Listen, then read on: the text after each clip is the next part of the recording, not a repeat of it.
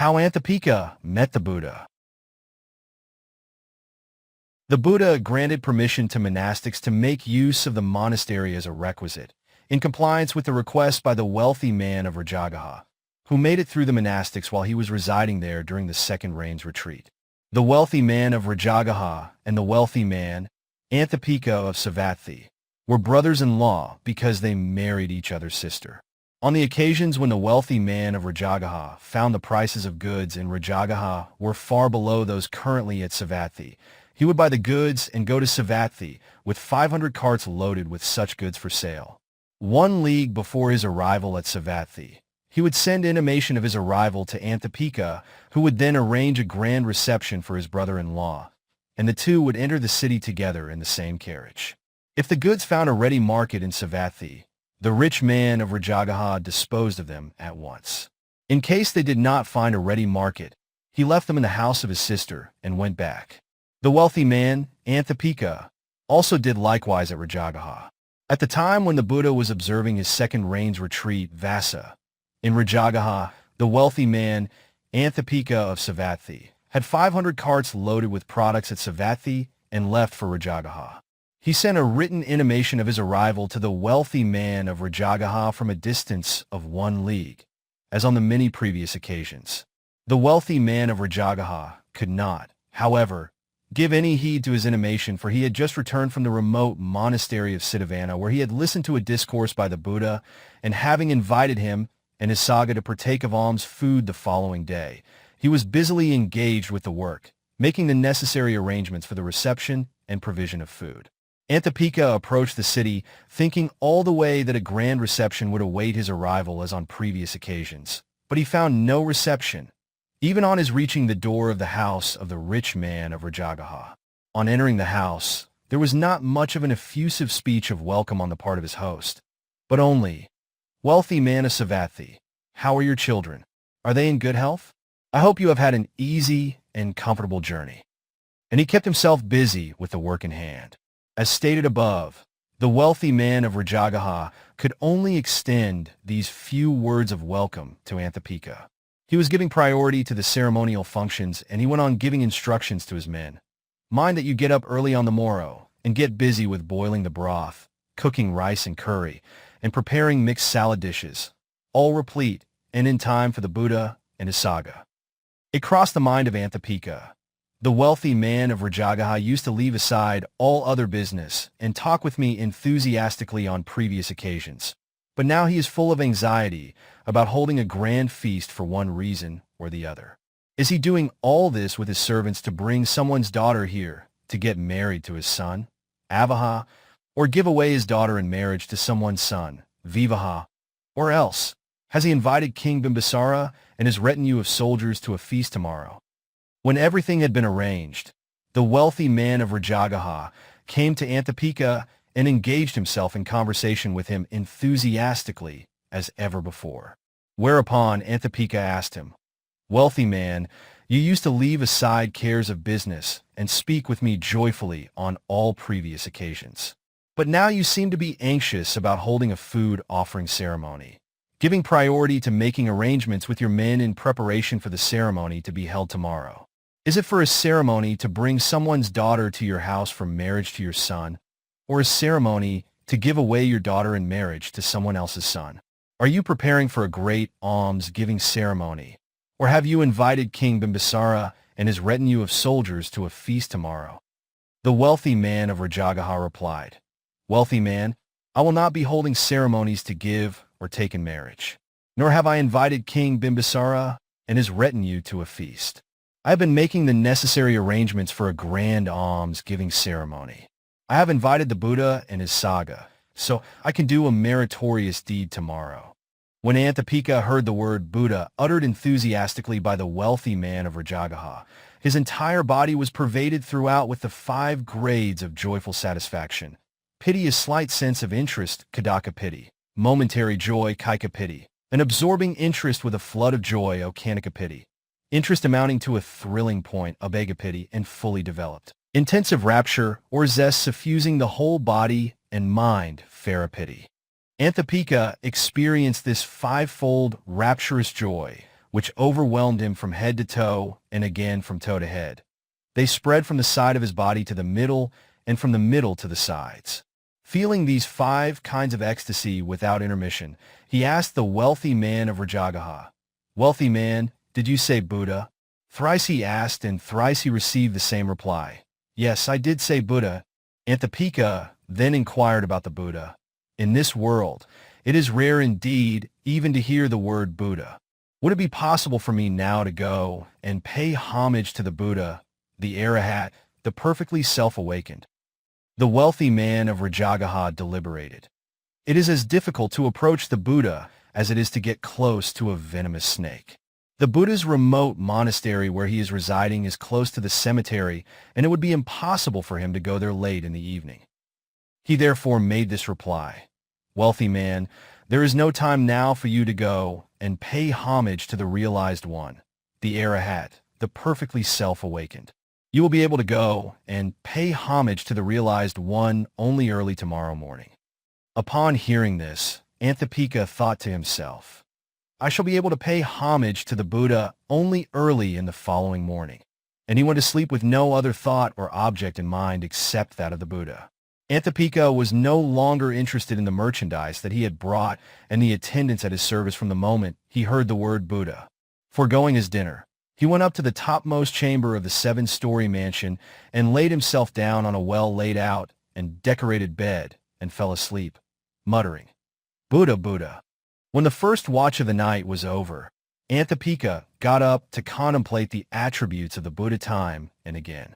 His sense of deep devotion towards him became exceedingly great, Balavasada, so much so that his body emitted a radiance through joy pity. It was as if 1,000 oil lamps were lit, or the sun or the full moon rose in the sky, thereby dispelling the darkness of the night. He then thought to himself, "I have been so forgetful of the passing of time. Even the sun has risen." Thus he murmured and got up. But when he saw the moon still in the sky, he realized that 2 more watches of the night had yet to pass before dawn. So he lay down on his bed once again. Thus he passed the 2 watches of the night, getting up at the end of each watch. At the close of the last watch, immediately before dawn, he walked along the balcony till he reached the main entrance door. He found the entrance door of the 7-story mansion already open. He went down the 7 stories and walked along the main street in the city. As he went near the city gate, the guardian Devas, who were noble ones, Arya, kept the gate open in advance. They considered, "This wealthy man has come with the intention of paying homage to the Buddha and serving him. This rich man, on his worshipping the Buddha for the first time, will be established in stream entry, Sotapadiphala, and surpassing all others will become the noblest of disciples in rendering service to the 3 treasures of the Buddha, the Dhamma and the Sangha. He will build a magnificent, matchless monastery, the doors of which he will keep open to all the noble Sangha from the 4 directions of the world. It would not be proper to close the door against him." As Anāthapiṇḍika went out of the city, the radiance emitting from his body disappeared and darkness reigned, with the result was that fear and trembling arose in him, and the hair of his body stood on end. Therefore he felt like retreating even from that very spot. A celestial yaka, intending to make the wealthy man exert himself to continue his journey, approached Anāthapiṇḍika without making himself visible and addressed him with a voice as sweet as the tinkle of a small golden bell. "Sada hathi sada asa, sada asatari ratha, sada kanda sahasani, amukha my qual, akasapada vidi harasa, kalanagani soasi." O wealthy man of great fame, 100,000 royal elephants worthy of kings, 100,000 royal horses worthy of kings, 100,000 royal chariots drawn by mules, asatara, and 100,000 royal maidens bedecked with priceless jewels are not worth a 256th part of the good volition, satana. Behind each step that takes you on your way to the monastery to pay homage to the realized one, to listen to a discourse, and to render service to the Sangha. Wealthy man, Anāthapiṇḍika, go forward. Proceed on your way. Only your going ahead will be noble and worthy of praise. Your retreat will be ignoble and not worthy of praise. On hearing this, Anāthapiṇḍika considered, "I thought I was all alone, but I now find there are some companions with me. Why should I be afraid?" He became bold and courageous. His powerful devotional faith in Buddha began to strengthen once again. Therefore darkness disappeared, and there was light, and fear and trembling were dispelled. 499. He was on the road once again, on the fearful journey through the cemetery, with dead bodies in varying states of decomposition scattered all over. The voices of domestic dogs and jackals disturbed his mind with the result that light disappeared and darkness fell as on the previous occasion. Here again, the celestial Yaka Saccaka came to his aid, and he went along the road again. When for the third time, as on the previous occasions, he encountered the disheartening circumstances of the disappearance of light, Saccaka, by making him nurture his devotional faith in the Buddha again and again, helped him overcome all danger. Continuing on his journey, he eventually arrived at the forest grove of Siddhavana. It was about daybreak, and the Buddha was walking up and down the passage in the open space. As Anāthapiṇḍika was walking, an idea crossed his mind. In this world, Pura Kassapa and the other sectarian teachers have declared themselves awakened Buddhists. This being so, how can I know whether the Buddha is truly a self-awakened one? Then again in his mind the thought occurred. All the people know me as Anāthapiṇḍika for my generosity in feeding the destitute. But the name given to me by my parents is Siddhartha, which no one knows except myself. If the Buddha is truly a self-awakened one, he will call me by the name given by my parents, Siddhartha. On seeing Anāthapiṇḍika from a distance, the Buddha came down from the passageway and sat on the seat reserved for him. As Anāthapiṇḍika came nearer to him, having read his mind, he addressed him, "Come, dear Siddhartha." Anāthapiṇḍika was rejoiced when he heard the Buddha calling him by the name given by his parents.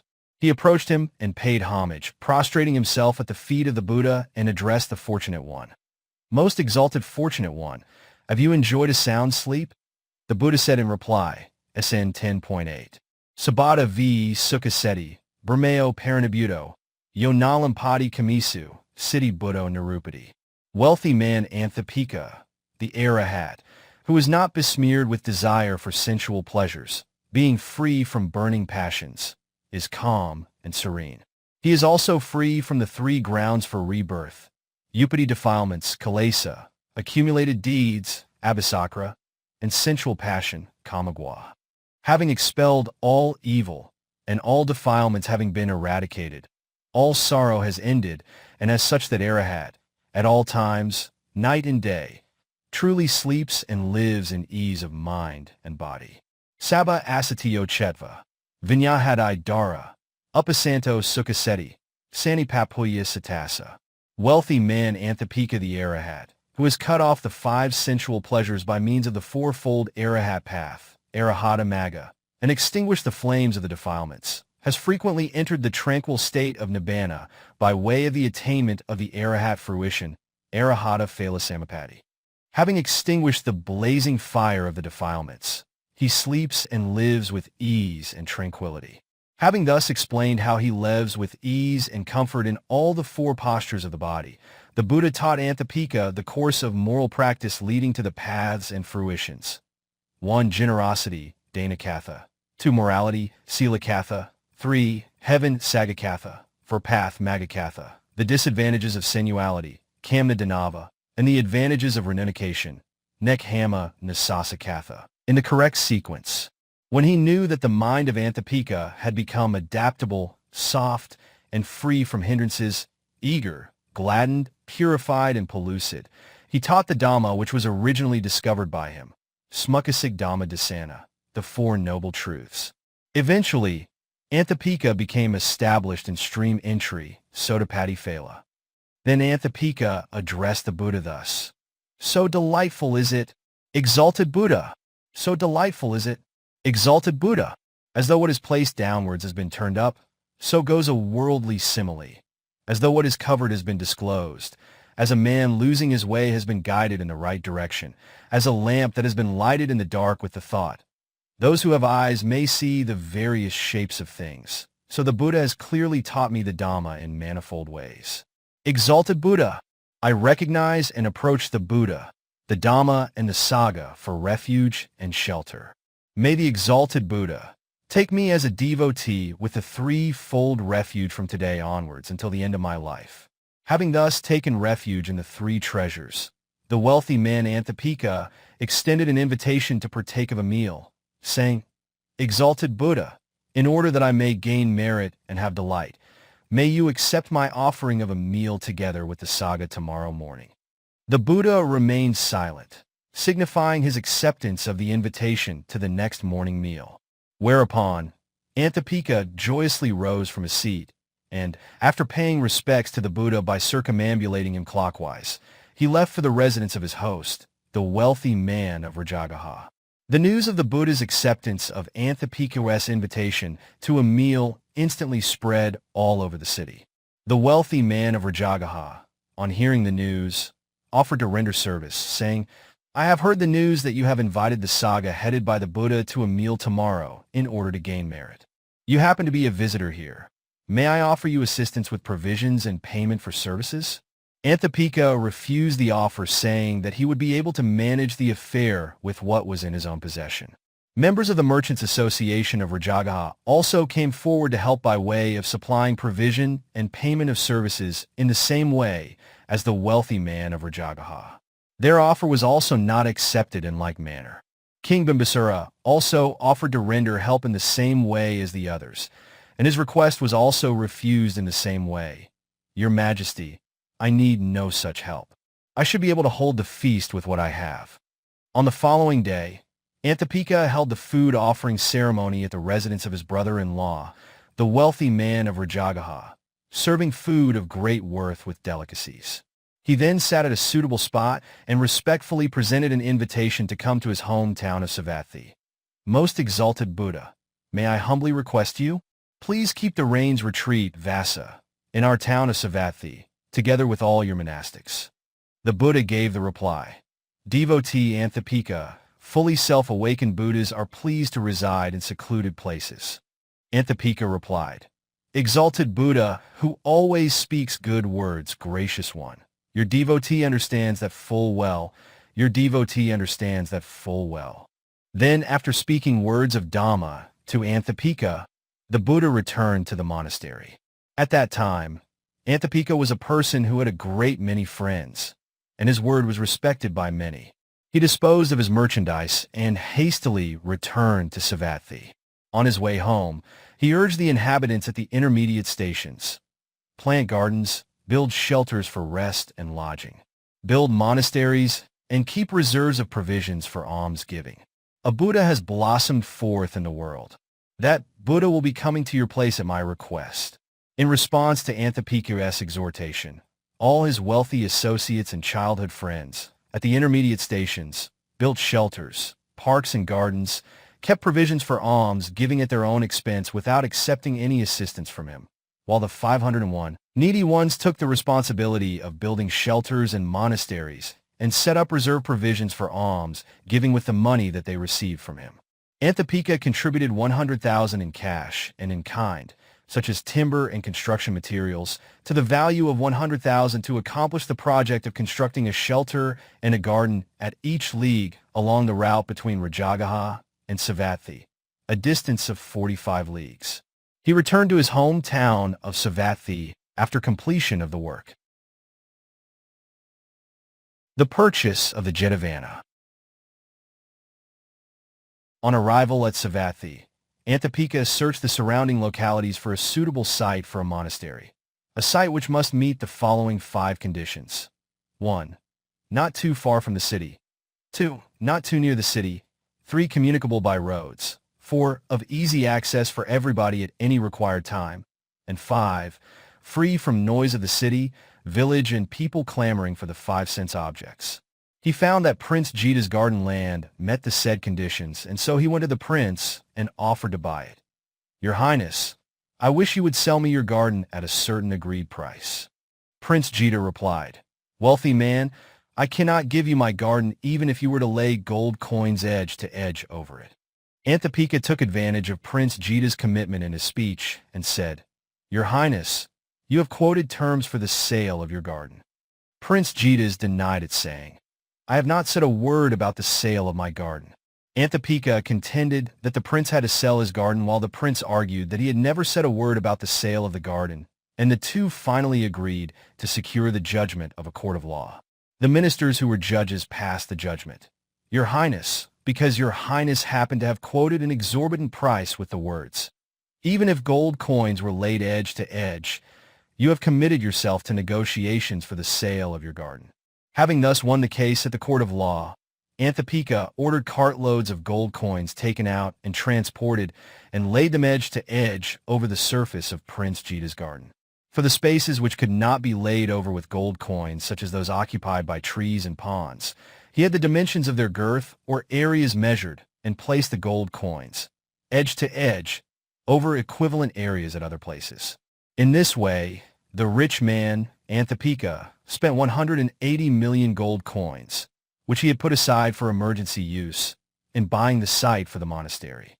With the first batch of cartloads of gold coins, it was found that there were enough gold coins to cover much of the garden land when placed edge to edge, except for a small area earmarked for the construction of an archway. Anāthapiṇḍika ordered his men, "Men, go and bring more cartloads of gold to cover this space for the archway constructions." On seeing that Anāthapiṇḍika's face grew brighter and brighter as he went on giving away his enormous amount of wealth, the prince reflected, "The abandoning of immense wealth in gold coins by the wealthy man for a good cause, such as this, must be a noble act of generosity." With this thought, he requested Anāthapiṇḍika, "Enough, enough. Please do not lay any more coins on that plot. Please be so good as to leave it for me to donate an archway for the monastery." Anāthapiṇḍika thought to himself, "This Prince Jita is a famous person, well known to all. Showing devotional faith in the teaching of the Buddha by such a famous personage will be greatly beneficial." So he left the required plot to the 502 prince, who proceeded to build an archway with tiered roofs for the monastery. The construction of Jetavana.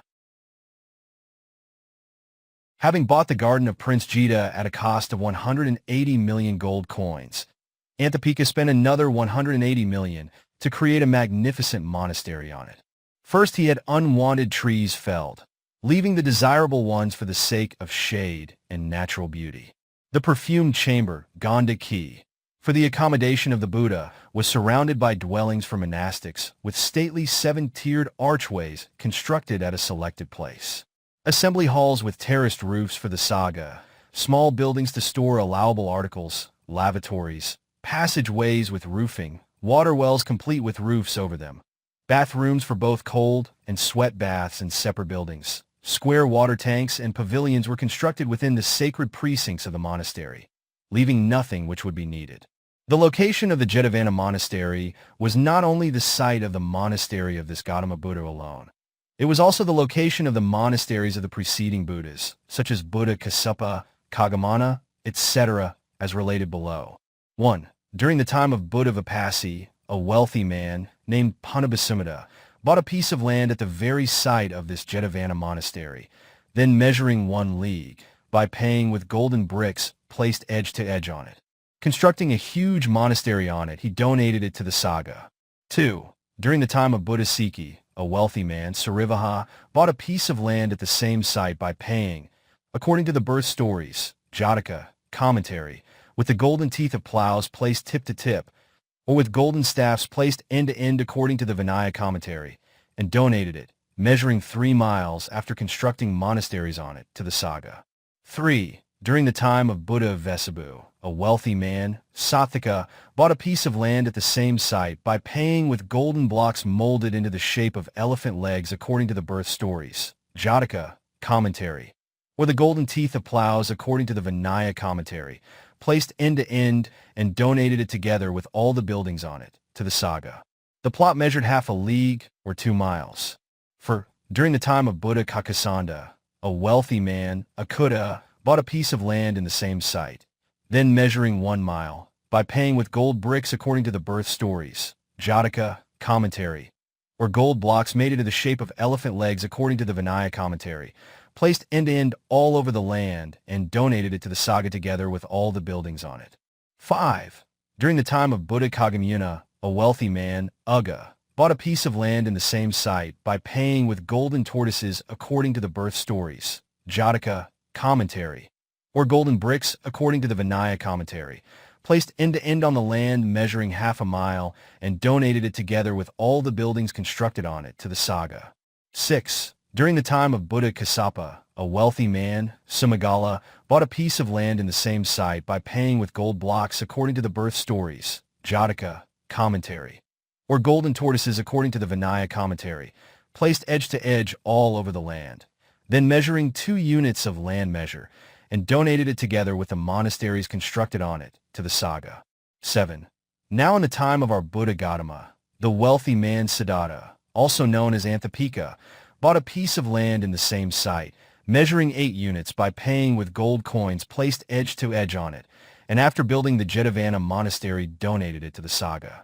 Reflecting seriously on the varying extent of land and the price paid for the site of the 503 monastery at the time of the 7 Buddhas, one should arouse in oneself the sense of spiritual urgency that all worldly attainments of success and prosperity are subject to deterioration. And thus now is the appropriate time for strenuous effort to free oneself from attachment to these worldly attainments through developing weariness and disenchantment towards them.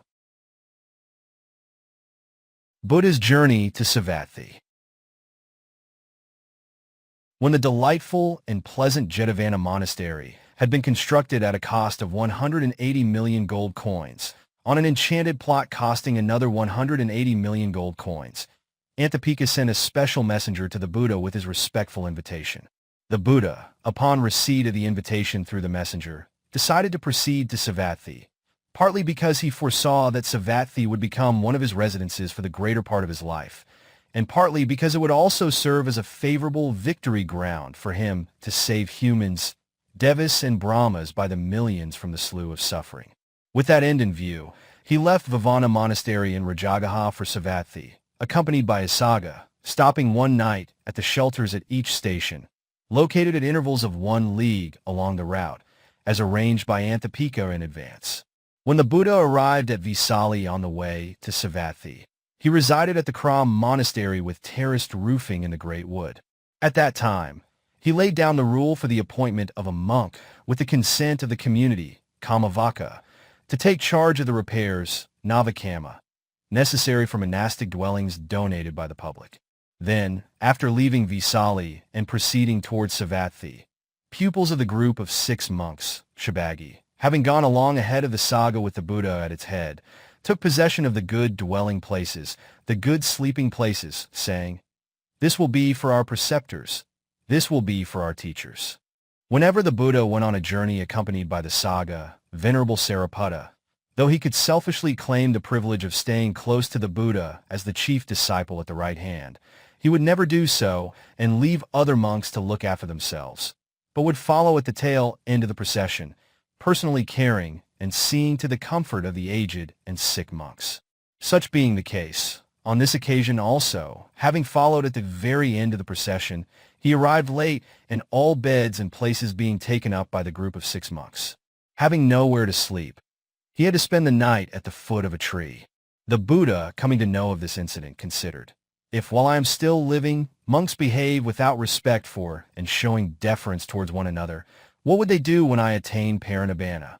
Being filled with great urgency for the Dhammasavega, he caused an assembly of monks to be held in the morning and asked, "Monks, is it true that monks of the group of 6 monks, having gone along ahead of others, took possession of the good dwelling places for themselves, denying suitable resting places for the elder monastics?"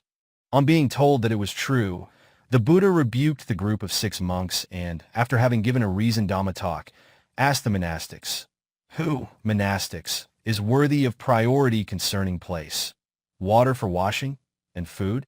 Some monastics replied, "Monastics of the royal blood have prior claim to a place, washing water and food." Some said, "Monastics of the Brahmin class have the priority concerning a place, washing water and food." Others again said, "It is monastics of the wealthy householder class who are worthy of being offered first a place, washing water and food," while others maintained, one well versed in the discipline, or a Dhamma teacher, Dhamma Kathika, one possessed of the first absorption, jhana.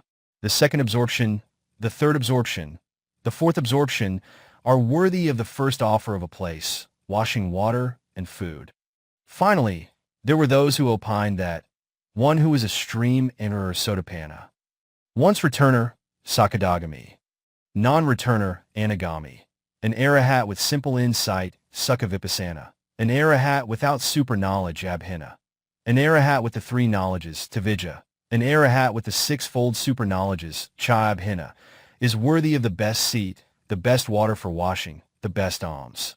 Then the Buddha addressed the monks, monastics in dealing with the matter of priority to a place, water for washing or alms food. In my dispensation, consideration of birth, blood, caste, and social status is of no importance, nor of being a bearer of Vinaya, Dhamma, or Abhidhamma, nor of being possessed of the first absorption, and so on, nor of being a stream enterer, and so on.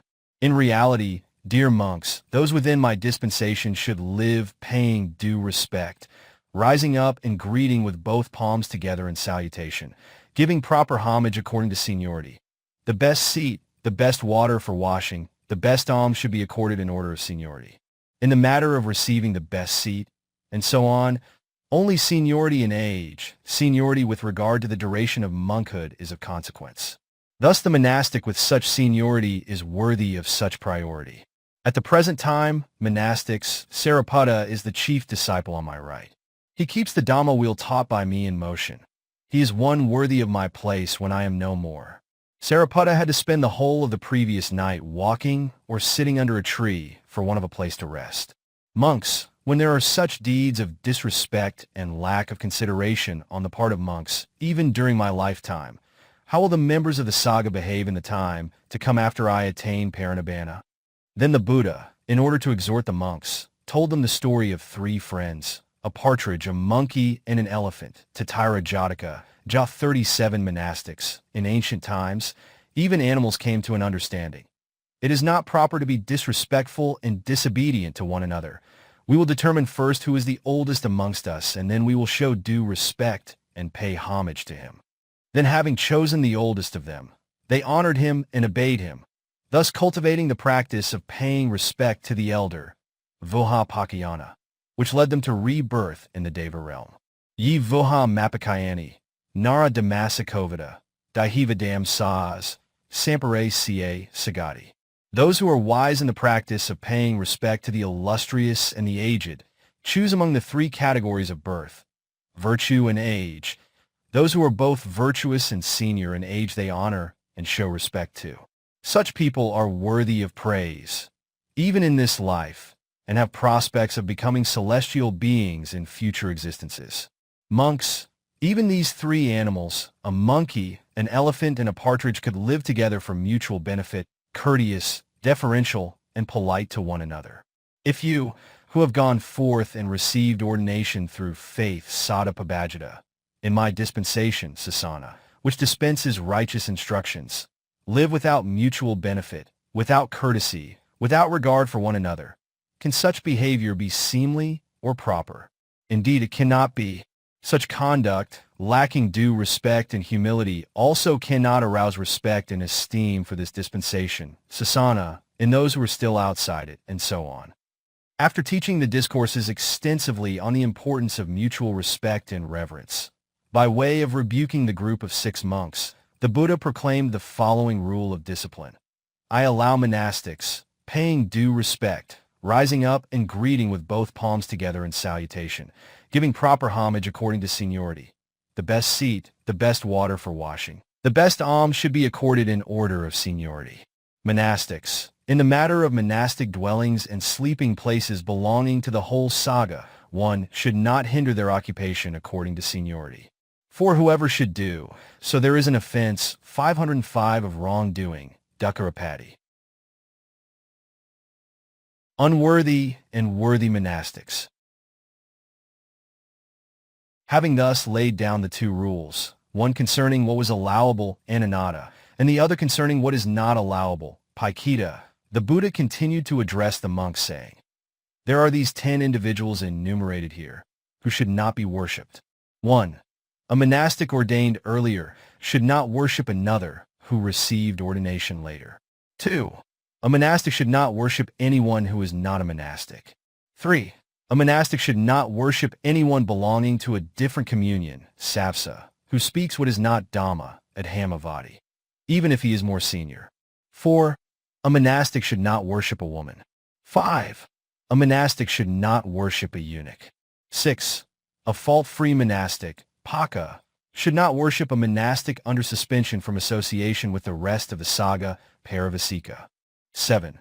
A fault-free monastic, Paka, should not worship a monastic who has been judged to undergo the stages of penance again, starting from the first stage of probation, Paravasa, for having transgressed one of the offenses requiring a meeting of the Sangha, Saccaka, which are expiable while observing the probation penance, while undergoing a further period of penance, Manada, for 6 days to gain approbation of the Sangha, while having undergone penance, and is about to be reinstated.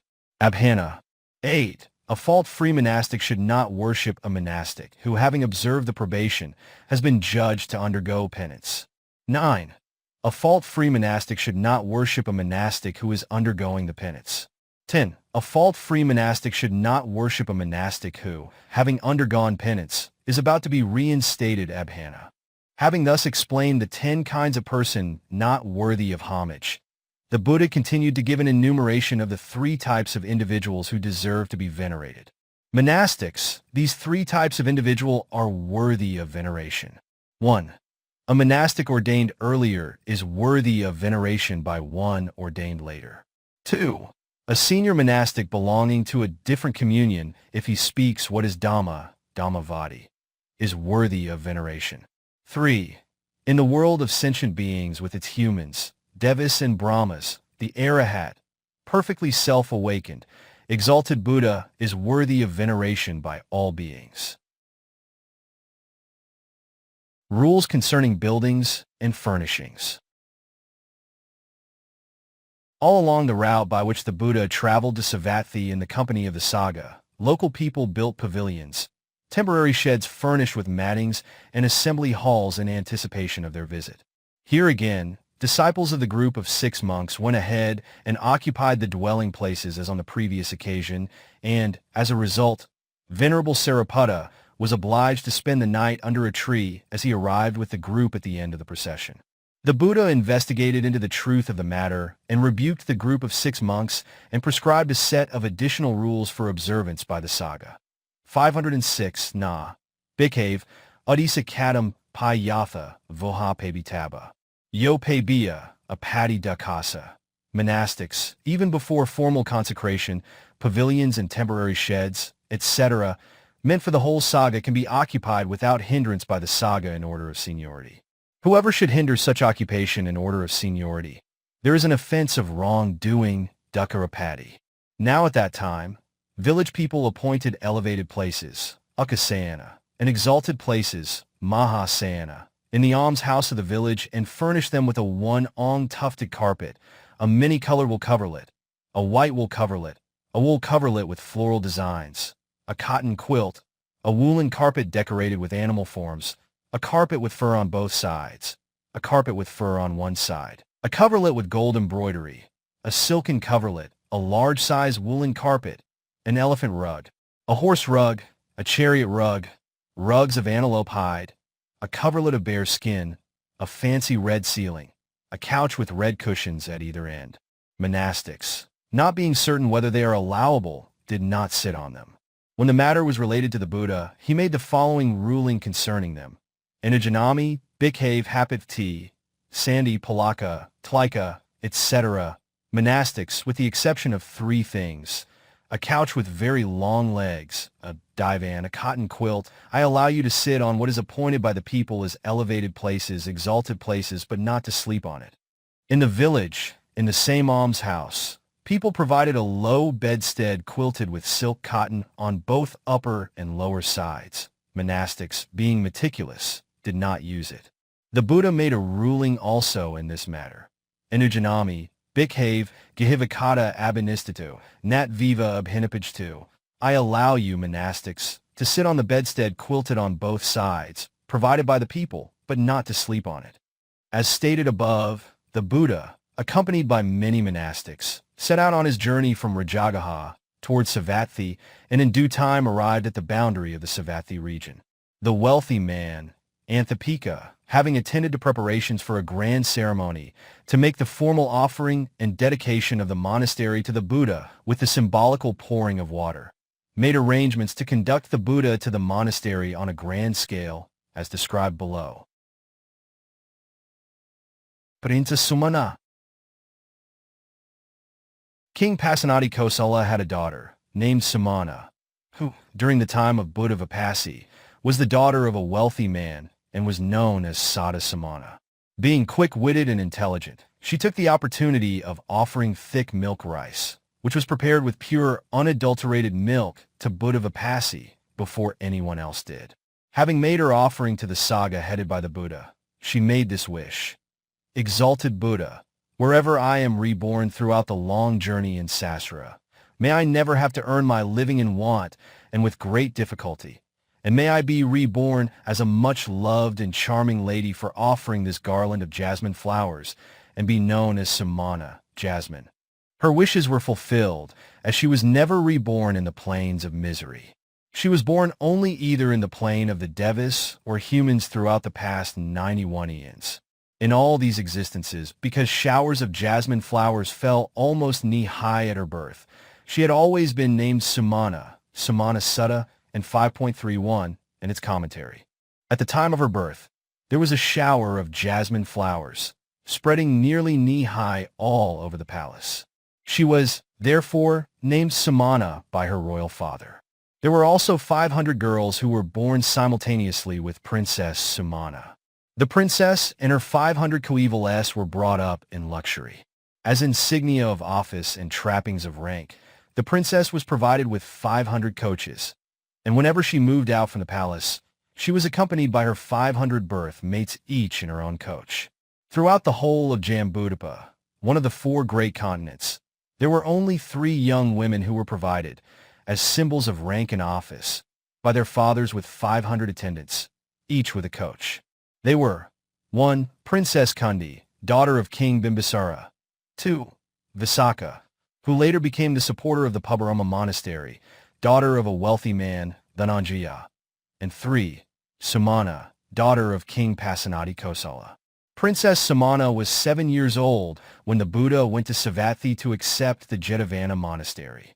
Anāthapiṇḍika went to King Pasenadi and made the request: "Your Majesty, the coming of the Buddha to our town of Savatthi is a blessing for us, and as well as a blessing for your Majesty. I would like to request you to send your daughter, Princess Sumana, together with her 500 attendants, each carrying a pot filled with water and scents and flowers, for the reception of the Buddha." The king agreed, saying, "Very well, wealthy man," and made the necessary arrangements to comply with Anāthapiṇḍika's request. As ordered by her father, Princess Sumana set out together with her attendants, in full insignia befitting a princess, to take part in receiving the Buddha. They offered scents and flowers to the Buddha, and then took seats at appropriate places. The Buddha taught Dhamma to Sumana, with the result that she and her 500 attendants attained the fruition of stream entry, Sotapatti Phala. At the same time, 500 other young women, 500 elderly women, and 500 layman devotees also attained stream entry. Thus 2,000 persons achieved the stage of stream entry while the Buddha was still on his way to the Jetavana monastery that day. Anāthapiṇḍika's own arrangements. Anāthapiṇḍika had not only arranged for Princess Sumana's participation in conducting the Buddha to the monastery, but also for his son and 500 attendants, who were sons of wealthy men of Savatthi. In compliance with his father's wishes, Anāthapiṇḍika's son and his 500 attendants in their 5-hued ceremonial dress, each holding a bright streamer, took their positions in front of the Buddha and led the procession right up to the monastery. Next to their brothers came the 2 daughters of Anāthapiṇḍika, Siya with Makron Subhata and Maha Subhata, with their 500 female attendants, who were daughters of wealthy men of Savatthi, and each carrying a pot full of water. Then came the wife of Anāthapiṇḍika, Pulaka, in full ceremonial dress and bedecked with jewelry, accompanied by the wives of 500 wealthy men, each holding a gold or silver cup full of sweet scents and other offerings. At the end of the procession to welcome and receive the Buddha came Anāthapiṇḍika himself in a newly made dress of a wealthy man, accompanied by his party of 500 wealthy men, all in newly made dresses of wealthy men. Led by the long procession, the Buddha proceeded, attended by many monastics, causing the surrounding forest to glow golden, as liquid golden yellow orpiment, with the aura of his presence. Then with the infinite grace and glory of an omniscient Buddha, he entered the precincts of the Jetavana monastery. Formal donation of Jetavana. At the conclusion of the reception ceremony, Anāthapiṇḍika approached the Buddha and respectfully invited him and his monastics to a meal offering ceremony at his residence the following day. Having made all arrangements for a sumptuous meal of hard and soft food at his house the next morning, Anāthapiṇḍika sent a messenger to the monastery, informing him, "Most exalted Buddha, it is time to partake of the meal. The food offering is ready." The Buddha, accompanied by his Saccaka, went to his house and took seats at the places reserved for them. Anāthapiṇḍika personally attended to the Buddha and his monastics by offering delicious food to them with zealous devotion and sat at a suitable distance. He then addressed the Buddha, "Most exalted Buddha, may I know how the Jetavana monastery should be dedicated?" The Buddha then gave this instruction to Anāthapiṇḍika. "It would be proper for you to dedicate the monastery to all of the monastics who have arrived, are still arriving, and may arrive from the four directions." Guided by the instructions of the Buddha, Anāthapiṇḍika dedicated the Jetavana monastery to the Saccaka who have already arrived, are still arriving, and may arrive from the four directions, Aggidatta, by pouring ceremonial water as a token thereof. 5 verses of appreciation. Having accepted the formal offer of Jetavana monastery, the Buddha delivered a discourse in 5 verses to express appreciation for the donation of the monastery. Vinaya Kavaga, PTS 2.148. Sta oha paihani, Tato vamagani ca, Sarasape ca makes, Sisire capi vihio. The monastery which you have donated provides sufficient conditions for protection from the dangers of extreme cold caused by internal disturbances of elements or external inclemency of weather, the danger of heat caused by wild forest fires, the danger of wild beasts such as lions, leopards, tigers, the danger of reptiles and creeping creatures such as snakes and scorpions, the danger of gnats, mosquitoes and flies whose bites harm concentration, the danger of biting cold from week long. Unseasonal rains during the period of 2 months from the first waning moon of January, Fusa, to the full moon of March, Phagwa, Sizira U2, and the danger of torrential rains during the rainy season. Tato Veda Tapo Gor, Sanjato Paihati, Letha Ca Sakatan Ca, Jaden Ca Vipassatu, Viharad Na Sagasa, Aga Badina Vita. The monastery which you have donated provides sufficient conditions for protection from violent and fearful seasonal winds of great velocity and intense heat. It enables monastics to live in solitary seclusion without mental distraction. It enables them to live without danger and with happiness. It enables them to cultivate meditation, jhana, practices. It enables them to practice insight meditation, vipassana. Tasma hai paido poso, sampasa athamatano, Vihar Kare Ram, Vasiyetha Bahasut. Therefore, a wise man of good birth, who considers well and perceives the benefits for himself in the human world and for Nibbana, should build monasteries for the Saccaka to live with ease and comfort of body and serenity of mind. Having built them, he should dedicate them to monastics who are wise and virtuous and have the necessary qualities and qualifications to control and look after them as a presiding monk, namely, 1. One who has a full 10 years vasa of monastic life. 2. One who is well acquainted with 2 sections of Vinaya, viz., the male monastic rules, Bhikkha Vibhaga, and the female rules, Bhikkhuni Vibhaga.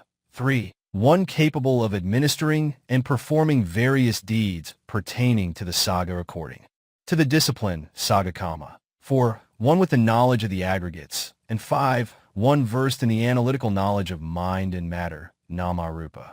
It is necessary to select an elder, Thera, with these qualifications to be appointed as presiding monk of these monasteries. Tessa Anan Ca Panan Ca, Vedasenasanani Ca, Didia Uju Butisu, Vipazanana Satasa. To the inwardly upright, virtuous, and knowledgeable residents of the monastery, the supporters should offer alms food, drinks, robes, and lodging with a mind full of faith in the three treasures and in the beneficial results of good deeds. Te tassa dhamma deseni, sabadukpandana, yaso dhamma idanaya, parinabhati anasevo. The learned monastics who reside in the monasteries should in return preach with compassion and loving kindness the Dhamma, which would lead to emancipation from all the sufferings of the cycle of rebirth for the benefit of the supporters of these requisites. In my dispensation with eightfold wonders, the supporter of the monastery, endowed with pure faith, hearing such Dhamma discourses from the resident monks and practicing them according to their instructions, will become enlightened, and with complete eradication of the pollutants, asava, and cessation of suffering became Arahats. The Buddha, after delivering this discourse on the benefits of donating a monastery, Varnasasa, in appreciation of Anāthapiṇḍika's dedication, returned to Jetavana Monastery. The ceremony held for the successful donation and dedication of the monastery started from the second day of the arrival of the Buddha and lasted 9 months. The ceremony held by Saccaka, the wife of a wealthy man, on the occasion of the dedication of the Abhidhamma monastery lasted only 4 months. The cost of the 9-month celebration, 510, consisting of offerings of various alms, amounted to 180 million. Thus, as a measure of support to the dispensation, Sumana, Anāthapiṇḍika spent altogether 540 million in gold, 180 million for the cost of the site, 180 million for the construction of the monastery, and 180 million for the celebrations for the successful dedication of the monastery. The second, third, and fourth rains retreats. Concerning the second, the third, and the fourth rains retreats kept by the Buddha at Rajagaha, the ancient treatise of Waisazan, an account of the series of rains retreats kept by the Buddha, deals only with the 3 stories described below. 1. The story of a friend of Venerable Sariputta, who was a Brahmin. 2. The story of Kunda, a butcher of pigs. 3. The story of Venerable Maha Kassapa. The Waisazan treatise concludes the account of the second, the third, and the fourth rains retreats, Vasa, with these words: Thus the Buddha, in keeping with the promise given to King Bimbisara, 516, spent the second, the third, and the fourth rains retreat, Vasa, at Rajagaha, expounding such discourses and showing innumerable devas and humans the path to Nibbana.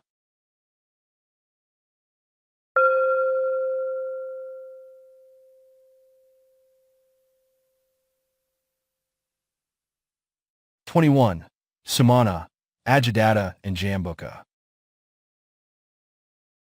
The story of the flower seller Sumana.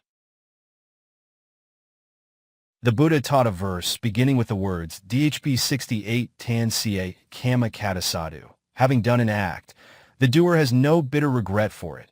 On the advantages of a reward for a deed of merit with reference to a flower seller named Sumana of Rajagaha during his stay at Vivana Monastery in that city. For the story, see Dhpa v.9. The flower seller used to present King Bimbisara with 8 measures of royal jasmine, Jasminum grandiflorum, every morning, for which he was granted 8 pieces of money each day. One day, as Sumana was entering the city with the flowers as usual, the Buddha, attended by many monastics, was also entering the city for alms round, with a radiant light shining forth from his body, and with great dignity, splendor, and the glories of a perfectly awakened Buddha.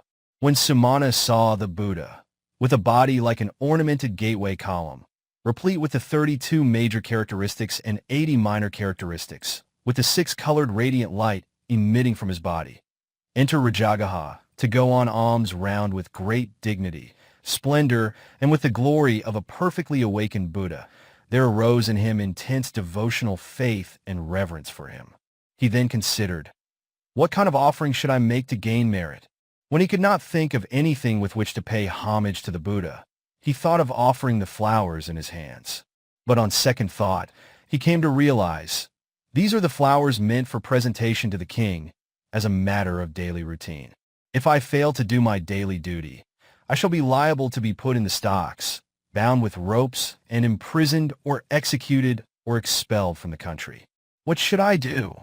A bold thought entered his mind at this juncture. Let the king kill me, should he so desire, put me in jail, expel me from the country. I might be rewarded by the king for carrying out the daily duty. Such a fortune would be sufficient for my livelihood during the present life. But if such an offering is made to the Buddha, it is certain that I will reap the fruits of my meritorious act for eons to come. He, therefore, decided to sacrifice his life in making his homage to the Buddha. He was, at the same time, mindful that he should act while his intense devotional faith was at its pitch, and so he started offering the flowers in the following manner. 1. First, he threw 2 handfuls of flowers high above the head of the Buddha. The flowers formed into the shape of a canopied ceiling, hanging in the air right above the head of the Buddha. 2. Then he threw 2 handfuls of flowers in a like manner. The flowers came down, standing in the form of a flower curtain on the right side of the Buddha. 3. Again, he threw 2 handfuls of flowers in a like manner. The flowers came down, standing in the form of a flower curtain at the back of the Buddha. 4. Lastly, he threw 2 handfuls of flowers in a like manner. The flowers came down, standing in the form of a flower curtain on the left side of the Buddha. Thus, the 8 measures of royal jasmine flowers stood around the Buddha like a canopied ceiling with curtains of flowers on the top, right, left, and back, leaving a space in front just enough for the Buddha to enter. It is remarkable that the flowers fell in place with the flower stalks turning inward and petals outward in an orderly fashion. The flower curtain around the Buddha, like a silver screen, moved along together with him as if it were an animate body, without sundering apart or falling down. It stopped wherever the Buddha made a rest. Rays of light emitted continuously from 5 places: the front and the back, the right and left sides, and from atop the head of the Buddha, like millions of flashes of lightning. Having emerged from the body of the Buddha, every single shaft of these radiances first turned clockwise 3 times round him, forming a mass of bright light resembling a searchlight beam directed towards the Buddha, the size of a young palm tree, before shooting away ahead of him. The whole city of Rajagaha, with a population of 180 million, was agog with excitement and agitation, and came out clamorously. Of the 180 million men and women, there was none who came out without holding vessels filled with alms food for offering.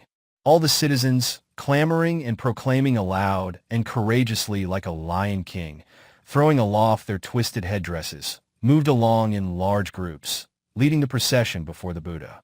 The Buddha, in order to bring out the attributes of Sumana, the simple flower seller, walked along the main streets within the city, covering an area of approximately 3 miles. Hence the entire body of Sumana was suffused with 5 forms of delightful satisfaction pity. Sumana went along with the Buddha only for a distance, like a person who took a plunge into a red orpiment-colored stream of water. Then he entered into the compass of the brilliant radiance emitted by the Buddha, and after paying reverential homage to him, he left for home carrying the empty flower basket. On arrival at his house, his wife asked him, "Where are the flowers?" He replied, "My dear, I have offered the flowers to the Buddha."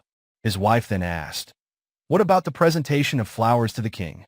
Whereupon, Sumana replied, "Let the king kill me should he so desire or expel me from the country, but I have offered the flowers to the Buddha at the sacrifice of my life." The 8 measures of flowers, which formed only 8 handfuls, indeed worked miracles. He then related in detail what had actually happened.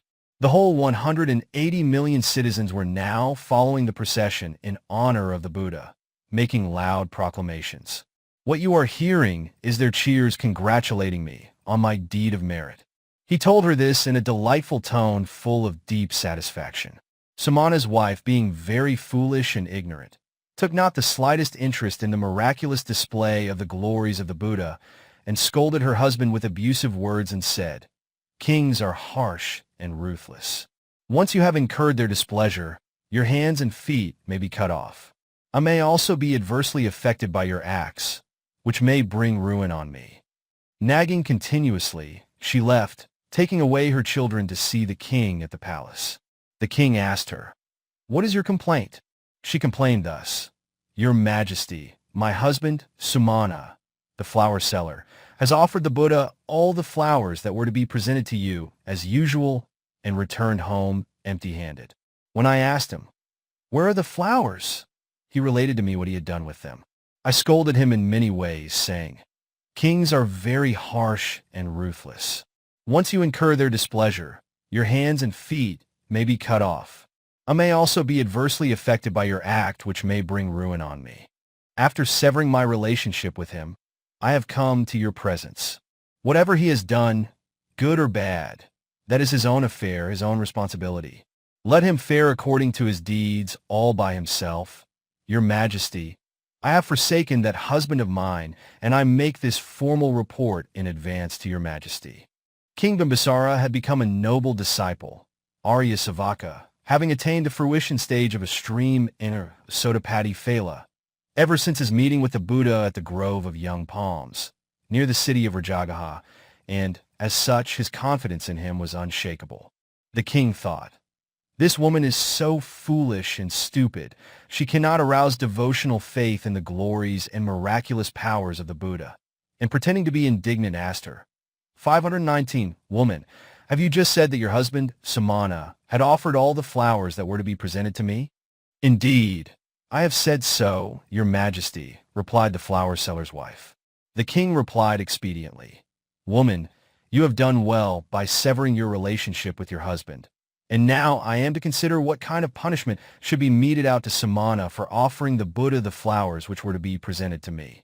Then, dismissing the woman, the king went out quickly to pay homage to the Buddha, and joining the procession, followed him all the way.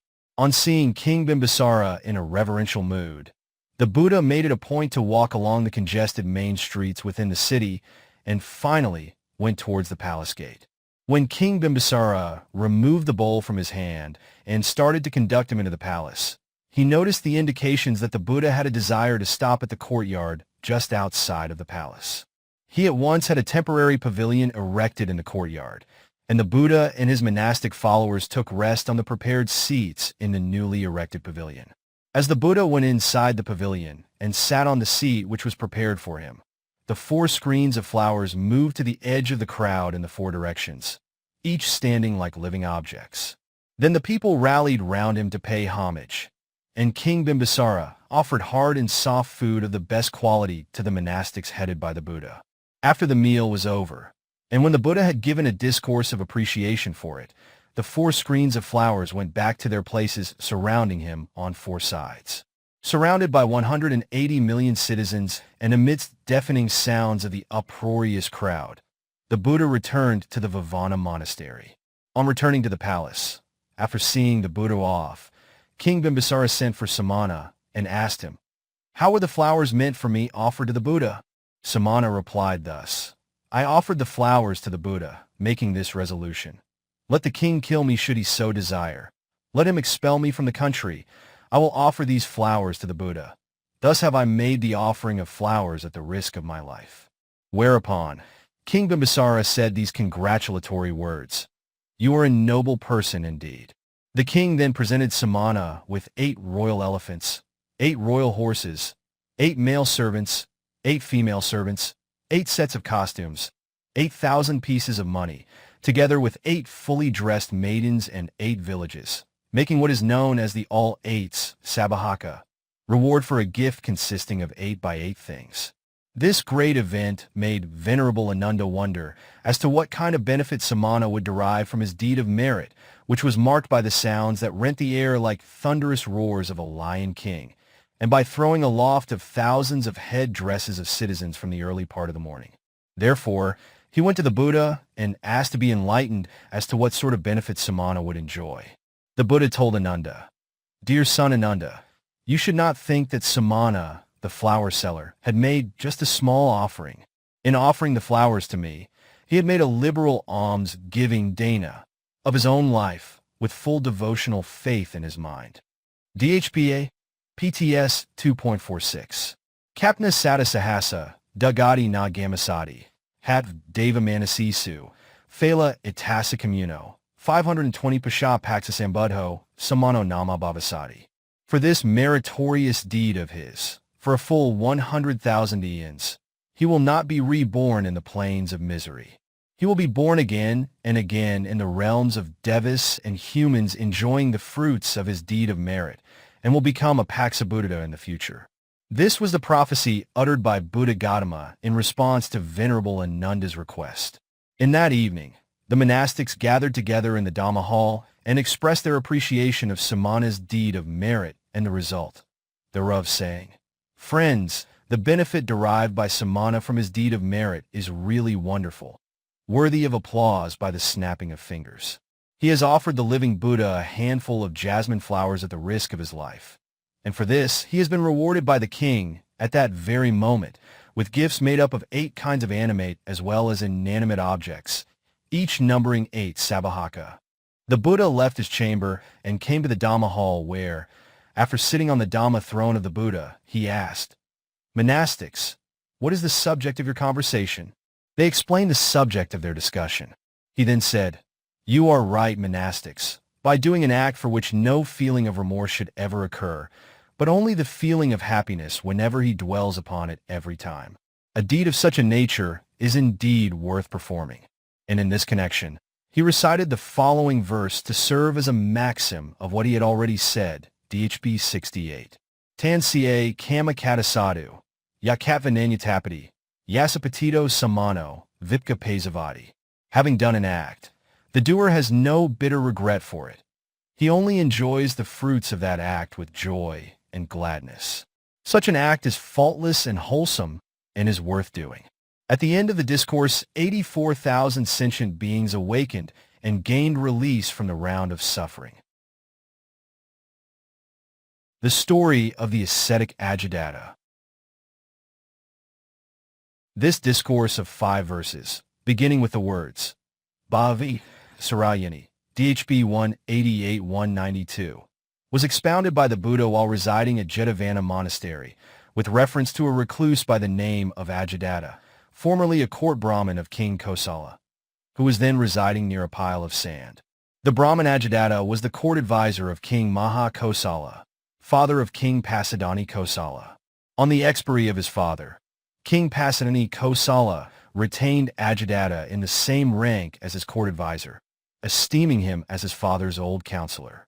When Aggidatta went to the palace to attend to duties, he was treated with due respect by the king and was given the same seat which he had occupied before. One day it occurred to Aggidatta, "King Pasanati Kosala treats me with due respect, no doubt, but it is not easy to make kings accept one's counsel all the time. It is natural that the king would prefer to deal with advisors of his own age. I have become too old. It is time that I lead the life of a recluse." So he sought permission from the king, and having made public his decision by the beating of drums in the city of Savatthi, within 7 days he abandoned all his belongings to become a recluse outside of the Buddha's dispensation, Sasana. 10,000 male followers became his disciples, and they dwelt at a place situated between the Agga, Magadha, and Kuru countries. Aggidatta, as their leader, gave them instruction for their observance. Anyone thinking any of these thoughts of sensual desire, kama vitakka, thoughts of ill will, vyapada vitakka, thoughts of harming others, vihisa vitakka, shall carry 1 bundle of sand from the river and dump it here.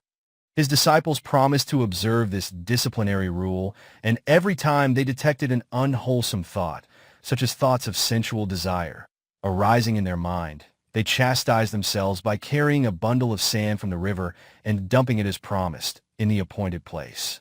In time, the pile of sand assumed a huge dimension.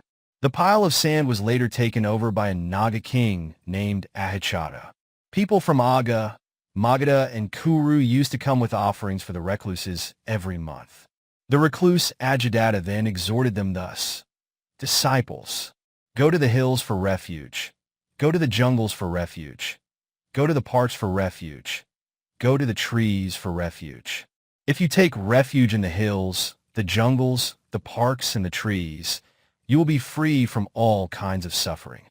He also made the same exhortation to his 10,000 recluse disciples. Aggidatta was popularizing himself through teaching wrong practices at a time when the Bodhisattva, as Prince Siddhartha, after renouncing the world, had become a Buddha and was residing in the Jetavana monastery of Savatthi. Rising early one morning at dawn and mentally surveying the whole world for sentient beings who were ripe for emancipation, the Buddha perceived in his mind either recluse Aggidatta together with his 10,000 disciples. The Buddha also knew then that all of them had accomplished the sufficing conditions, Upanishya, for the attainment of awakening. So he gave instructions to Venerable Moggallana, saying, "Son Moggallana, why have you ignored the recluse Aggidatta who is making people walk along the wrong path that will not lead them to the shores of Nibbana? Son Moggallana, go now to these recluses and exhort them." Venerable Moggallana replied, "Most glorious, exalted Buddha, the number of these recluses is great. They might not readily accept the instructions from me alone. Should your reverence also come along, they would readily obey your instructions." Whereupon the Buddha responded, "We will come also, but you might go ahead first to exhort them." While proceeding first as instructed by the Buddha, Venerable Moggallana thought to himself, "These recluses are many and strong. Any attempt to give instructions to them while gathering in one place might lead them to turn against me." So he caused a torrential rain to fall through the power of his super knowledge, Abhidhamma, with the result that the recluses rising from their places rushed into their own dwelling places. Venerable Moggallana then stood in front of the entrance to Aggidatta's dwelling and called the recluse by name. On hearing Venerable Moggallana's voice, Aggidatta wondered as to who had called him by name, since there was no one in the world who could address him thus. In a fit of pique, he gave a sharp reply, "Who is that calling me by my name?" Venerable Moggallana answered, "It's me, Brahmin Aggidatta." "What do you want to say?" responded Aggidatta. When Venerable Moggallana made the polite reply, "I wish you could show me a place where I could spend a night," Aggidatta said curtly, "There is no place for you.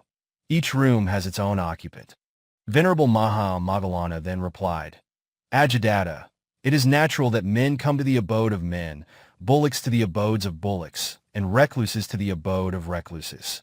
Please do not talk to me like that. Do a lot of lodging for me to spend the night." The recluse then asked, "Are you a recluse?" "Yes, I am," was the reply. Aggidatta then queried, "If you are a recluse, where are the equipment of a recluse? What are your utensils?" "Brahmin," replied Moggallana in a serious manner, "I possess the equipment of a recluse, but thinking it is cumbersome to carry them separately while wandering around, I take them along inside me." Aggidatta was much annoyed to see Venerable Moggallana going about without the necessary equipment of a recluse. Knowing the state of his mind, Venerable Moggallana said, "Aggidatta, don't be angry with me. Just point out a place for me." Aggidatta gave the terse reply, "There is no place for you around here." Indicating the pile of sand with his finger, Moggallana inquired with patience, "Who lives at that pile of sand?" "A dragon king," was the reply. "Then allot it to me," insisted Venerable Moggallana. The recluse made the cautious reply, "I dare not allot it to you. The dragon king is of a violent, terrible nature." Moggallana replied, "Let it be, never mind about it. You just allot it to me. If so, you better judge for yourself whether the place is suitable for occupation or not," retorted Aggidatta. Then Venerable Moggallana went towards the pile of sand, and when the Dragon King Aggidatta caught sight of him, he thought to himself, "This recluse does not seem to see my presence here. I will dispose of him by exhaling fumes." With this thought, the Dragon King started emitting dense clouds of noxious vapor. Venerable Moggallana considered, "This Dragon King has overestimated himself, thinking no one else can send out fumes." Therefore, he also started exhaling wave after wave of vapor, which, together with that emitted by the Dragon King, rose higher and higher up to the realm of the Brahmas. The voluminous fumes exhaled by both of them caused great suffering to the Dragon King, while Venerable Moggallana remained unscathed. Suffering from the effects of the fumes, the Naga King became so furious that he sent out a continuous stream of blazing flames. By developing the fourth absorption, Rupavakara Kriya Jhana, with a fire device as its object, Moggallana also sent out, in competition, more violent flames. The blazing fires produced by both of them went up as far as the Brahma realm, but none of them caused any harm to Venerable Moggallana, while the Naga King was subjected to great suffering. His whole body appeared as though it were consumed in a blazing fire. At the sight of the massive conflagration, the recluse teacher, Aggidatta, and his disciples wrongly concluded. The Naga king had set the recluse ablaze. He has been destroyed completely for not listening to our advice. It serves him right.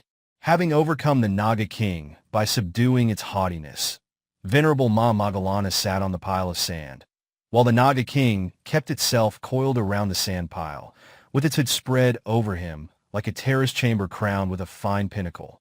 To make immediate inquiries as to the fate of the recluse, the recluses went to the scene of recent combat and saw Venerable Moggallana sitting becomingly on the peak of the sand pile. They could not help but pay respects to him with their clasped hands, speaking highly of him in many ways, and they asked him, "Recluse, have you not suffered anything at the hands of the Naga king?" Then Venerable Moggallana replied, "Don't you see the Naga standing nearby with its head spread like a white umbrella over me?" The recluses uttered in amazement, "Friends, this is a wonderful feat worthy of cheers by the snapping of the fingers. The recluse has subdued a powerful Naga such as this. It is marvelous indeed." They then rallied round Venerable Moggallana in a group. At that moment the Buddha arrived, and Venerable Moggallana rose from his seat and made obeisance to him. The recluses asked him, "Is this recluse more powerful than yourself?" "This great recluse is replete with 6 glories. He is my master. I am merely his disciple," was the reply. The Buddha took his seat on the pile of sand. The recluses went round and, with clasped hands raised, spoke in high praise of the Buddha. The recluse who subdued the Naga king is but a disciple. One wonders how mighty his master might be. The Buddha then called Aggidatta and asked him, "What kind of instructions do you give to your recluses and lay 523 disciples for their guidance?"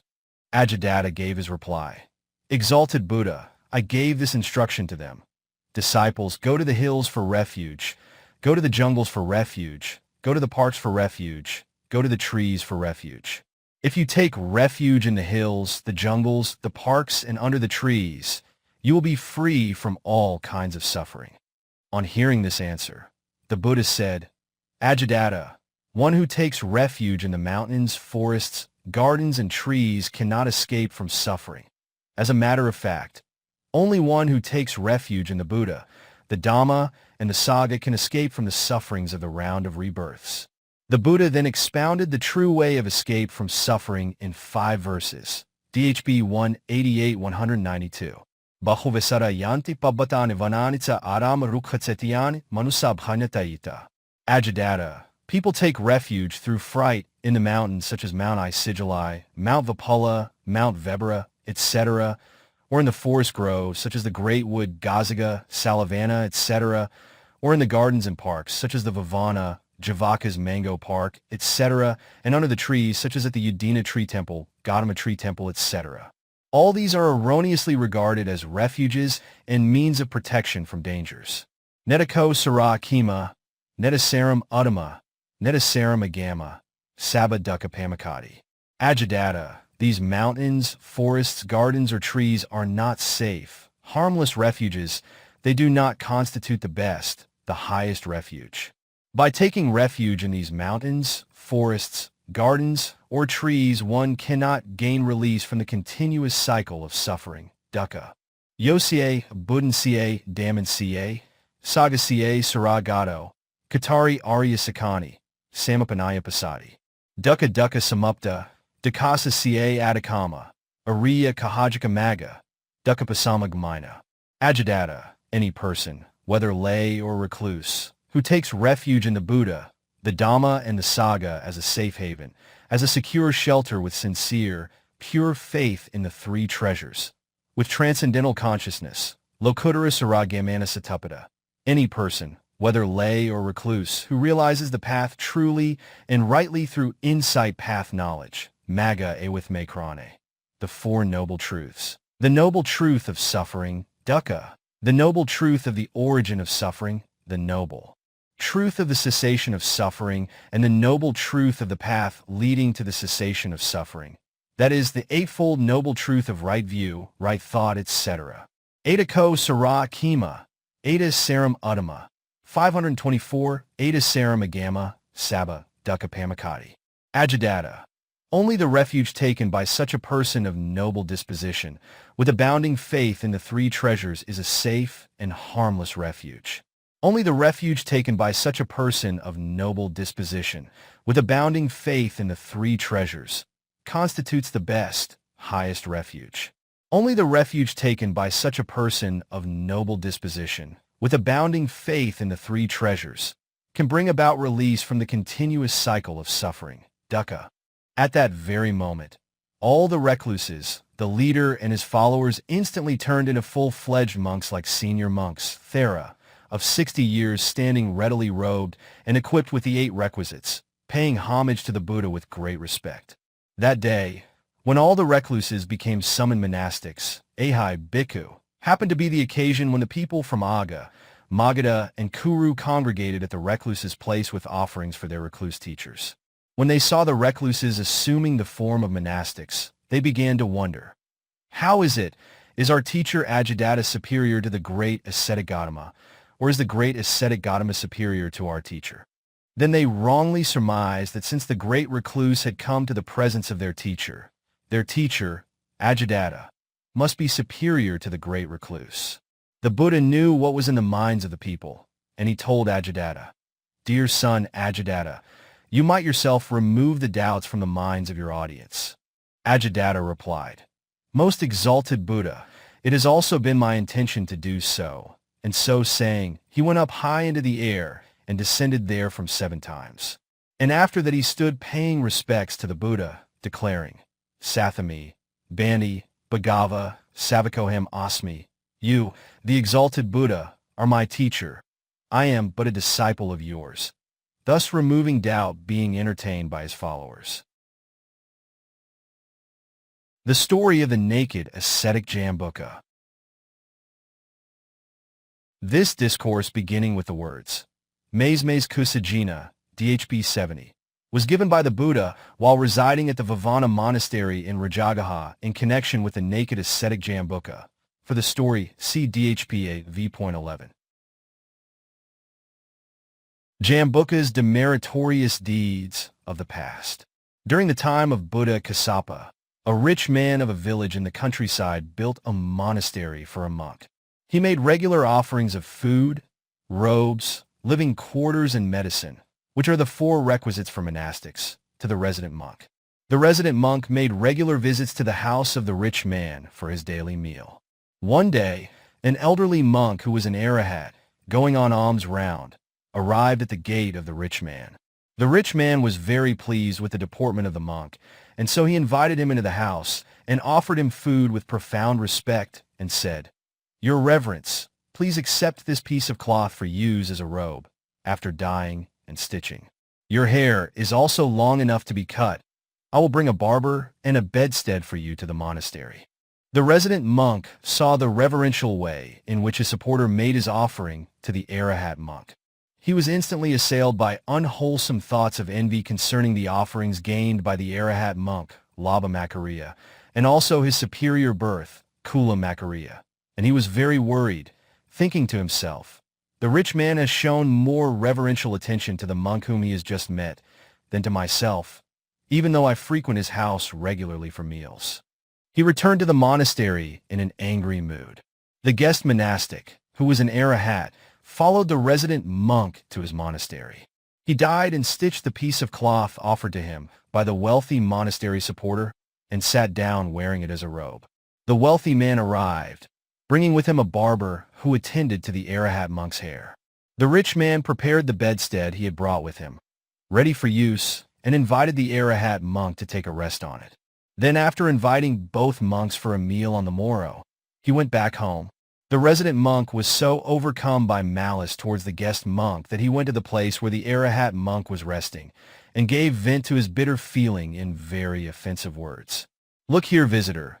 It would be better for you to eat feces than the food offered at the house of the rich man, the supporter of my monastery.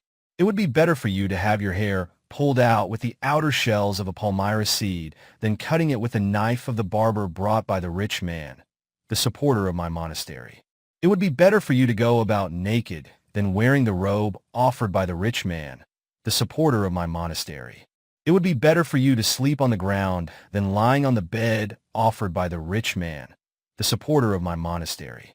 The Arahat monk left the monastery early in the morning for a place where he could find peace and happiness, forgoing the invitation by the rich man for a meal, in order that nothing untoward might happen to the resident monk on account of him.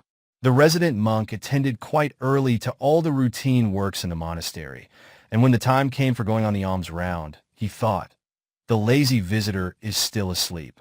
I might strike the bell to wake him up." But feeling uneasy that the visitor would actually get up on hearing the sound of the bell, he just touched the bell with his fingernails and made off for the village to receive alms food. After having made magnificent arrangements for a meal offering, the rich monastery supporter was waiting for the arrival of his 2 invited monks. On seeing the resident monk coming alone, he asked, "Venerable sir, where is the guest monk?" The envious resident monk replied, "Don't you talk about him, supporter of the monastery. Your monk went into his room to sleep since you left the monastery last evening, and did not wake up while I had the monastery compound swept and the pots filled with water. Nor did he hear the sound of the bell when I struck it as the time came for alms round." The rich supporter thought to himself, "It is absurd that such an exalted personage with such commendable deportment should have slept for such a long time. This resident monk, through jealousy on seeing me showing great respect and courtesy to the visiting monk, must have spoken some reproachful words to him." Having thus surmised correctly, being wise and intelligent, he kept his thoughts to himself and made his offering of a meal respectfully to the monk. After the meal was over, he took the empty bowl of the resident monk, had it washed carefully, and filled it with delicious food. He then handed the bowl back to the resident monk with the request, "Venerable sir, please be so kind as to give this food to the guest monk when you meet him." While going back to the monastery with food for the Arahat monk, the envious resident monastic had this wrong thought. The indolent visitor would stay on in the monastery if he were to enjoy delicious food such as these. So he threw away the bowlful of food offered by the rich monastery supporter. On arrival at the place occupied by the visiting monk, he looked for him, but the Arahat monk could not be found. The evil deed of this envious monk against the Arahat monk, the destruction of the food offered to the Arahat, was so demeritorious that its ill effects outweighed the merits accruing from 20,000 years of living a holy life as a monk. Consequently, after his death, he was reborn in the lowest plane of woe, Mahavici, to undergo intense suffering for the duration of the incalculably long interval between the disappearance of Buddha Kassapa and the appearance of Buddha Gautama. After such suffering, he was born in a household where food was abundant, at Rajagaha, at the time of Buddha Gautama. Jambuka in the present life. He was named Jambuka by his parents. He did not wish to sleep in a bed ever since he could walk about, and instead of taking ordinary food, he ate his own excrement. His parents and relatives at first thought that he took up these habits through youthful ignorance and tried to help him mend his ways, taking pains to feed him and clean his body. But even when he had grown up, he did not wish to wear cloths. He walked about naked, slept on the ground, and ate his own filth. Jambuka's parents came to realize in due course that he was not fit to live in a family of good birth like their own, as he had no sense of shame and should be in the company of the Aggidattas, a heretical sect. So they took him to the monastery of the Aggidattas and entrusted him to their care. The Aggidattas then ordained him as a novice in their sect, and the following is an account of how it was carried out. He was placed in a pit that was deep as far as his neck. Wooden planks were placed covering the hole and resting upon his shoulders so that he might not struggle his way out. Sitting on the planks, the Aggidattas pulled out the hair from the head of Jambuka. This was how the Aggidattas initiated a lad as a novice. Then his parents left after inviting the Aggidattas for the next day's meal at their home. The following day, the Aggidattas said to Jambuka, "Come along, let's go to the village." He replied, "You better go, and I will remain in the monastery." After several vain attempts to persuade him to follow, they left him all alone and went into the village. Once he knew that they were gone, he took off the wooden covering of the latrine and went into the pit, picked up the filth with his 2 hands, and helped himself to his heart's content. The Aggivattas, being unaware of the truth, sent food to him from the village. But he was not interested in it and rejected it, and in spite of persuasive advice given by the Aggivattas, his reply was, "I don't want this, I have enough food for myself." When he was asked, "From where did you receive it?" he replied, "From within the precincts of the monastery." The second, the third, and the fourth days passed in the same manner, Jambuka refusing the invitation to go out for food, but choose to stay alone in the monastery. The Aggivattas began to wonder what Jambuka was up to. This Jambuka refuses every day to go into the village, rejects the food that was sent to him, saying he gets the food for himself from within the precincts of the monastery. What is he up to? We will have to investigate. They then decided to leave behind 1 or 2 of the brethren to keep a watchful eye on Jambuka's activities while they went to the village.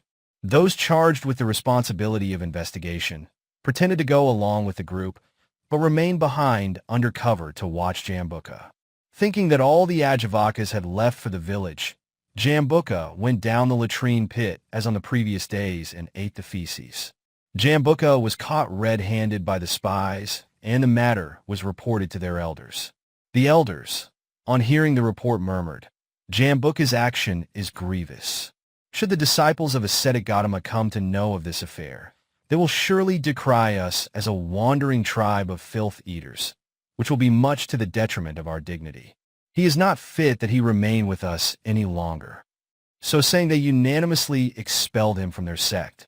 When he was expelled by the Aggivattas, Jambuka went to stay near a huge stone slab, which was close to a spot used by the citizens of Rajagaha as a public lavatory.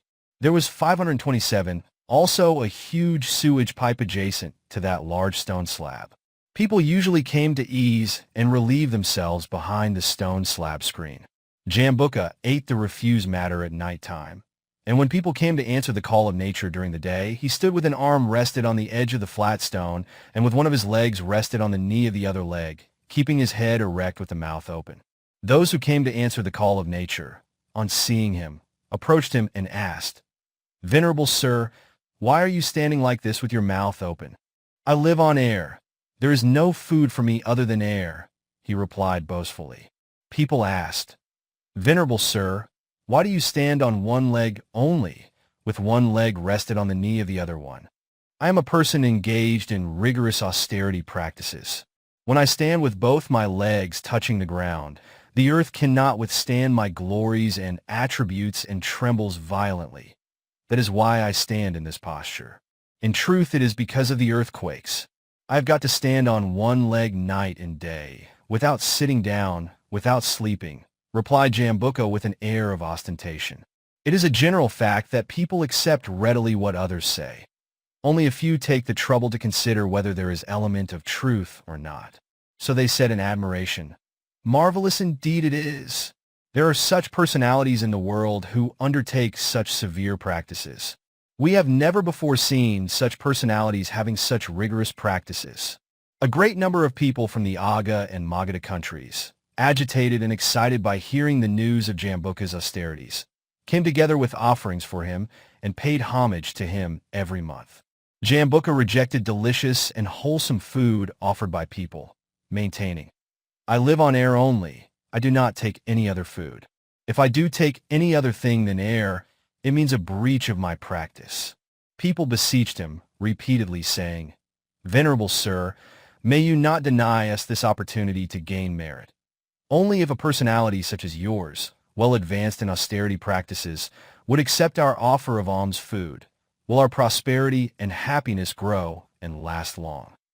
Jambuka was not interested in any food but only excrement, but pressed by earnest requests of the people, he was obliged to taste such food as butter and molasses the people fetched, picking them up with the tip of a blade of grass, just to give them satisfaction.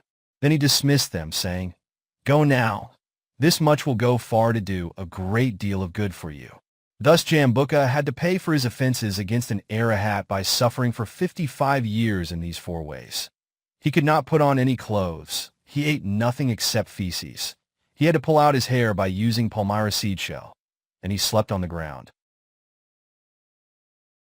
Emancipation of the naked ascetic Jambuka. It is the usual practice of perfectly self-awakened Buddhas to survey the whole world at early dawn, every day, to see who are ready for liberation from the cycle of suffering. Thus, early one morning, the omniscient Buddha, on surveying the world, perceived the person of Jambuka in his mind's eye. Upon further investigation, he discovered that Jambuka had already accumulated meritorious deeds which would serve as sufficing conditions for his attainment of the Arahat fruition, Anāthapiṇḍika, complete with the fourfold analytical knowledge, Pai Sambide with Makrane. He also came to know that he would have to teach a verse to the naked ascetic Jambuka, and that this teaching will also bring about the realization of the Four Noble Truths by 80,000 sentient beings who will thus gain emancipation.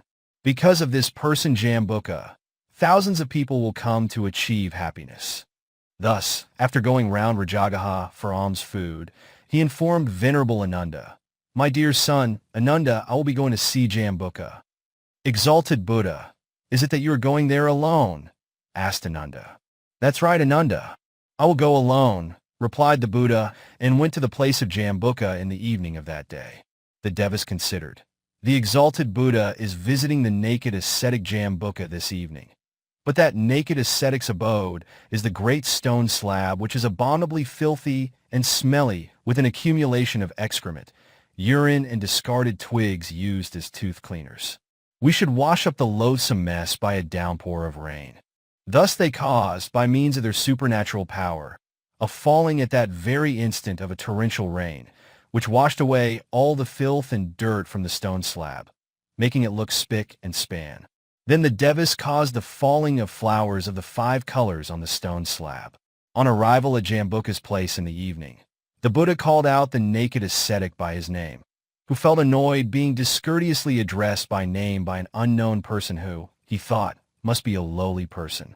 He retorted angrily, "Who is that calling me by my name?" The Buddha replied, "I am a noble recluse." Jambuka asked then, "What is that you want here?" When the Buddha said, "I wish you would allot me a place to stay for one night." Jambuka replied bluntly, "There is no place for you in this place." But the Buddha insisted, "Jambuka, please do not say this. Do allot me a place to stay for one night. It is only natural that a recluse seeks the help of a recluse. Men expect help of men, and beasts expect help of their own kind." Whereupon the naked ascetic asked, "Are you indeed a recluse?" "Yes, I am a noble recluse," answered the Buddha. Jambuka then queried, "If you are a recluse, where are the equipment of a recluse, such as gourd, ladle for stirring fire, sacrificial threads?" The Buddha replied, "I possess the equipment of a recluse you ask about, but thinking it is cumbersome to carry them separately while wandering around, I take them along only inside me." Jambuka was much annoyed and reproached the Buddha. "Being a recluse, how could you go wandering about without the necessary equipment of a recluse?" The Buddha made a gentle reply, "Jambuka, let that be. Don't be angry with me. Just point out a place for me." But Jambuka gave the terse reply, "There is no place for you around here." There was a small valley close by Jambuka's place, and the Buddha asked, "Who stays there?" "No one," replied Jambuka. "If so, I want that place allotted to me," said the Buddha. Whereupon Jambuka made a reply, "It is up to you to judge whether it is suitable or not," implying that he had no objection for the occupation of the place, but took no responsibility whatsoever. The Buddha placed a small mattress at a spot in the valley and sat upon it. At the first watch of the night, the 4 great kings came, illuminating the 4 points of the compass, and waited upon the Buddha. When Jambuka saw the illumination, he wondered what it could be. At the second watch of the night, Saccaka, the lord of the Devas, came to attend upon the Buddha, and Jambuka remained puzzled as before. At the last watch of the night, when Mahabrahma, who had the power of lighting 1 world with 1 finger of his, 2 worlds with 2 fingers, 10 worlds with 10 fingers, came to wait upon the Buddha, illuminating the whole forest, Jambuka pondered, as before, "Now, what could that illumination be?" When the morning came, Jambuka approached the Buddha and, after courteous exchange of greetings, sat down in an appropriate place and addressed him. "Great recluse, who were those that came to you, in the first watch of the night, lighting up the 4 points of the compass?" Jambuka, They were the 4 great kings, he replied. Why did they come? Asked Jambuka. They came to pay homage and wait upon me, was the reply. Jambuka asked again. Great recluse, how is that? Are you superior to them? Yes, Jambuka, that's right. I am superior to them, replied the Buddha. The naked ascetic Jambuka asked again. Great recluse, who was the one that arrived in the middle watch of the night? He was Saccaka, the lord of the Devas, replied the Buddha. And why did he come? Asked Jambuka. The Buddha replied. He came to pay homage to me and attend upon me. Jambuka asked again. Great recluse, how is that? Are you superior to Saccaka also? Yes, Jambuka, replied the Buddha. I am superior to Saccaka also. Saccaka is just like a nurse attending on me or a resident novice who looks after me. Jambuka asked the Buddha. Great recluse, who was he that came in the last watch of the night, flooding the whole forest with his bodily radiance? Jambuka, the one who came in the last watch of the night was none other than Mahabrahma, whose name is often invoked by Brahmins and others saying, I worship the Mahabrahma, when they suddenly sneeze or lose balance and totter. Jambuka asked again, Great recluse, how is that? Are you superior to Mahabrahma too? Yes, Jambuka, I am beyond the king of the Brahmas, superior to Mahabrahma as well. Then the ascetic Jambuka made his usual boastful remark. Great recluse, you are worthy of admiration indeed, by the snapping of fingers. None of those persons have ever come to pay homage to me at this place where I have been practicing austerities for 55 years. True, for the last 55 years I've been sustaining myself only on air. And over all those years, these Devas, Saccaka and Brahmas have never approached and paid homage to me. Whereupon, the Buddha gave Jambuka a very plain talk. Jambuka, you, who have been cheating persons of poor intelligence, think of playing the same game with me. Have you not been eating filth for the past 55 years, sleeping on the bare ground, wandering round naked, extracting hair by means of a shell of palmyra seed? And yet you have been deceiving all the people, telling them, I only live on air standing on one leg without sitting down and sleeping, and now you wish to play the same trick on a fully awakened Buddha like me. Jambuka, because you profess this vile base, heretical view, you have to live on filth, sleep on bare ground, roam about naked, extract hair with the shell of a palmyra fruit seed for all these years, experiencing intense suffering. And yet you are still holding this wretched base heretical view. Then Jambuka asked the Buddha, Great recluse, what kind of unwholesome deeds have I committed? Whereupon, the Buddha explained to him extensively the various misdeeds he had done in the past. While the Buddha was giving this discourse, Jambuka was assailed by remorse, conscience, and concern about the consequences of his past misdeeds. He was shaken so much that he squatted down to conceal the private parts of his body. The Buddha threw a bathing robe for him to cover himself. Jambuka put on the robe and sat down at a suitable distance, paying respects to him. Then the Buddha expounded a graduated discourse, touching on points connected with generosity, Dana-katha, morality, Sila-katha, etc., and finally the 4 noble truths. At the end of the discourse, Jambuka became an Arahat, complete with the 4 analytical knowledges, Paisambit Awithmakrane. He stood up from his seat and, worshipping the Buddha, made a request for the going forth as a novice and higher ordination as a monastic.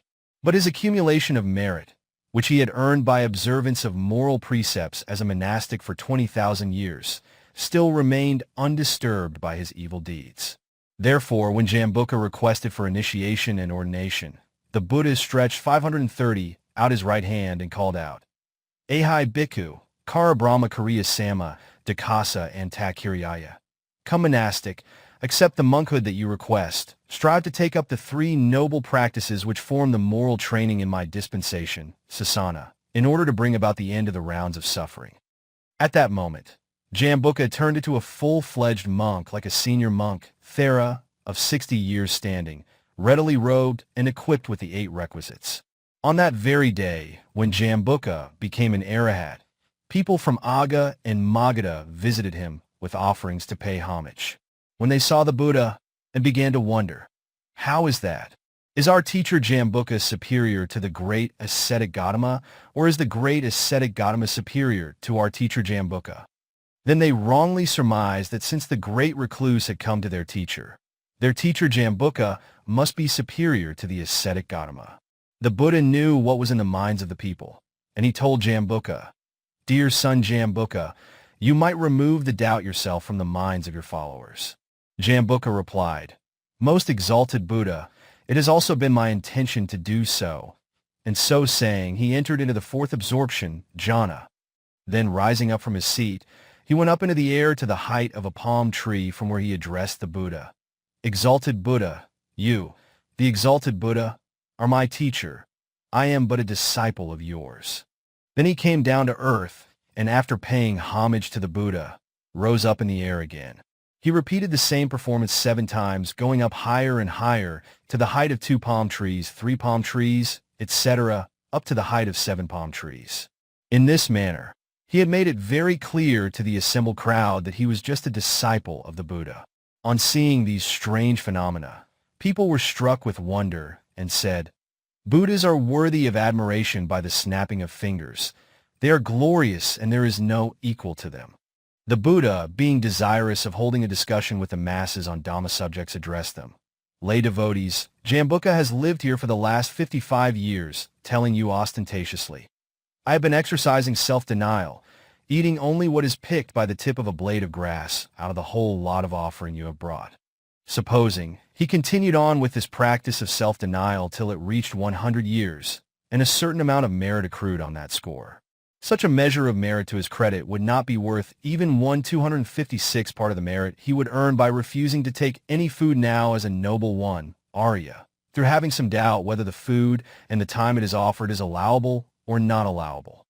Then the Buddha expounded the following Dhamma verse, which was pertinent to what he had been telling the people. DHB 70. "Mais kusajina, below bunjia bojana. Na so saktadamna, kala agati soasi." Even though, month after month, the fool who does not know the 4 noble truths, bent on living in austerity, takes his food sparingly by picking it up on the tip of a blade of grass for 100 years, he is not even worth 1 part out of 256 of a noble one, Arya, who has comprehended the 4 noble truths. The verse was expounded with reference to a particular individual, namely Jambuka. When considered in its generic sense, there is the volition, satana, which arises when an ignorant heretical recluse practices self-sacrifice for as long as 100 years. There is the volition, satana, which arises when a noble one, Arya, who comprehends the 4 noble truths, refuses an offer of food through having some doubt whether the food and the time it is offered is allowable or not allowable. Of the 2 types of volitions, satana, mentioned above, the volitions accumulated by the heretical recluse for as long as 100 years is not worth 1/256 part of the volition that arose, 531, when a noble one, Arya, refused food through doubt over the time the food was offered. To explain further, the amount of merit accruing from the volition occasioned by mere doubt on the part of a noble one, Arya, as to the kind of food and the time it is offered, entailing the loss of a meal for him, is 256 times greater than the sum of merit gained by a heretical recluse through his faulty practice of self-denial for 100 years. At the close of the Discourse, 84,000 sentient beings gained release from the cycle of suffering through realization of the 4 noble truths.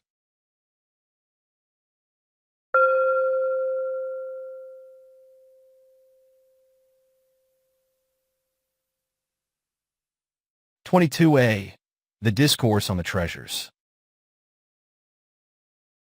The founding of Vesali. A long time ago, the chief queen of the king of Braz conceived a child. The queen brought this news to the king, and he appointed a sufficient number of maids of honor to attend on the queen for the duration of her pregnancy.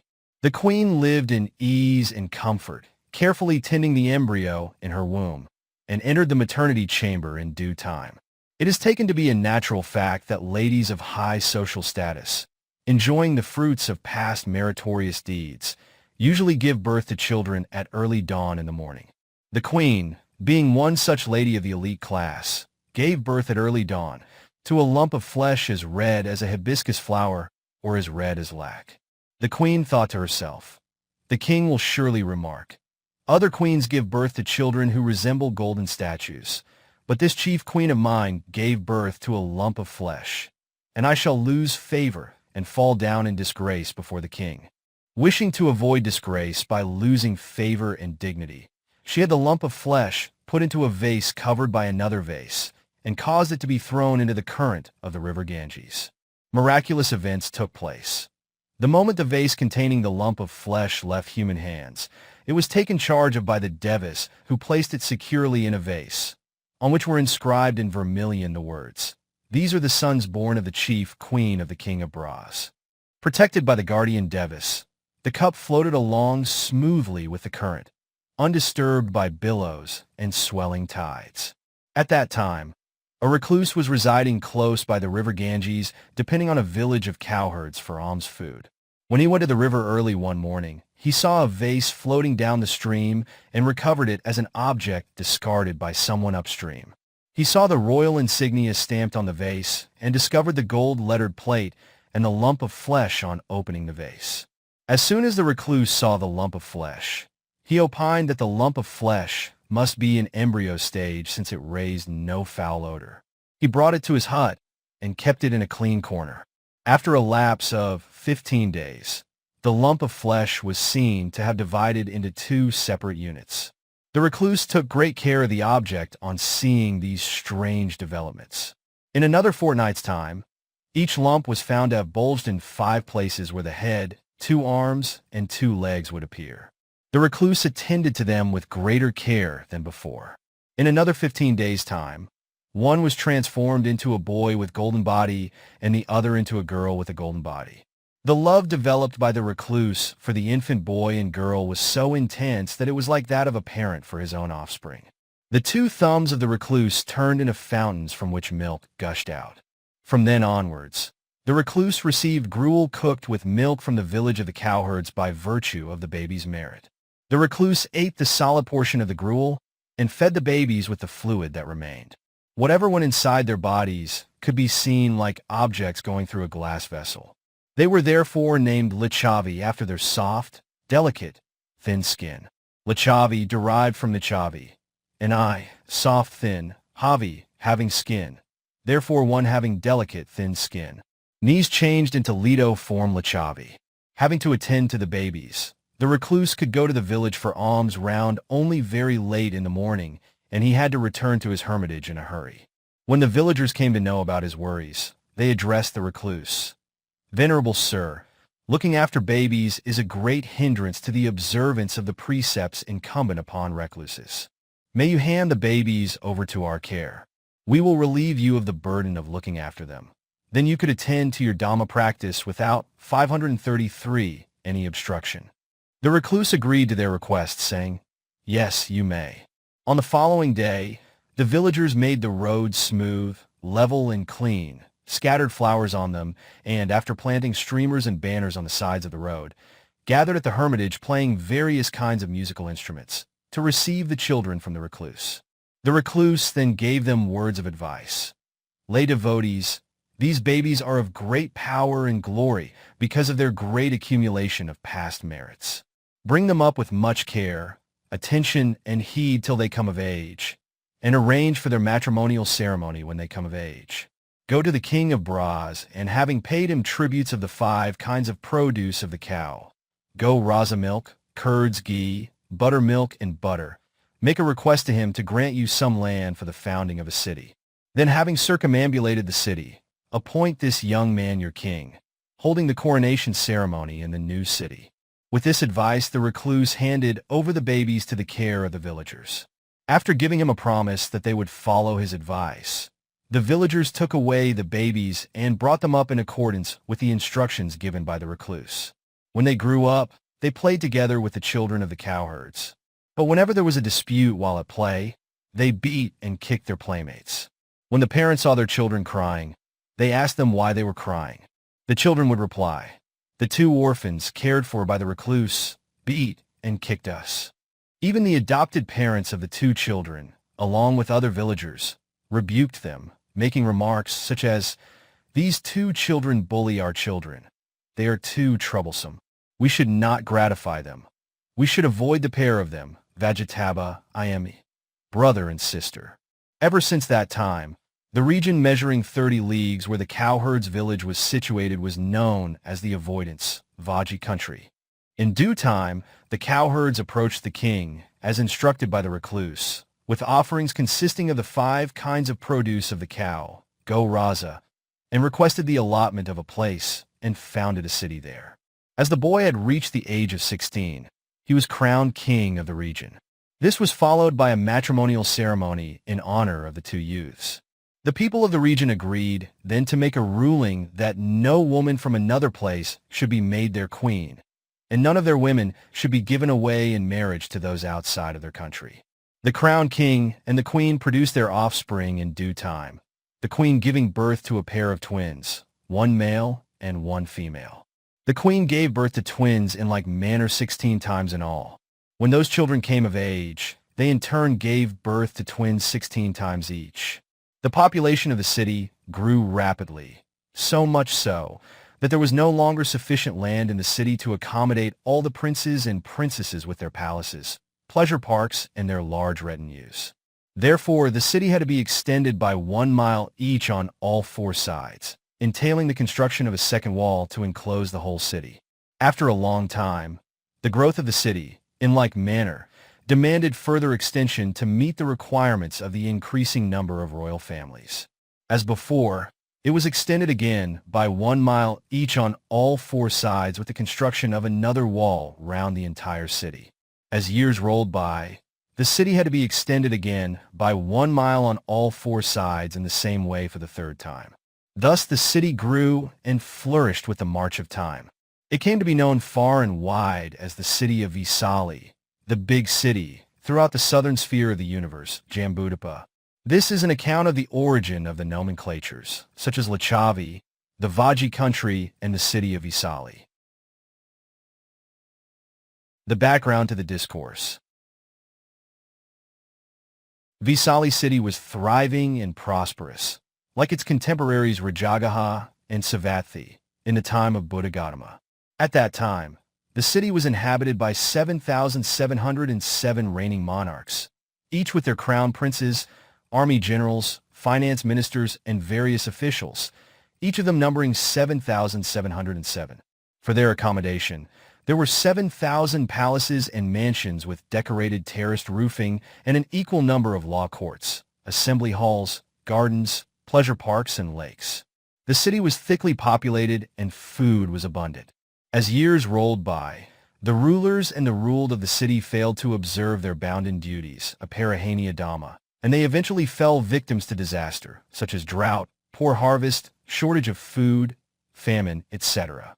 Factors of non-decline, Abhidhamma, part of a discourse taught to the Vaji princes by the Buddha in order to maintain their prosperity and welfare. For full particulars, reference may be made to the long discourse about the emancipation, Mahaparabana Sutta, DN 16. The first disaster caused a great number of deaths amongst the poor people. Dead bodies, thrown everywhere out of the city, were soon found in various stages of decomposition and letting off a foul odor. Such a condition gave the opportunity for the yakas to enter the city and play havoc with the people. The second disaster was a famine, and together with the evil influence of the yakas, it brought about more deaths and suffering. To make matters worse, there occurred a third disaster, an epidemic of an infectious disease known as snake wind sickness, Ahivadaroga, which shook the morale of the people and took an even heavier toll than before. The citizens, reeling under the continuous shocks of the 3 disasters, the famine disaster, the havoc caused by the evil spirits, and the outbreak of the epidemic, went to the king and made the following address. Your Majesty, the city of Visali is facing 3 kinds of scourges. No such disaster ever occurred during the reigns of the past 7 kings. The consensus of opinion now is that such disasters are brought about by the negligence of duty on the part of the sovereign rulers. The king then caused all the citizens to assemble at the court of law and address them. Citizens, you may hold an inquest to find out if there were any failures on my part in the discharge of my royal duties towards my people. On systematic inquiry of all the daily performances of the king, people found that there was nothing wanting on the part of His Majesty in the discharge of his duties towards his people. They then put their heads together to find a way to overcome the disasters that had fallen on them. The disciples of the 6 teachers of the heretical sect suggested that the city of Vesali would be rid of the 3 scourges as soon as the 6 heretic teachers set foot in the city. But some of the citizens who had faith in the 3 treasures said, "Friends, it is said that a Buddha has appeared in the world. He is said to have expounded Dhamma for the welfare and prosperity of all beings. He is powerful and glorious. Our city may be free from all disasters once he is in our city." All the people were delighted with the proposal, but some people wanted to know the whereabouts of the Buddha and expressed their doubt. "He may not care to come here even if we invite him." Whereupon, some intelligent persons expressed the optimistic view. Buddhas are always helpful and have compassion for sentient beings. So why wouldn't he come if we invite him? There is, however, one thing to note. The 535 Buddha is now residing in Rajagaha. King Bimbisara, a stream inner Sotapanna and supporter of the monastery, is attending upon him, providing him with the 4 requisites. He might stand in the way of the Buddha coming to our city. The people unanimously decided that they should approach King Bimbisara and acquaint him with the circumstances they were faced with, and with his approval should request the Buddha to make a visit to Vesali.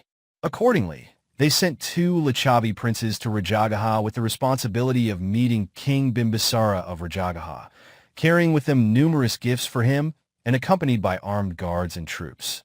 The 2 princes arrived at Rajagaha, and having presented valuable gifts to King Bimbisara, they then told him the situation in their city and the reason why they had been sent to Rajagaha, and then made the request. "May your Majesty present this request on our behalf for the Buddha to visit Vesali." The king did not comply with their request, but advised them, "You should approach the Buddha yourself and inquire as to the Buddha's intention." The 2 Lichavi princes then went to the Buddha and addressed him with profound respect. "Exalted Buddha, our city of Vesali is being visited by 3 calamities.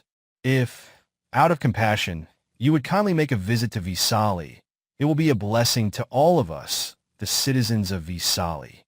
Upon kind consideration of their request, the Buddha perceived. The recitation and teaching of the discourse about the treasures, Ratana Sutta, KHB 6, SNP 2-1, in Vesali would bring 1,000 billion universes under protection against diseases, and at the end of the discourse, 84,000 sentient beings would be emancipated through realization of the 4 noble truths. He therefore accepted the reverential invitation of the 2 Lichavi princes. A ceremonial departure. On hearing the news of the acceptance by the Buddha of the invitation to visit Vesali, King Bimbisara caused it to be proclaimed all over the city. "Know ye, all men, the Buddha has accepted the invitation to visit the city of Vesali." He then went to the Buddha and asked, "Most exalted Buddha, have you accepted the invitation of the citizens of Vesali?" The Buddha replied, "Yes, I have accepted, Your Majesty." "If that be so, may the Buddha wait till all necessary preparations for a ceremonial send-off are complete." Then King Bimbisara caused the road between Rajagaha and the river Ganges, which was 5 leagues in length, to be leveled and made even, and temporary pavilions were set up at every league along the route. When the Buddha was informed that everything was set, he started the journey in the company of 500 monastics. The 5-league-long route was strewn with flowers of 5 different colors up to knee height. Colorful streamers were erected along the route. Pots filled with water and plantain trees were placed in order on either side of the road. 2 white umbrellas protected the Buddha from the weather. Likewise, every monastic was protected by a white umbrella each. The king and his retinue of courtiers and army made offerings with flowers and scents along the route and at every stop, giving the Buddha and the company of monastics enough time to take rest. After a comfortable journey of 5 days, the whole procession reached the bank of the Ganges. While the royal barge was in the process of being decorated, King Bimbisara sent a written intimation to the Lichavi rulers, saying, "The Buddha is on the way to Vesali. necessary arrangements should be made to keep the roads in a good state of preservation for a grand reception of the Buddha and his monastics by all the Licchavi rulers. When the members of the Licchavi clan received the good news, they unanimously made the decision to organize a welcoming ceremony which would be twice as grand as the reverence shown by King Bimbisara. They leveled the roads between Vesali and the bank of the river Ganges, which was 3 leagues. They kept 4 white umbrellas for the Buddha and 2 white umbrellas each for every monastic accompanying the Buddha. The whole city came out in a grand procession to the bank of the river Ganges to await the arrival of the Buddha. In the meantime, King Bimbisara caused 2 big boats to be kept side by side and firmly tied together to form a huge barge. On the top of it was erected a pavilion, which was decorated profusely with bouquets of flowers and scents, suspended wreaths of flowers fashioned like a fan. Inside the pavilion was installed the throne for the Buddha. It was studded with the 7 kinds of precious jewels. On arrival at the bank of the river Ganges, the Buddha and his monastics went aboard the royal barge. The Buddha took his seat on the throne, and the monastics took their seats at appropriate places. After conducting the Buddha and his monastics to the barge, King Bimbisara went into the river Ganges up to his neck, and holding the barge, addressed the Buddha. "Exalted Buddha, I will be waiting for your return on the bank of the river Ganges." And he gently released the royal barge from his hand as he came out of water. Celestial beings of the Deva realm, including the Brahmas of the Ekanaha realm, paid honor to the Buddha. Similarly, beings from the lower planes, such as Kambala Naga King and Asatara Naga King, also paid homage to the Buddha. Thus, amidst great festive celebrations, Devas and humans vied with one another in paying honor to the Buddha while he was being conducted across the Ganges, which measured 1 league from bank to bank, until eventually he entered the territory of the Vesali rulers. The Buddha was received on the opposite bank of Ganges by the Licchavis who were ready waiting for his arrival. They honored the Buddha twice as much as King Bimbisara had shown, going down the river deep up to their neck to welcome him with profound respect. The Lotus Rain. As soon as the royal barge carrying the Buddha reached the opposite bank of the river, wave after wave of dark rain clouds gathered from all sides, accompanied by flashes of lightning and the deafening roar of thunder, presaging a violent thunderstorm. The setting of the Buddha's right foot on the bank of the river was marked by a falling of a torrential lotus rain, Pakara Vasa, which wetted those who wished to get wet, leaving alone those not wanting to get wet. Streams of rainwater, with varying depths, ranging from the depth of the knee to the waist, the chest, and to the neck, rushed all over the city of Vesali, washing away the decaying dead bodies which were left unattended as they flowed into the river Ganges. The whole city became clean once again, free from rubbish of all kinds and descriptions. The Licchavis conducted the Buddha from the river bank to Vesali, 3 leagues away, amidst enthusiastic festivities, stopping one night at every pavilion which had been constructed at 1 league intervals. On the way, offerings were made which were twice as much as those given by King Bimbisara. Finally, the Buddha arrived at Vesali after 3 days. When the Buddha arrived at Vesali, Saccaka, accompanied by Devas, came down from their celestial planes to pay homage to him. The congregation of powerful Devas at Vesali caused most of the Yakas, who had hitherto played havoc with the citizens, to flee the city. The Buddha stood at the city gate and gave instructions to Venerable Ananda. "Dear Ananda, after learning the discourse about the treasures, Ratana Sutta, from me, you should recite it within the 3 walls of the city as a protective measure, Paritta, going round the city accompanied by the Licchavi princes who should be instructed to carry offerings in their hands." Having learned the discourse about the treasures from the Buddha at the gate of Vesali on the very day of arrival, Venerable Ananda went round within the 3 walls of the city, reciting it rhythmically, with correct intonation, pronunciation, accent, and punctuation. He took with him as he went round the Buddha's alms bowl, filled with water, which he sprinkled all over the city. The Discourse.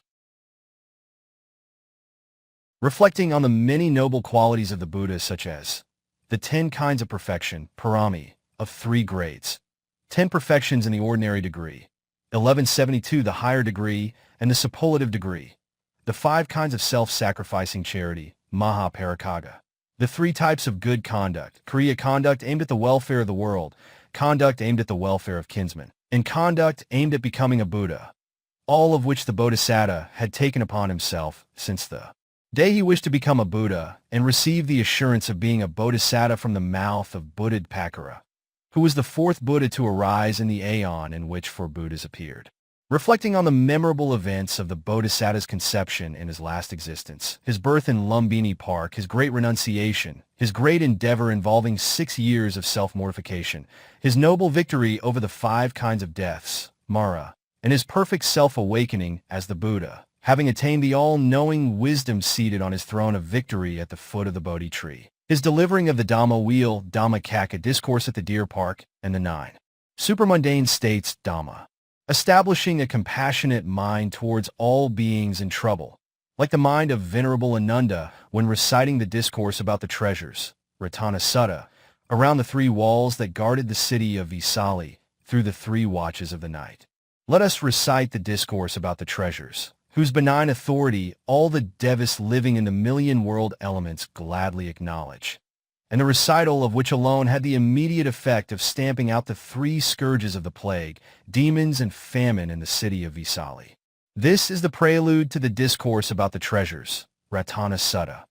The first part in Pi prose beginning with Anāthapiṇḍika is found in the commentary on the Dhammapada, DHPA XXI.1, variously called the story of one's previous deeds, Atano Publikama Vathu, and the story about the arising of the Ganges, Gagroha Vathu. The second part concerning the discourse about the treasures is in 2 verses composed by ancient teachers. The sutta as uttered by the Buddha began from the verse beginning with Yanada Bhutani, may all the devas belonging to the earth. Note that the last 3 verses were uttered by Saccaka, the Lord of the devas. 1. Yanada Bhutani Samagatani, Bhamani Va Yani Va Antalik, Sabiva Buddhas Sumana Bhavantu, Athapi Saccaka Suantapsita. May all the devas belonging to the earth and to the celestial realms, who are assembled here, be happy. Moreover, let them listen to this discourse respectfully. 2. Tasma Hai Buddha Nisamitha Sab, Metakarotha Manusya Pajaya, Devasiye, Rado Siye, Harantayi Balai, Tasma Hai Ini Rakatha Apamada. Devas, all of you who have assembled here to hear the discourse, pay attention to what I am going to say. Bestow your loving kindness on human beings. By day or by night, they bring offerings to you. Therefore, protect them without remiss. 3. Yakinsi Vida Ida Va Hira Va, Sagesa Va Yaratana Pada. Nano Sama Athai Tathagatina, Idampi Buddha Ratana Pada, Edina Saksina Savathi Hotu. Whatever treasure there be, either in this human world or in the worlds of Nagas or Garuas, or the celestial worlds, there is no treasure that can equal the realized one. This is the incomparable quality in the Buddha that excels all worldly treasures. By this truth, may all beings be well and happy, both here and in the hereafter. 4. Kaya Virga Amadapada, Yadajaga Sakyamuni Samahito, Natena Damana Samathi Kinsi, Idampi Dam Ratana Pada, Edina Saksina Savathi Hotu. The great Sakyan sage, with the tranquility which is the outcome of the noble path, has comprehended Nibbana, the element of the extinction of the defilements, the end of attachment, the deathless. This is the incomparable quality in Nibbana that excels all worldly treasures. By this truth, may all beings be well and happy, both here and in the hereafter. 5. Yabadasaho Parave Susi, Samadim Anantara Kanamayo, Samadina Tenasamo Navajati, Idampi Dam Ratanapada, Edna Saksina Savathi Hotu. The perfectly self-awakened one, the Supreme Buddha, extolled the concentration that is the outcome of the noble path. This concentration has been declared by the Buddhas as instantly beneficial. There is an incomparable quality in the concentration associated with the noble path, since it is by far superior to the concentration pertaining to the fine material absorption, jhana, or the non-material absorption, jhana. By this truth, may all beings be well and happy, both here and in the hereafter. 6. Ye Pugala Aha Sada Pasatha, Katari Atani Yugani Hanti. Te Dakhai Sugatasa Savaka, Edisa Dinani Mahafalani. Idampi Sage Ratanapada, Edina Saxena Savathi Hotu. There are these 8 individuals whom the noble ones, Arya, praise. They are the 4 pairs of noble ones, Arya, at the 4 stages of path knowledge, each with path and fruition knowledges. These noble disciples of the Buddha deserve choicest offerings by those aspiring to awakening. Such offerings made to them yield abundant fruit. This is the incomparable quality in the saga consisting of these 8 pairs of noble ones, Arya, that excel all worldly treasures. By this truth, may all beings be well and happy, both here and in the hereafter. 7. Ye Supayata Manasadahina, Nikamino Godamisasanami. Te Padapada Amada Vigeha, Lada Muda Nibuti Bunjamana. Idampi Sage Ratanapada, Edina Saxena Suvathi Hotu. Those noble Arahats, who strive with steadfast minds under Buddha Gautama's teaching, are released from the defilements. They have their mind well settled on Nibbana, the deathless element. Having become Arahats, they enjoy the bliss of Nibbana without having to incur any expense. This is the incomparable quality in the Arahat that excels all worldly treasures. By this truth, may all beings be well and happy, both here and in the hereafter. 8. Yathandakilo Pathavisidosia, Katabi Viti Yasampakampio, Tafpama Saparisa Vidami, Yo Ariasakani of Vekapasadi. Idampi Sage Ratanapada, Edna Saxena Savathi Hotu. Just as a pillar at the city gate, firmly fixed in the ground, is unshaken by the fierce winds from the 4 quarters, even so do I declare that the noble one, Arya, who perceives the 4 noble truths through his first path knowledge, is unshakable under all worldly conditions. This is the incomparable quality in the stream enterer that excels all worldly treasures. By this truth, may all beings be well and happy, both here and in the hereafter. 9. Ye Ariasakani Vibhavayanti, Gambra Pandasadesatani, Kinkapi Tikani Busapamata, Nati Ibava Ahamambiyanti. Idampi Sage Ratanapada, Edna Saxena Suvathi Hotu.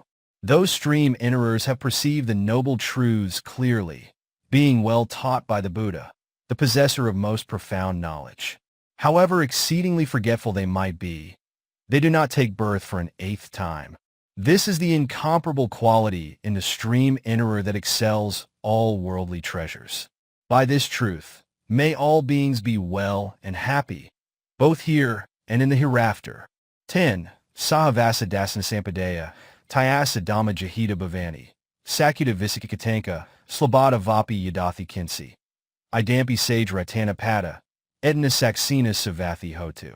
At the instant of the arising of stream entry knowledge, the 3 defilements of wrong view concerning this body of 5 aggregates, which arises in 20 ways, 8 kinds of doubts and 16 kinds of uncertainty, and the wrong belief in misguided practices outside the noble path, should there be any, are discarded once and for all. 11.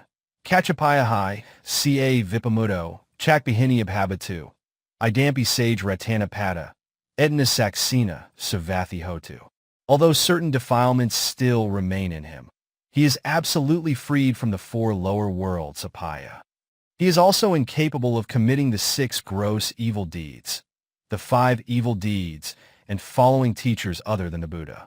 This is the incomparable quality in the stream enterer that excels all worldly treasures. By this truth, may all beings be well and happy, both here and in the hereafter. 12. Kinkapi so kama karoti paka, kaina vaka yuda satasa va. Abhaba so tasa pikadia, abhabata diapadasa vuda. Idampi Sage Ratanapada, Edina Saxena Savathi Hotu.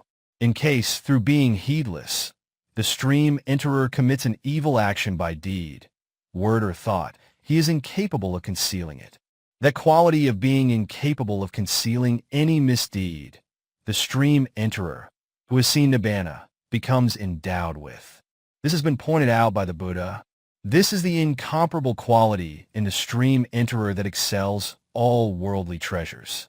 By this truth, may all beings be well and happy, both here and in the hereafter. 13. Vinapagam yatha fusitage, Gimanimes pahamasmigim. Tathpama dimavara adase, Nibnagmi parama hitaya. Idampi Buddha ratana pada. Edna saxena savathi hotu.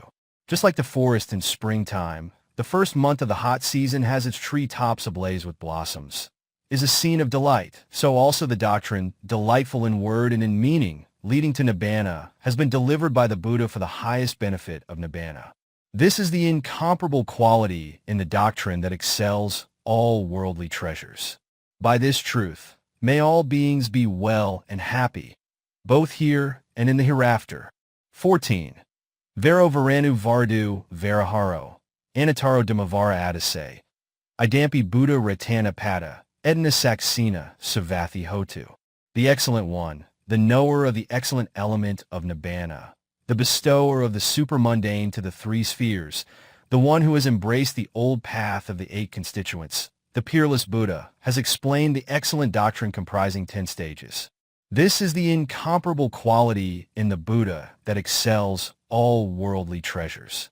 By this truth, may all beings be well and happy, both here and in the hereafter. 15. Kapura Nava Nati Sambhava, Viratasatayatai Bhavasmi. Te Kabja Virachand, Nibbani Daira Yathi Padapo, Idampi Sage Ratana Pada, Edna Saxena Savathi Hotu.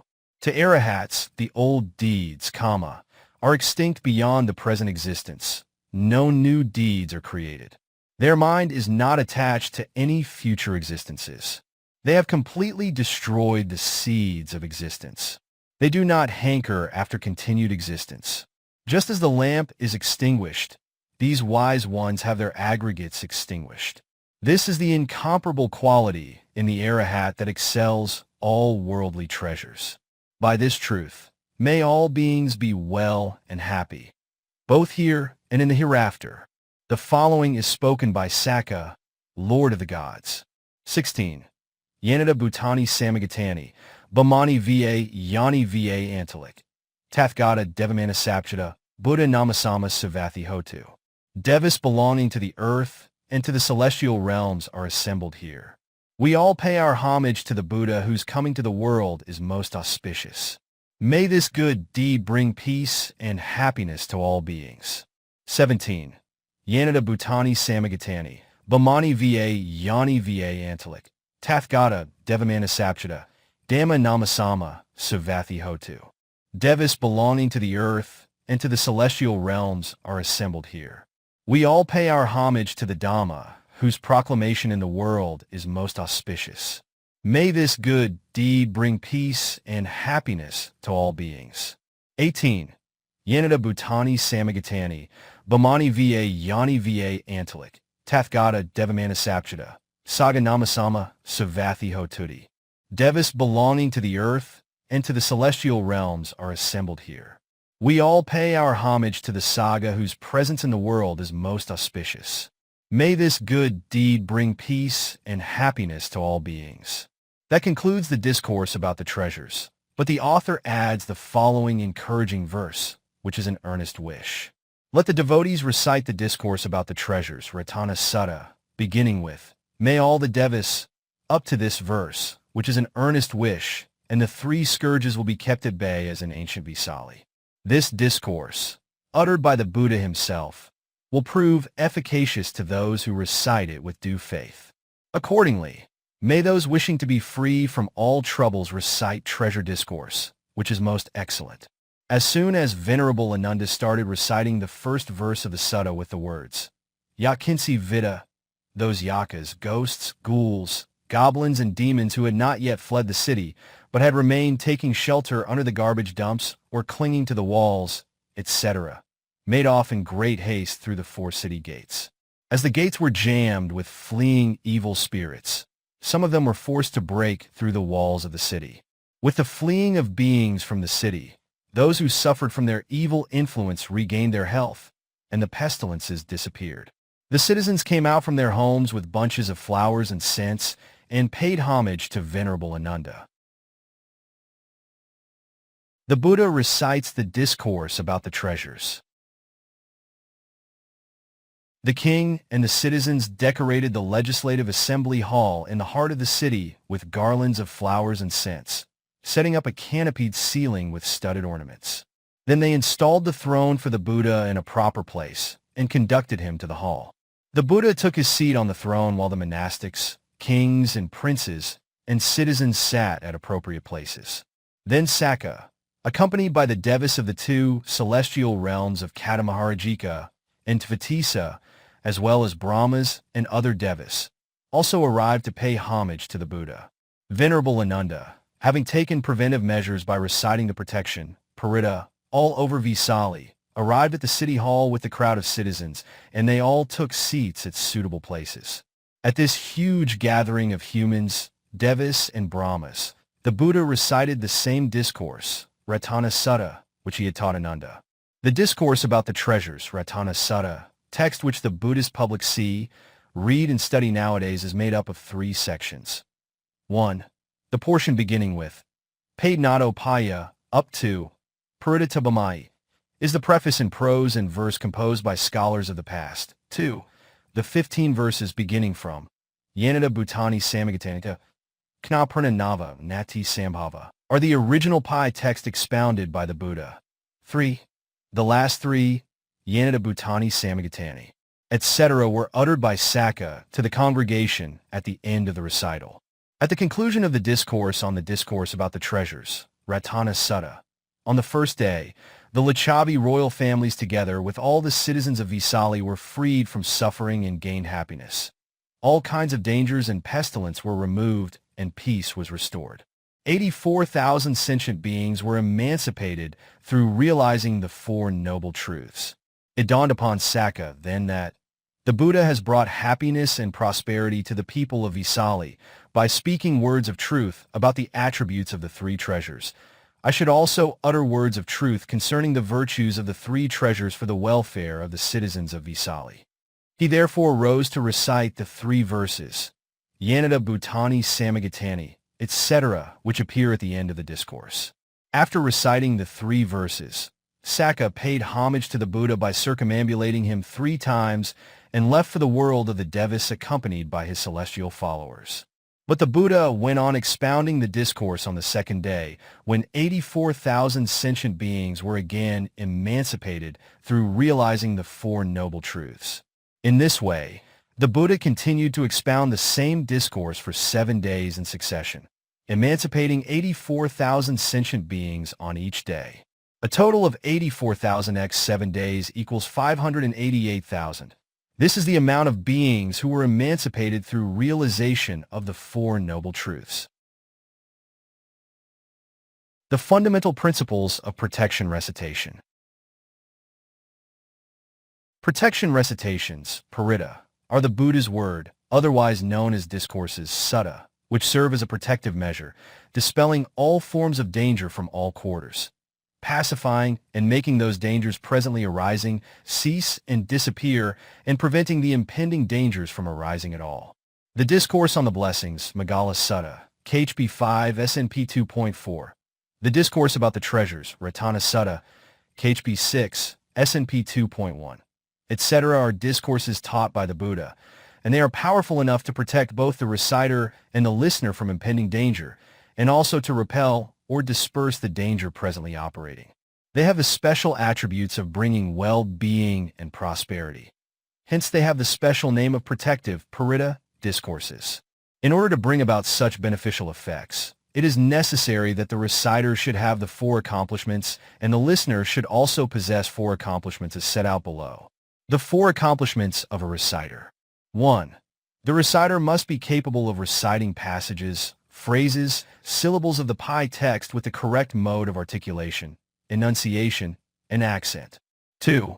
He must have full and exact understanding of the Pi text he is reciting. 3. The reciter should chant the protection, Paritta, without expectation of gifts or presents. 4. The protection, Paritta, should be recited with a pure heart full of loving kindness and compassion. The protection, Paritta, should be recited only with the fulfillment of these conditions, so as to be really effective in warding off and dispelling the impending dangers to the listener. Unless these conditions are fulfilled by the reciter, no beneficial results will accrue and no advantages gained as intended by the reciting of the protection, Paritta. The above modes of reciting and listening to the protection, Paritta, are prescribed on the lines laid down in the collection of the long discourses, Nikaya, commentary. Systematic study and scrutiny of words and phrases should be made, proper attention being paid to the understanding of pi terms employed. Unless proper attention is paid to study correct enunciation and meaning of the pi text, the chances of securing the desired result are remote. Only recitation by those who have carefully studied the modes of reciting will bear powerful effects. Recitation of protections, Paritta, by those with intention to receive gifts or offerings will not produce any real result. Recitation of protections by those with hearts full of loving kindness and compassion and with an inclination towards freedom from the cycle of suffering will be advantageous. Therefore, one who administers protection, Paritta, must first and foremost study the pi text, together with the relevant commentaries, under a qualified teacher, special attention being paid to the mode of enunciation, accent, and punctuation. Any omission or deletion of words or phrases from the pi text may render the recitation altogether meaningless. The correct mode of recitation, with full understanding of its meaning, are the vital forces of the protection which will bring about the desired result. Mistakes in the way of administration, lack of correct enunciation and understanding of its true meaning, coupled with a desire to receive something in return, will undermine the strength of the protection and no desirable result will be obtained. It must, therefore, be emphasized that it is necessary to administer the protection according to the conditions laid down, with a heart full of loving kindness and compassion and resolute inclination towards release from sasra and curbing one's desire to receive offerings. Failure and success of the reciter.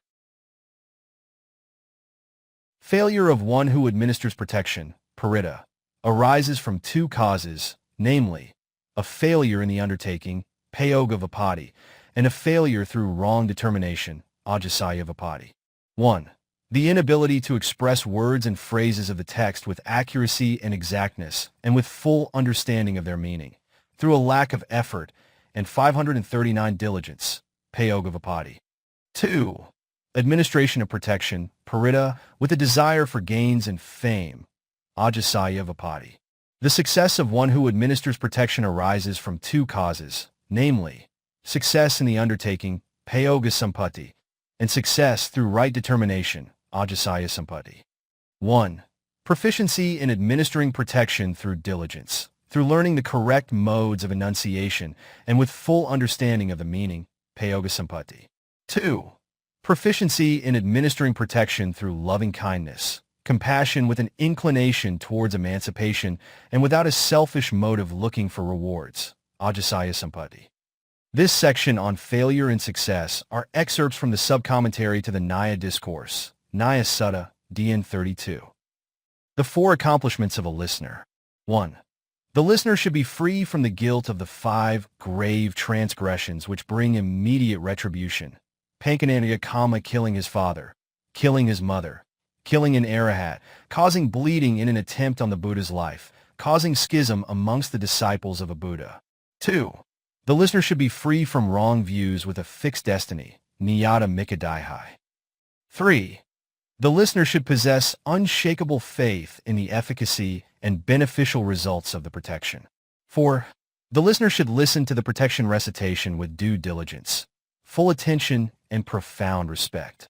These are the qualifications which should be possessed by a listener to the protection recitations, Paritta. In the questions to Milinda, Milinda Panha. In the chapters on the question about the ram, Mika Panha, and the question on becoming free from the snare, Pasamudi Panha.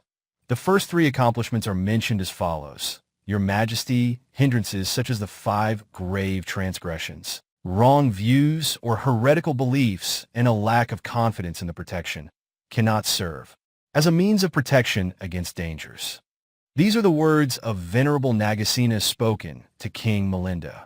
In view of this, It must be concluded that only those who are free from the three hindrances stand to enjoy the benefit of the protection.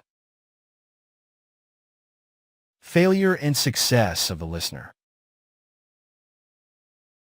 The failure of one who listens to the protection arises from two causes, namely, a failure in the undertaking, payogavapati, and a failure through wrong determination, ajasayavapati. 1. Failure to listen to the protection recitation with due respect, raising the palms together, with one's mind fixed on the protection without any distractions, through lack of diligence and effort, payogavapati. 2. Listening to the protection half-heartedly, without confidence in the efficacy and the beneficial result of the protection. Listening to the protection just to oblige and please the person who invites one to the protection ceremony, ajasayavapati. Success of one who listens to the protection arises from two causes, namely, success in the undertaking, payoga sampati, and success through right determination, ajasaya sampati. 1. Making the necessary effort in listening to the protection recitation by raising the hands with palms together, having profound respect, and with one's mind fixed on the protection without any distractions, payoga sampati. 2. Listening to the protection wholeheartedly, with full confidence in the efficacy and beneficial result of listening to the protection, not just to oblige and please the person who invites one to listen to the protection, but with wholesome desire to gain merit, ajasaya sampati. Listeners of the protection, parita, should abandon the two factors of failure as mentioned above and strive to be accomplished in the two successes, so as to secure the true benefit of protection from impending dangers. Just as the protection reciter has to abandon the two factors of failure and become accomplished in the two factors of success, so also the listener has to do likewise. Protection discourses that possess unique power. 1. That the discourse about the treasures, Ratana Sutta, KHB 6, S&P 2.1, is possessed of a power which extends over 1,000 billion world elements. It has brought about the realization of the paths and fruitions and the attainment of Nibbana by 588,000 humans, Devas and Brahmas. It is therefore a ward, rune, or protection, parita, of great authority or influence. 2. The Discourse on the Blessings, Magala Sutta, KHB 5, S&P 2.4, is also possessed of a power which extends over 1,000 billion world elements. An innumerable number of humans, Devas and Brahmas have realized the paths and fruitions and attained Nibbana through listening to this discourse. 3. The Discourse on Friendliness Meditation, Metta Sutta or Kari Metta Sutta, KHB 9, S&P 1.8, is a well-known discourse of great power. Its authority extends over 1,000 billion world elements. It had helped forest-dwelling monastics become Arahats through extinction of the pollutants asava. By assiduously and fully cultivating the moral instructions laid down in this discourse, one can assuredly gain the path to emancipation. It is also a powerful protection, parita. 4. The discourse about the constituents of mind and body, Khanda Sutta and 4:67, is another powerful discourse, the authority of which extends over 1,000 billion world elements. It has the power to ward off dangers from various poisons at all times. This discourse contains certain portions that describe the virtues and glories of the Buddha, the Dhamma and the Sangha, and also the good effects of loving kindness, metta. Thus it is a powerful protection, parita, which can bring about unique beneficial results. 5. The discourse about the top of a banner, Dijagga Sutta, SN 11:3, is also a discourse of great power which extends over 1,000 billion world elements. The contemplation of the virtues of the Buddha, the Dhamma, and the Sangha extolled in this discourse is a means to strengthen one's intellectual power, to enjoy celestial bliss for 3,000 eons, to be reborn as Saccaka for 80 times, as a universal monarch for 1,000 times, as an ordinary king or emperor for a countless number of times, to be always rich and prosperous in every existence, when the property he possesses cannot be lost, stolen, or destroyed. For 100,000 eons, he would not be reborn in the plains of woe, nor would he be disturbed or shaken through fright, which causes the hair to stand on end and goose flesh to appear. Such is the immense power of this discourse, which will ultimately lead one to awakening. 6. The Discourses on the Factors of Awakening, Bojjhanga Sutta, SN 46:14-16. Wield great authority, which extends over 1,000 billion world elements, possessing the power to ward off danger and ailments. A complete cultivation of the 7 factors of awakening contained in this discourse leads to nibbana in this very life through realization of the paths and fruitions. 7. The Nyaya Discourse, Nyaya Sutta, DN 32, was originally composed by the 4 great kings, Kata Maharajika, having gathered together in the celestial city of Awithmakron. They first paid homage to the 7 Buddhas, praising their virtues and attributes. They then composed this discourse and made a proclamation. Those unruly wild celestial beings, such as yakas, who are not amenable to the instructions of the Buddha, nor to the code of conduct laid down by ourselves, will be punished according to the celestial laws. The guardian devas then went to the Buddha, accompanied by a great number of celestial guards and troops, and presented to him this powerful discourse, which they had 541 composed. The Buddha taught this discourse to the monastics, which thus became a powerful, authoritative, protective word rune, or protection, paritta. The relevant commentary lays down the method of administering the protection as follows. In the case of those possessed by demons, pitas, and unruly beings, the Nyaya Discourse, Nyaya Sutta, should not be administered initially. For 7 days continuously, the Discourse on Friendliness Meditation, Metta Sutta, the Discourse through the top of a banner, Dhajjhaga Sutta, and the Discourse about the treasures, Ratana Sutta, should be recited first. Should the possessed person become normal after these recitations, there is no need for administering the Nyaya Discourse, Nyaya Sutta. Only when the desired result is not achieved after reciting continuously for 7 days of the first 3 discourses should the Nyaya Discourse, Nyaya Sutta, be recited. The monastic who recites the Nyaya Discourse, Nyaya Sutta, should not eat cakes made of flour, meat, and fish, nor should he reside in a cemetery. This is because if such a monastic eats flour cakes, meat, or fish, or resides in a cemetery, he is liable to be possessed by evil spirits. The place chosen for recitation of the protection should be kept clean and tidy and besmeared with turmeric powder. The monastic who would administer the protection should be conducted from the monastery to the house, surrounded by a security guard of men armed with bows and arrows, shields, swords, and spears. The monastic should not recite the protection in the open. The gate door, windows, and doors of the house should be securely closed, and the monastic should sit down closely surrounded by the armed guard. Then, with a heart full of loving kindness, he should administer the protection according to the following guidelines. It is essential that the afflicted person should be first established in morality, sila, by observance of the precepts, and then this is followed by the recitation of the protection.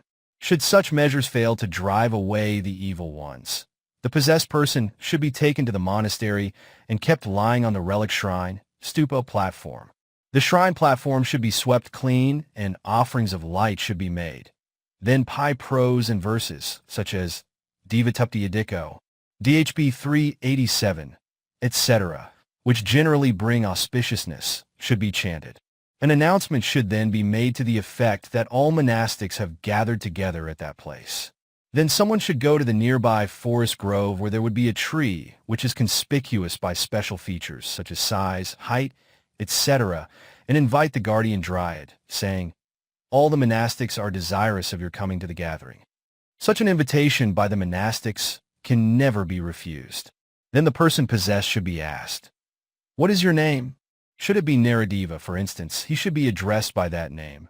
Naradeva, you have been given a share of merits gained from provision of accommodation to the Sangha, the share of merits gained from the offerings of scents and flowers, from the offering of meals to the Sangha. The monastics have also recited auspicious discourses, such as the Discourse on the Blessings, Magala Sutta, as a gift of Dhamma to you. So out of consideration for these deeds of kindness and out of respect to the Sangha, we pray that you release this patient. Should such measures fail to secure the release of the demoniacal possession, the situation should be made known to the benevolent devas. Good devas, You are fully aware that this unruly evil spirit does not take notice of our request made with loving kindness. We have no alternative but to have recourse and invoke the authority of the Buddha. So saying the Nyaya Discourse, Nyaya Sutta, should be recited. The above method is applicable only to lay people. For the monastic who is possessed by demons, pitas, and unruly beings, his room should be swept clean and made tidy. Then all the Sangha should be invited to assemble there.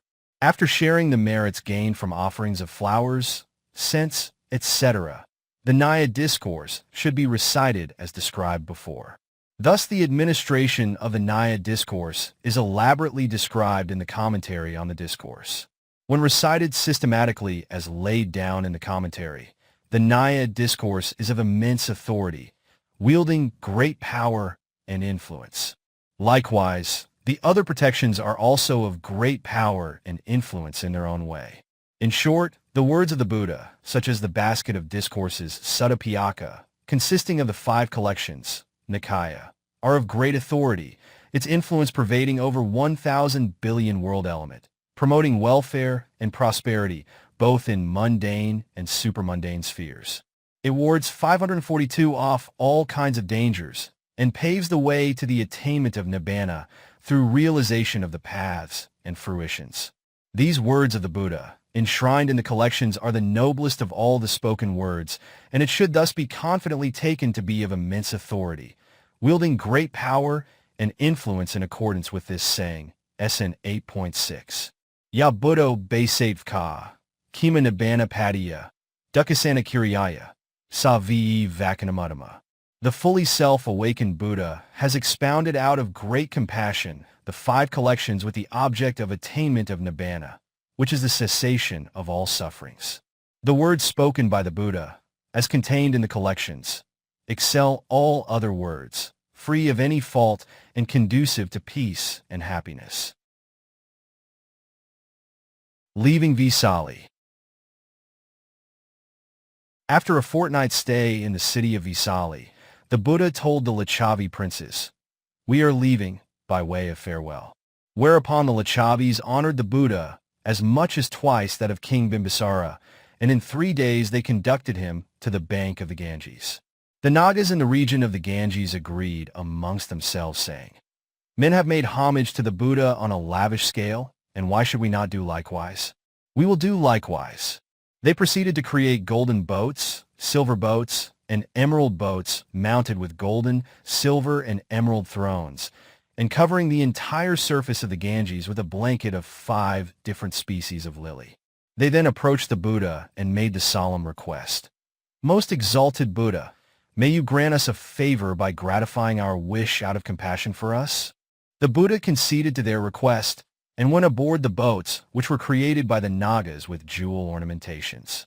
Each of the 500 monastics also occupied a jeweled boat.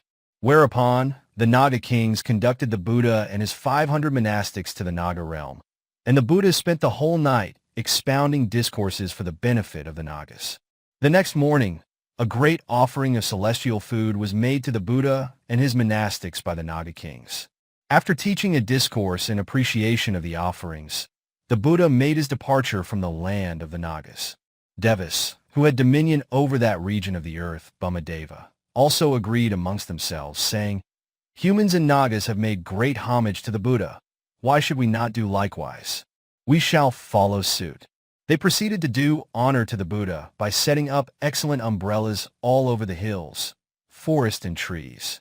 In this manner, similar offerings were made right up to the Brahma realm of Akanaha. King Bimbisara, making great homage twice as much as that of the Lichavis, conducted the Buddha and his monastics to Vivana Monastery, Rajagaha, making the whole journey as before in 5 days. The life of the Bodhisattva Saccaka. After the arrival of the Buddha at Vivana Monastery, the monastics assembled at the main hall in the afternoon to discuss matters relating to meditation. Their discussion was often interrupted by conversations such as, "The glories of the Buddha are really wonderful. The stretch of land on this side of the Ganges is 5 leagues, and on the other side of the Ganges it is 3 leagues, a total of 8 leagues. The surface of the land on both sides was without bumps or hollows at any place. It had an even surface all over and was strewn with white sand and flowers. The surface of the river Ganges, with a width of 1 league, was covered by a blanket of 5 hued species of flowers. The whole region was decorated with white umbrellas right up to the Abhidhamma realm. Their discussion on meditation was often interrupted by such words of praise in honor of the Buddha. Aware of what was happening, the Buddha left the Synod chamber and went to the assembly hall. He sat on the reserved seat. He then asked the monastics, "Monastics, what is the subject of your discussion at this moment?" When it was explained what it was, he said, "Such a wonderful manner of paying respects is not attributable to my glories as a Buddha, nor to the powers of the Nagas, Devas, and Brahmas. It should be attributed to the beneficial results which accrue from a small deed of mine done in the past." When the Buddha had given such a hint, the monastics approached him with the request, "Most exalted Buddha, we do not have any knowledge of that small deed of generosity done in the past. Most exalted Buddha, we pray that we may be enlightened so as to know about it fully." The Buddha, thereupon, proceeded, "Monastics, what happened in the past was this. There was a Brahmin in the city of Takasila by the name of Saccaka. He had a son named Susama, who was 16 years old. One day, Susama approached his father with great respect, and his father asked him, 'My dear son, what is the matter with you?'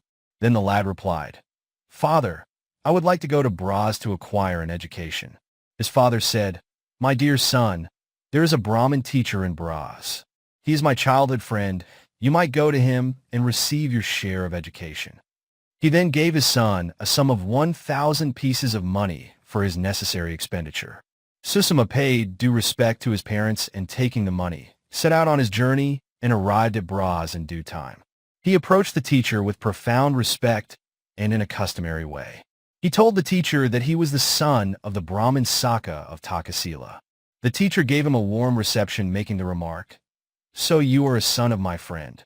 After a moment of rest, Susama went again to the Brahmin, and placing the sum of money at his feet, requested him for permission to acquire education under his care. The permission was willingly granted. He took pains in learning, so that in a very short time he added everything to the fount of his knowledge, just like the precious grease of lions is retained in a gold cup for the sake of security. As he was endowed with the perfections, parami, he completed the full course of learning in a few months instead of the 12 years an average pupil would have to spend.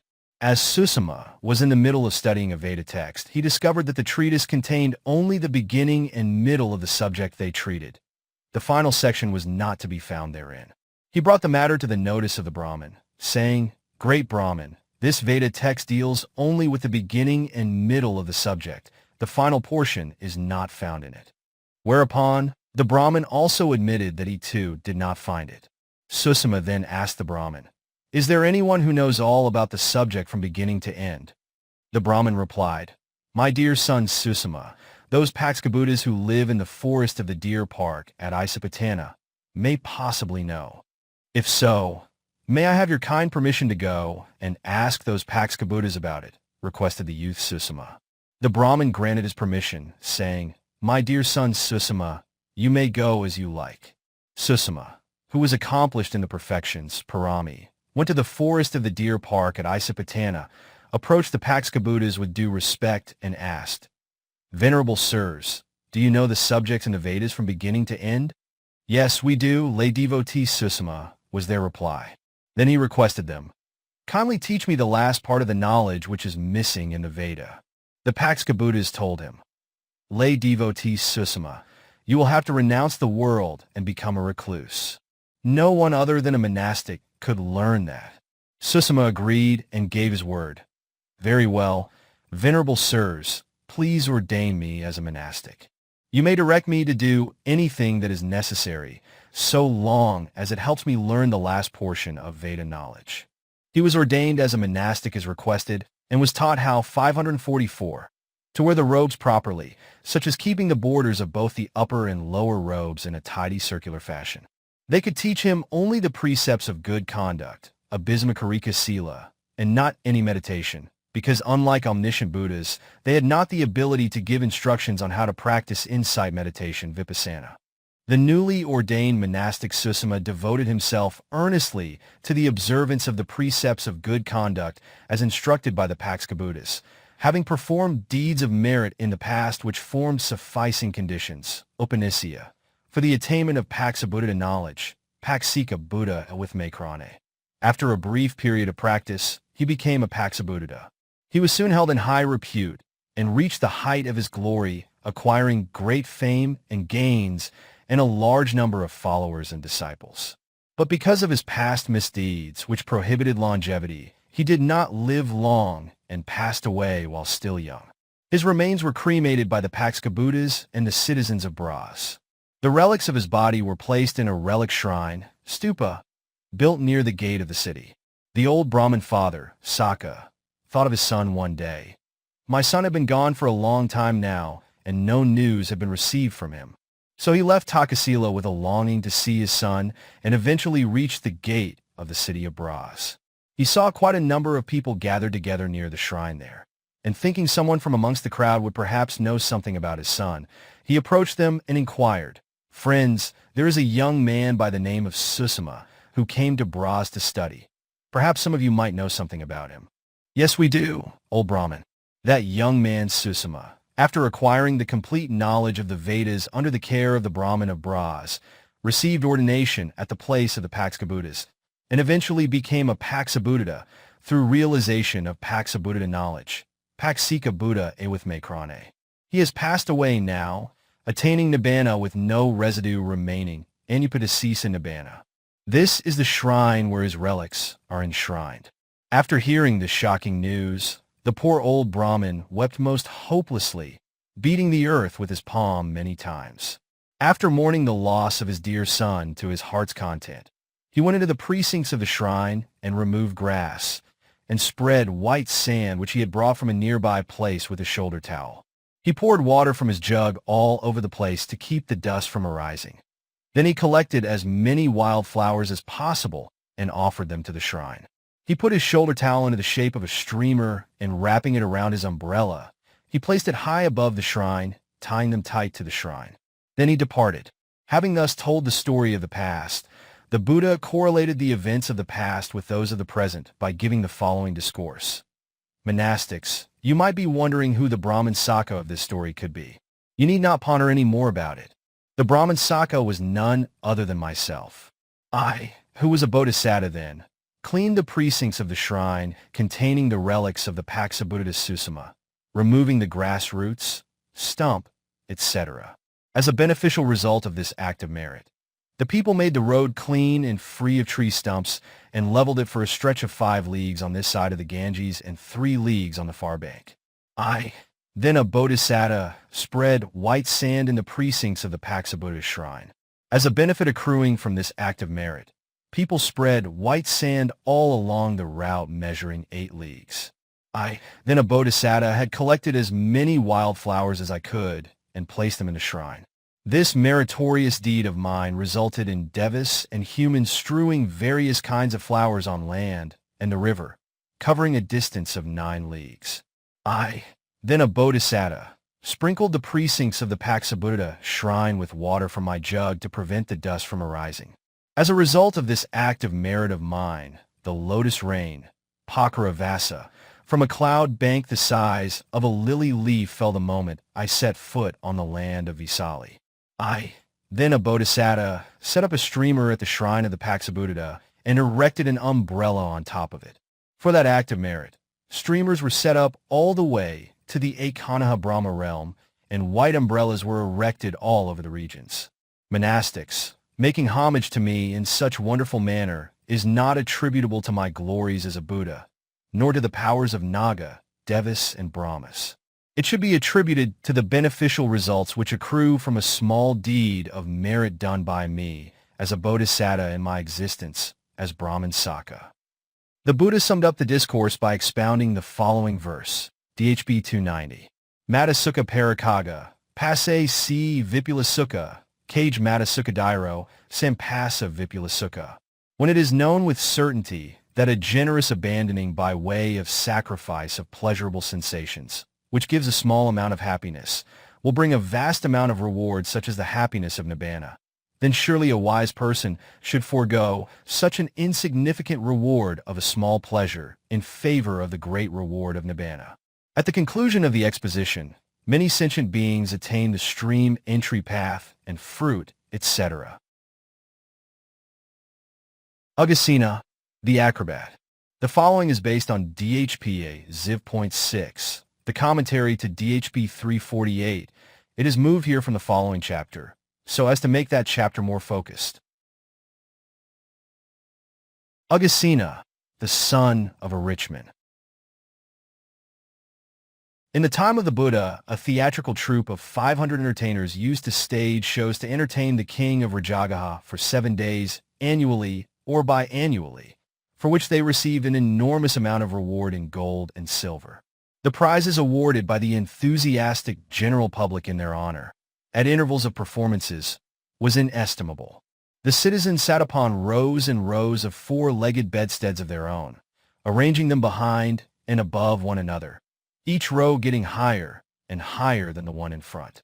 Their shows usually started with the appearance on the stage of a young actress, the daughter of the troupe's leading acrobat. She displayed her skill in acrobatics in various styles on a string of bamboos at a certain height from the ground. She moved from end to end gently and steadily, as she danced and sang with a pleasant voice. Amongst the audience was a youth named Aggidatta, the son of a rich man. He was enjoying the show together with a friend. He gazed attentively at the impressive performer displaying her acrobatic skill in different postures and styles, softly bending, raising, stretching her delicate hands and feet.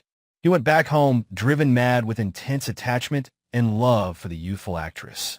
On arriving home, he threw himself down on bed, saying, "I will live only if I can have her, or else I will die on this bed," and sentimentally went on hunger strike. His parents asked him, "Dear son, what ails you?" "Dear mother and father, I will live only if I win the hand of the actress whom I have seen performing in the precincts of the royal palace. If not, I will die on this bedstead," was his frank, blunt reply. His parents consoled him by saying, "Dear son, don't get so sentimental. We will find a fair lady suitable for you from amongst our own clansmen of wealthy status." But Aggidatta was not moved by the pleadings of his parents, but reiterated his wish, as before, without any change, and persisted in lying on his bed. Aggidatta's father made several attempts to persuade his son to change his mind, talking to him privately with soothing words, but to no avail.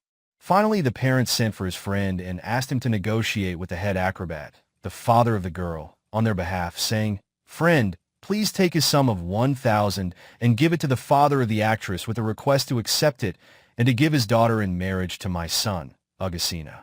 The head acrobat's reply to the messenger's request was, "I am not prepared to accept the money in exchange for my daughter.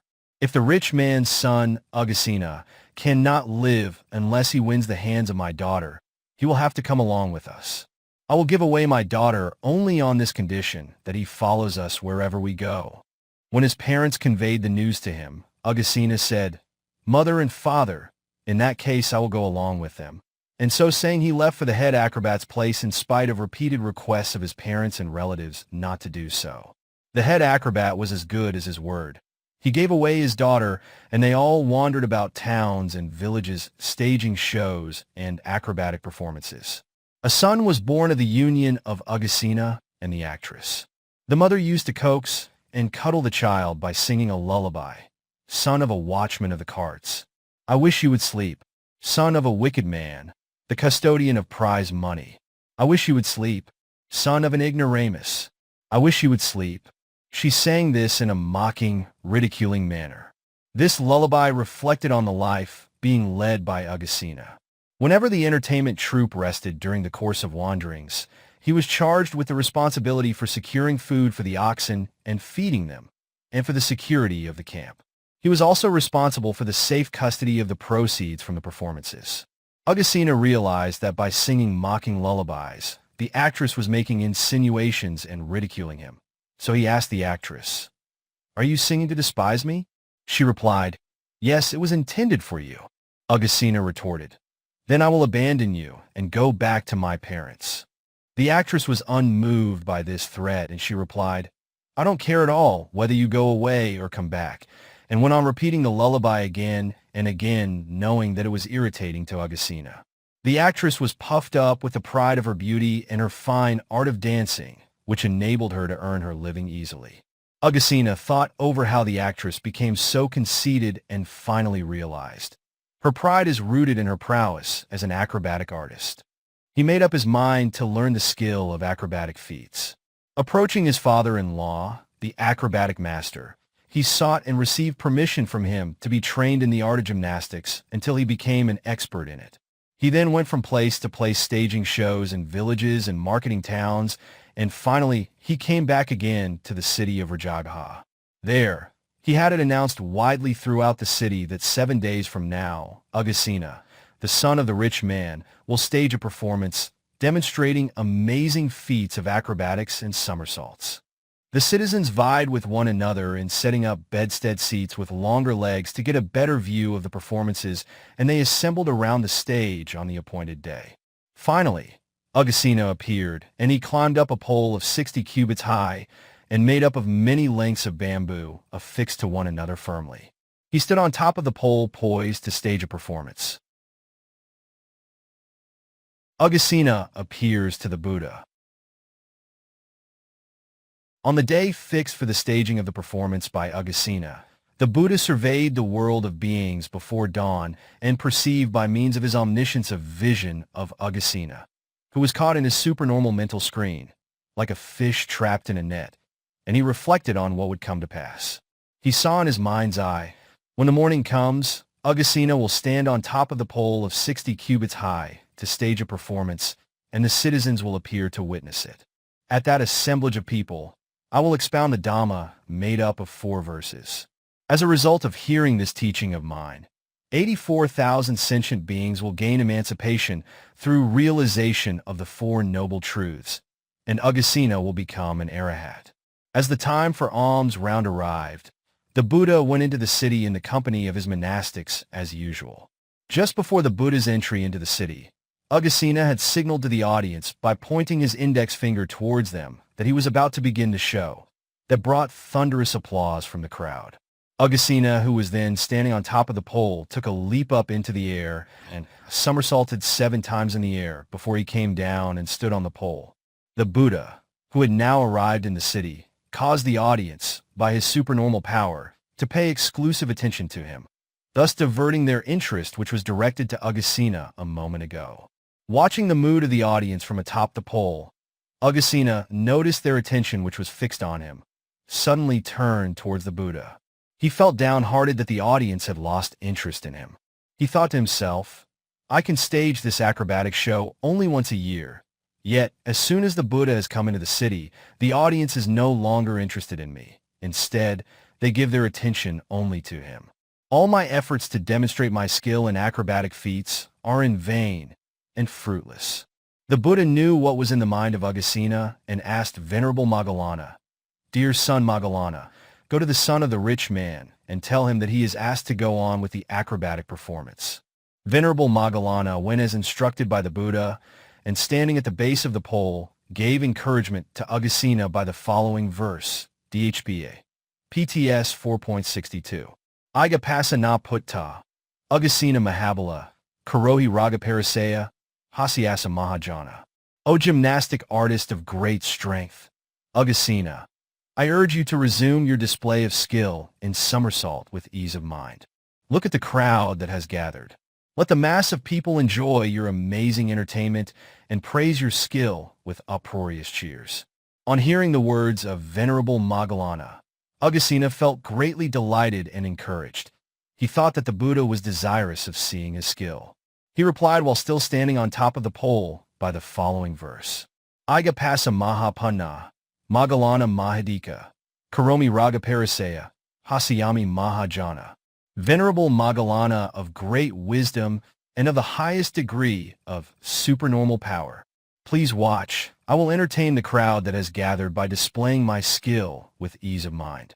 I will perform such an amazing feat that the audience will give enthusiastic cheers and praise uproariously. So saying, he threw himself up into the air and made 14 complete rounds of somersault before coming down on his feet on top of the bamboo pole. Exhortation by the Buddha.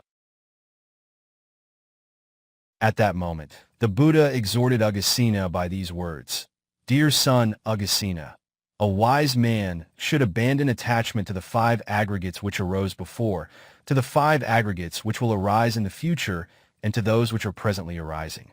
Not clinging to the 5 aggregates, he should strive for the release from the suffering of birth, the suffering of aging, the suffering of death."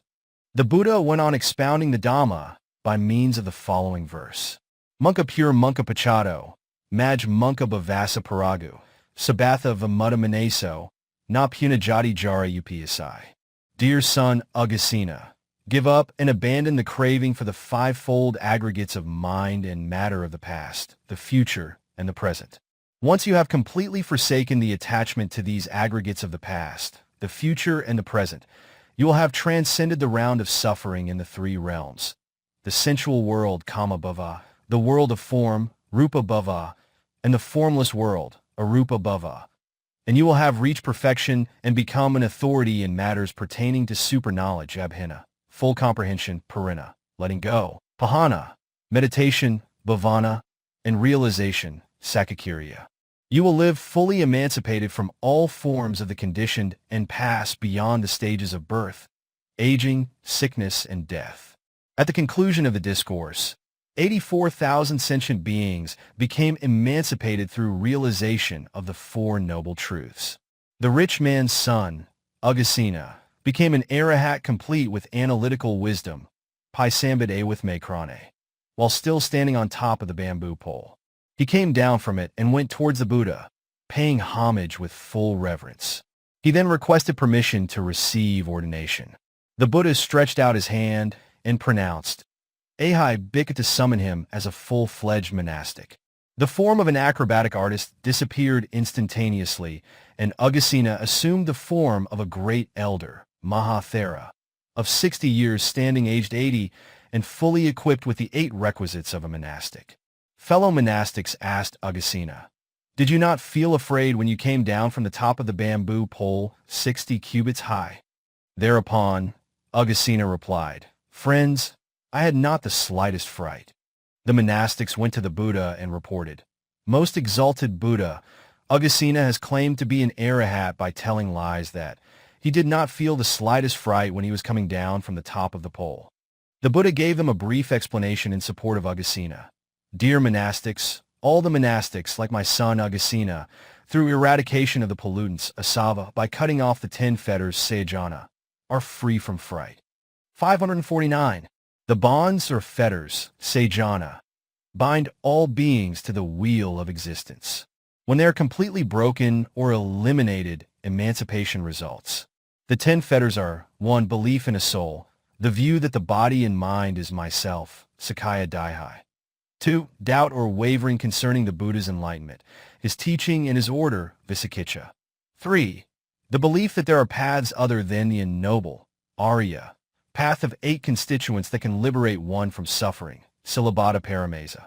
4. Sensual desire, sensuous passion, Kamaraga. 5. Ill will, Paiga. 6. Craving for existence in the fine material, Brahma, realms, Rupa, Raga. 7. Craving for existence in the formless Brahma realms, Arupa Raga. 8. Pride, awareness of superiority or inferiority, Mana. 9. Restlessness, agitation, mental unrest, Adhaka. 10. Ignorance, lack of real or correct knowledge as to the nature of existence, as to the 4 noble truths, Avijja. It is the main root of suffering and of rebirth. The Buddha then expounded the following verse, which is included in the chapter about Brahmins, Brahmavagga, of the Dhamma verses, Dhammapada, DHB 397. Sabasayajana Chetva, Yo ve na paradisati, Saggaka Visayuta, Tam, Aha Brahmi Brahma. Monastics, a monastic who has become an Arahat through eradication of the pollutants, asava, has indeed cut off the 10 long fetters by the sword of the Arahat path, Arahata Magga. He cannot therefore be moved or startled by fright which has its origin in greed, lobha. I praise and proclaim such an Arahat who has overcome the 7 kinds of clinging, saga sensuous passion, ill will, conceit, wrong view, moral defilement, physical, verbal, and mental misdeeds, and who has nothing more to do with 4 ties, yoga, sensuality, kama, continuation, bhava, views, daiha, and ignorance, savija, as a truly noble, pure person, a Brahmin, who has done away with all kinds of evil. A large multitude of people attained stream entry, Sotapati Magga, and so on, at the conclusion of the discourse. Aggasena's past deeds. One day, monastics were assembled again in the main hall and were discussing the mode of Aggasena's attainment to awakening. Friends, one wonders, in the first place, how a person such as Venerable Aggasena, who was predestined to become an Arahat, got entangled through an actress with a troupe of acrobatic performers, following them wherever they wandered. And in the second place, what was the cause of the powerful sufficing condition for attainment of awakening? The Buddha went to the main hall and asked, "Monastics, what is the subject of your discussion?" When they explained what the subject of their discussion was, he explained to them briefly thus: "Monastics, Aggasena himself was the cause of these 2 events, the one that entailed his engagement with the dancing troupe and the other that resulted in his attainment to awakening." He then went on to relate the full account as follows. Long, long ago, when a relic shrine, stupa, was built to enshrine the relics of Buddha Kassapa, men and women of Braj went in large numbers to the shrine site to contribute the necessary labor, carrying plenty of food in their carts. On the way, they met a great elder, Mahathera, entering the city on his alms round. At that time, one woman noticed the great elder and told her husband, "My dear lord, the elder is receiving food on his rounds. Please go and bring his bowl so that we may offer something to him. We have brought along in the cart plenty of food." The man went and fetched the bowl from the monastic, and after filling it with hard and soft food to its brim, they returned it to the great elder, and both the husband and wife declared their wish. "Revered great elder, for this deed of merit, may both of us be blessed with a share of the supermundane knowledge which you have realized." The recipient of their gift food was not an ordinary monastic. He happened to be an Arahat devoid of the taint of pollutants, asava. He foresaw, by means of his knowledge of the future, Anāthapiṇḍika with Makrane, that their wishes would be fulfilled, and so he smiled happily. The woman caught a glimpse of it, and she muttered, "My dear lord, the venerable who received our offering might be an actor." The husband also agreed, saying, "Yes, he might be an actor." They then departed from that place. This then was the deed the husband and wife had done in the past. The couple lived to the end of their lifespan in that existence and were reborn in the realm of the Devas. After enjoying the life of Devas, the wife was born as the daughter of the leading acrobatic performer in her present and last existence. The husband was born as the son of a rich man in the last stage of his existence, by the name of Aggasena. Although born as a son of a rich man, he had to accompany the dancing troupe in their wanderings, for the demeritorious deed of agreeing. Yes, he might be an actor, to his wife in a past existence, but for the good deed of offering food to an Arahat, in pure piety and devotional faith, he became an Arahat. When Aggasena became an Arahat and became a summoned monastic, his wife, the young actress, thought to herself, awakened by the meritorious deed in her past, "Whatever level of intelligence possessed by my husband, my level of intelligence should also be the same as his." Reasoning in this way, she approached the female monastics and received ordination from them. Then devoting herself to the practice of Dhamma, in due course she also became an Arahat, having eradicated all the pollutants, asava.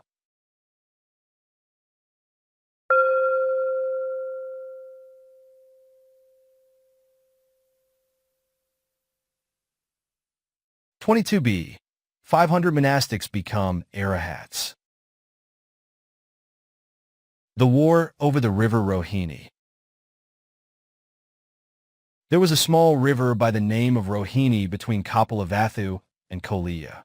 The 2 kingdoms took turns in harmony to water their respective arable lands by controlling the flow of the channel with a single dam. The level of the water in the channel was at its lowest in the month of June, Jiha, and the crops usually withered.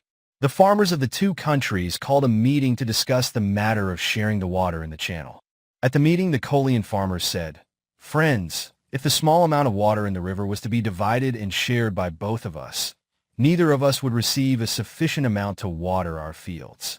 One more flood of water would suffice to bring maturity to our crops. We request you, therefore, to let us make use of this small amount of water." The farmers of Kapilavatthu also had their say in this manner. "Friends, we can't go from door to door of your houses carrying baskets with our purses filled with gold, silver, and precious jewels in search of paddy, in a dejected manner, while you all sit down with your minds at ease, having filled your granaries with paddy to their full capacities. Our early crops, too, are about to mature and need watering in the same manner as yours do." Heated arguments ensued, one side saying, "We are not going to yield," the other side retorting in the same words. The exchange of words eventually led to blows. A farmer on one side attacked a farmer from the other side, and the latter retaliated in a like manner.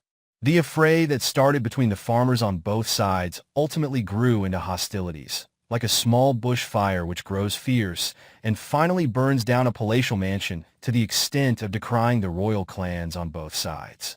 The Kolean farmers began the quarrel. "You have threatened us by placing your reliance on the royal clan of Kapilavatthu. The Kapilavatthu royal clan you depend upon behave like common dogs and jackals of the forest, making their own sisters their wives. What harm can their elephants, horses, and armor do to us?" The Kapilavatthu farmers retaliated in a no less acrimonious tone. "You threatened us by relying on your little lepers inflicted with horrible leprosy. The Kolean descendants on whom you lean on for support are themselves in a miserable plight ever since they were banished from the city and lived like animals in the hollow of kola trees. What harm can their elephants, horses, and armors do to us?" The farmers returned to their respective cities and reported the matter to the ministers of agriculture, who in turn brought the state of affairs to the notice of their chiefs. Consequently, the Saccayans of Kapilavatthu prepared to wage war on the Kaliyas and came out of the city, shouting the war cry, "The husbands of their own sisters will demonstrate their strength of arms." The rival royalties on the side of Kaliyas also prepared for war and came out, their war cry being, "Those taking shelters in the hollows of kola trees will display their strength of arms." At that time, the Buddha was residing in the Jetavana monastery of Savatthi. On the very day on which the two rival communities of Kapilavatthu and Kaliya were prepared to go to the battlefield, he surveyed the world early at dawn and perceived that a bloody battle was imminent between the two opposing sides that very evening. He further perceived that he would be able to avert the war by going to the scene of hostilities and expounding 3 birth stories. Jataka, the birth story about the flame of the forest tree. Fandana Jataka, Ja 475, the birth story about the jackal's roar. Dadara Jataka, Ja 172, and the birth story about the quail, Laukika Jataka, Ja 357. This would bring about peace, after which he will have to teach the birth stories about the way of trees, Rukadama Jataka, Ja 74, and the birth story about the quail, Vaka Jataka, Ja 33, aka the birth story about being in agreement, Samadamana Jataka, Ja 33, and lastly, followed by the discourse about taking up weapons, Adidas Sutta, S&P 4.15, to bring home the benefits of unity and harmony. Having heard the discourses, the Saccayans and Koleans will each give him 250 youths to enter the saga. I will ordain them as monastics, and it will culminate in the convening of the great assembly, Mahasamaya. Having perceived this, the Buddha decided to go to the place of hostilities and save the warring kinsmen from mutual destruction. He went early for the usual round of receiving alms food and stayed the whole day in the Senate chamber. Towards evening, he left the chamber for the scene of strife all alone, carrying the double robe and alms bowl himself, without informing anyone. On arrival at the spot, he sat cross-legged in the sky in the middle of the rival groups and caused a dark blue radiance to be emitted from his hair so that darkness prevailed all over, although the sun had not yet set. This was meant to cause contrition in the heart of the warring factions. While all the people were greatly frightened by the strange phenomenon, the Buddha, sending out a 6-colored radiance from his body, manifested himself to them. When members of the Sakyan clan saw the Buddha, they began to contemplate thus: "The Buddha has come. He is of our own blood. Perhaps he has knowledge of our strife." They discussed among themselves and decided, "It is not right and proper for us to let our weapons fall upon the bodies of others in the presence of the Buddha. Let Kolians kill us or take us captives, should they desire to do so." By mutual consent, they abandoned all their weapons and sat down respectfully paying homage to the Buddha. The Kolians also arrived at the same decision amongst themselves. They too abandoned their weapons and sat down paying obeisance to the Buddha, who then descended from the sky and sat on a reserved seat on the delightful sandy plain, with all the grace and glory of a Buddha. The Buddha's teaching. The Buddha knowingly asked, "Why have you all come to this place?" The kings of both countries replied, "Most exalted Buddha, we have not come just to see the river, nor to sport in the river. As a matter of fact, we have come to wage war upon one another on this sandy plain." The Buddha again asked, "Your Royal Highnesses, what is the actual cause of your strife?" Then they replied, "The water of this Rohini stream is the cause of it." The Buddha then asked, "Your Royal Highnesses, what is the value of the water of this Rohini stream?" They replied, "Exalted Buddha, it is of small value." The Buddha asked an additional question, "What is the value of the earth?" "Its value is limitless," was the reply. Whereupon, the Buddha made this direct question, "How would you evaluate the nobility?" They replied, "The value of the nobility is unlimited." The Buddha then made this address, "Your Royal Highnesses, for some water of this Rohini channel that is of small value, why do you wish to destroy the priceless nobility by fighting one another? Not the slightest amount of pleasure could be found in worthless conflicts and wasteful strifes. Your Royal Highnesses, there was a glaring instance where the seed of enmity, sown by a tree deva and bear, remained potent throughout the auspicious Bada world element."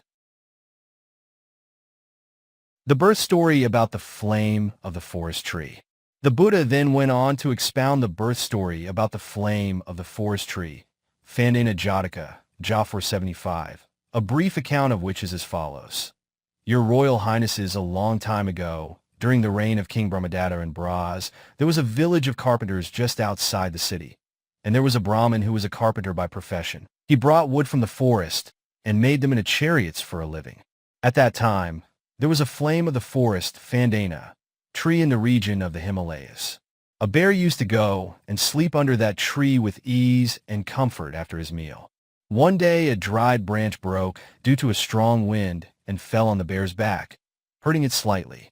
The bear ran away through fright, but soon returned to seek out the cause of his injury. He did not see his enemy, so he thought to himself, "There is no wild beast such as a lion, leopard, or tiger around here to harm me, and there can't be anyone except the tree deva who might be jealous of my sleeping under the tree to cause me harm. I will surely have my revenge on him." Thus making a mountain out of a molehill, the bear hit the tree and scratched it with its paws, saying, "I have not eaten your leaves, nor broken your branches. You don't show spite towards other animals taking rest under the tree, but you are jealous of me. What fault is there? You just wait for 2 or 3 days, and I will uproot your tree and cut it into pieces." Having threatened the tree deva, the bear stayed in the neighborhood, looking for a person capable of causing damage to the tree. A Brahmin carpenter, accompanied by a few hands, went into the forest in a small vehicle in search of wood for the construction of chariots. They left the vehicle in a certain place and went into the forest with hatchets and choppers. They went round looking for the right type of wood and eventually came near the flame of the forest tree. When the bear saw the Brahmin carpenter, it thought, "Today I shall have my retaliation against my enemy," and he went and stood at the base of the tree. As the carpenter passed by the tree, the bear seized the opportunity of addressing him thus: "My dear man, you have come into the forest with a hatchet in your hand. Tell me frankly which tree you have in mind to cut down." When the carpenter heard the words of the bear, he uttered in amazement, "Dear boys, it is strange indeed that a bear speaks the language of the humans, a thing I have hitherto never seen or heard. He thought to himself then, such a bear speaking the human language would know the kind of wood suitable for making chariots. And so he asked the bear, "Dear Bear King, you have wandered all over, up the hills and down the valleys. Please tell me honestly which kind of wood is most suitable for the construction of chariots?"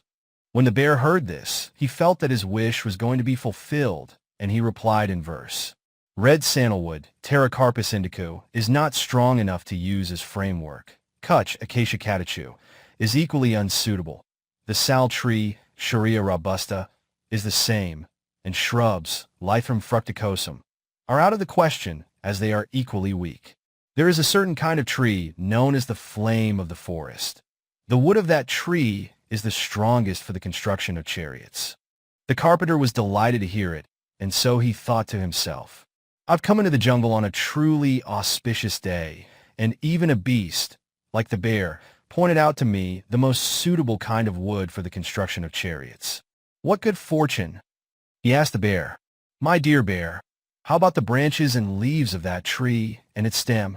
Dear good friend, please tell me everything so that I know all about that tree." The bear gave his reply in 2 verses. "My dear friend Brahmin, there is a certain tree whose branches and twigs bend downwards and hang down. They are pliant, durable, and strong. I am now standing at the base of that tree. It is called the flame of the forest. Its wood is the right stuff for making the circumference of wheels, axles, shafts, and all other components of a chariot." After uttering these 2 verses, the bear made off with a happy mind to some other place suitable for seeking his prey. Then the carpenter started to make arrangements for cutting down the tree. The guardian spirit of the tree thought, "Although I had not thrown down anything on his back, the bear has been harboring a grudge against me and has sown the seed of enmity for nothing. He has now plotted to cause the destruction of my habitation. With the destruction of my dwelling, I am certain to be destroyed too. I shall have to bring about his destruction with a ruse." He then transformed himself into the form of a human laborer, and approaching the carpenter asked him, "Man, you have got a beautiful tree. What do you intend to do once you have cut it into wood?" The carpenter replied, "I will make it into a chariot frame." "Who has told you that the wood of this tree is good for making chariots?" queried the tree deva. "A bear told me so," was the reply. The tree deva said, "That's good. The bear has given you a good advice. Indeed, the chariot you are going to make, according to the advice of the bear, should turn out to be a fine-looking one. I too should like to give you a suggestion. That is, strengthen your chariot framework with a girdle of bear's skin, removed from round its neck. This will make it stronger than if it were secured with tin plates, and increase your income from the chariots." When asked by the carpenter, "My dear man, from where can I get the bear's skin?" the tree deva said, "Man, are you still a young boy not to know that the tree is inanimate? It will remain here and will not run away. Just hurry after the bear who has told you about the tree and ask him by showing great respect, 'My lord, which part of the tree you have shown me should be cut?' and persuade him to come back to the tree. Then, suspecting nothing, he would point out with his long, stretched-out snout, 'Cut here, cut here.' At that moment, you can cut him down with a sharp axe and put him to death. Then strip him of his leather, eat his flesh, and attend to the business of cutting down the tree." Thus the seed of enmity was sown. On hearing the guardian spirit of the tree, the Brahmin carpenter expressed his feeling of delight in these words, "How marvelous! This is an auspicious day for me." He returned home after killing the bear and cutting down the tree. The Buddha concluded his discourse by expounding the following verses in order to exhort and instruct the feuding kinsman. "Ikseva fandano isa, isokapana fandana annam a vivdena, annama nama jihashtayu." Your Royal Highnesses, in this manner, the tree deva quarreled with the bear, and the bear in turn disputed with the tree deva. Their animosity finally led to the destruction of both. Afam manishna, fifto yota jati, maira naka nakonti, yota isha fondon. Your Royal Highnesses, when people fight against one another, they do so like the bear and the tree deva in the manner of a dancing peacock. Just as a peacock could not dance without exposing the private parts of his body, so the people fighting one another are not capable of concealing what is to be concealed. This is a reference to the derogatory remarks concerning the origin of the Sakyans and the Kolians made by the warring factions. Davovatmi bhadavo, Ivanteta samgat samodata vivadatta hota isafandan. Your Royal Highnesses, may you always be blessed with glory and graciousness. You who have gathered together on the banks of Rohini, I exhort you to act after the manner of the waters of the two rivers, Ganges and Yamuna, harmoniously mixing together with loving kindness. Avoid fighting one another and caused mutual destruction. Do not follow the example of the bear and the tree deva. Smagim eva sikakafeta, budeketa pasasita smagdrato damaho, ogakakahemna dasati. Your Royal Highnesses, strive only for unity. Every Buddha has praised the virtues of unity. He who delights in harmonious living, established in the 10 modes of good conduct, Sukharita, is bound to achieve nothing less than the happiness of Nibbana, the end of all ties, yoga, which yoke one to rebirth. The two rival factions of the Sakyans and Kolians were amicably reunited after hearing the discourse of the Buddha. In winding up the discourse, the Buddha revealed that he was the chief guardian deity of the whole forest who had personal knowledge of the conflict between the bear and the tree deva. The birth story about the jackal's roar. The Buddha then went on by giving exhortation to the assembled crowd. Your Royal Highnesses, do not believe what others say without giving careful consideration. All the quadrupeds of the Himalaya forest, which is 3 leagues in extent, were once about to plunge into the great ocean for trusting, without reason, the word of a hare that ran away screaming. The earth has crumbled. The earth has crumbled. You should never allow yourself to become a person who is taken in by what others say without careful consideration. With these introductory words, the Buddha gave the discourse on the birth story about the jackal's roar, Dadara Jataka, Ja 172.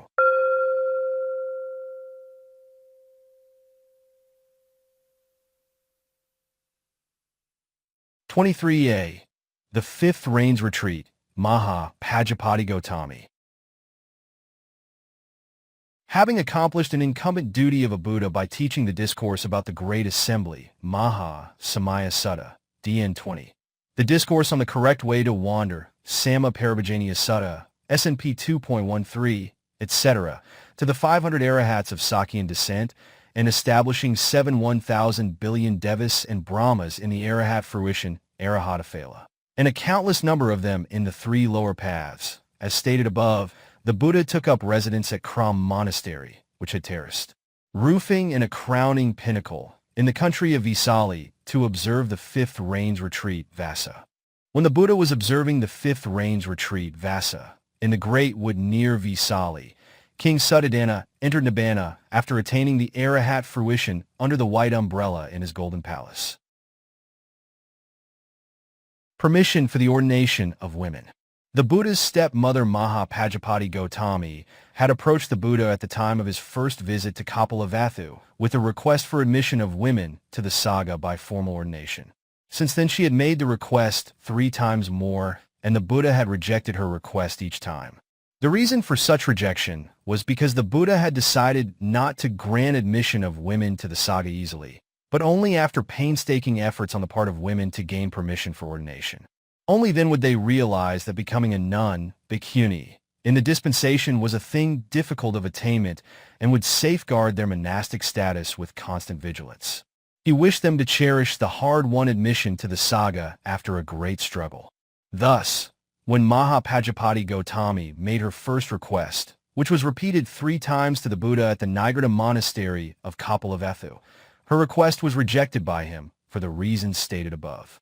At each attempt, she had to abandon hope and return to the royal palace. Now when the Buddha had taken up residence at Vesali to keep the Fifth Rains Retreat, Vassa, an opportunity presented itself for her to make another attempt.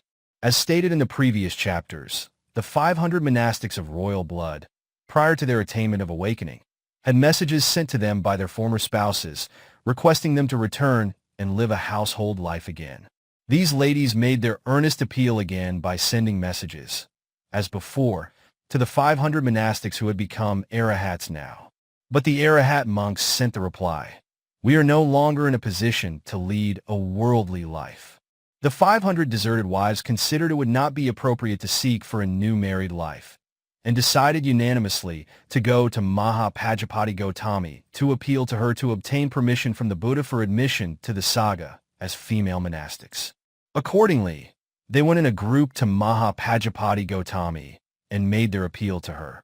Their request reminded her of her failure to obtain permission for women to receive ordination when the Buddha was in residence at Aggidatta Monastery on a previous occasion, and so she had a hairdresser shave their heads, including that of her own, and asked the ladies to wear dyed clothes and assume the form of female monastics while they were still in the royal palace. Then they made arrangements to set out all together for the great wood of Vesali, where the Buddha was then residing.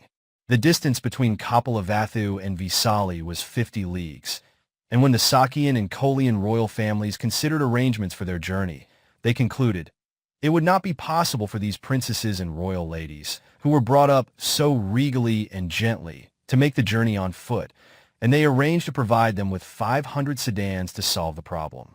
The 500 ladies agreed amongst themselves that such a mode of traveling might be tantamount to an act of disrespect to the Buddha, and they therefore made the journey of 50 leagues on foot. Royal families of both countries arranged for regular provision of food at every stop and a sufficient number of escorts for their security on the way to Vesali. Having made the difficult journey of 50 leagues, their delicate feet were swollen with calluses which rose and burst, looking as if they were covered with the seeds of the clearing nut Strychnus potatorum. All 500 fair ladies, headed by Mahapajapati Gautami, who arrived at Vesali with swollen feet, bodies besmeared with dirt and dust, with tears streaming down their cheeks, and in sore distress, stood in a group at the gate of the Kram monastery in the Great Wood. When Venerable Ananda noticed Mahapajapati Gautami in such a plight at the gate, he came to her and inquired, "Dear stepmother, why do you look so miserable? Have the royal relatives of the Sakyan and Kolian families met with tragedies and are ruined? Why are you in an unsightly appearance such as this, with swollen feet, and looking shabby, with a grief-stricken face, standing helplessly and weeping at the gate?" Whereupon Mahapajapati Gautami replied, "Venerable Ananda, we have been standing at the gate with tears in our eyes for failure to get the Buddha's permission for women to receive formal ordination, so that they might lead the life of female monastics in this dispensation." Ananda soothed her by saying a few words of encouragement. "Stepmother, if that is the case, I will go and approach the realized one for admission of women into the Sangha by formal ordination, so that they might lead the life of female monastics in this dispensation. Please remain at the gate until I come back." So saying, Venerable Ananda went to the Buddha and made this request. "Most exalted Buddha, stepmother Mahapajapati Gautami is standing at the gate with her feet swollen, her body covered with dirt and dust, her heart seared, tears streaming down her cheek, and in a miserable plight for failure to obtain permission for womenfolk to receive formal ordination, so that they might lead the life of female monastics within the dispensation, Sasana. May I pray solemnly that they be granted permission to receive formal ordination?" The Buddha said in response, "That is not a proper thing, dear Ananda, and I advise you not to be interested in the matter of admitting womenfolk into the order as female monastics."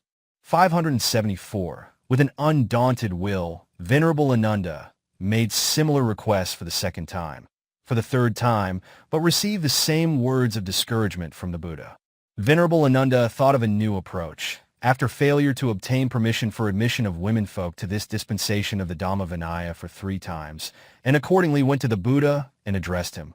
"Most exalted Buddha, could womenfolk become noble persons, Arya, ranging from the fruition stage of a stream inner, once returner, non-returner, and Arahat, by leading the life of female monastics within the framework of the Dhamma Vinaya?" Whereupon the Buddha replied, "Ananda, womenfolk could become noble persons ranging from the fruition stage of a stream inner, once returner, non-returner, and Arahat, by leading the life of female monastics within the framework of the Dhamma Vinaya. Most exalted Buddha, if womenfolk are capable of attaining the 4 stages of the attainment by way of their being female monastics within the framework of the Dhamma Vinaya, may I submit a case that is worthy of the realized one's sympathetic consideration in support of my request. Most exalted Buddha, Mahapajapati Gautami had rendered great service to you besides being your stepmother. She was responsible for feeding and nursing you and for your physical and mental well-being ever since the time of your birth. She used to tidy you up by showering you with scented water twice a day. Indeed, she was exclusively responsible for feeding you with the milk that flowed from her breast. Most exalted Buddha, I humbly pray for the favor of granting permission for womenfolk to receive ordination as female monastics within this framework of the Dhamma Vinaya. 8 Special Rules. The Buddha finally acceded to Venerable Ananda's entreaties, saying, Ananda, if Mahapajapati accepts the 8 special rules Garuddhamma, let such acceptance mean her admission to the Sangha. The 8 special rules are: 1.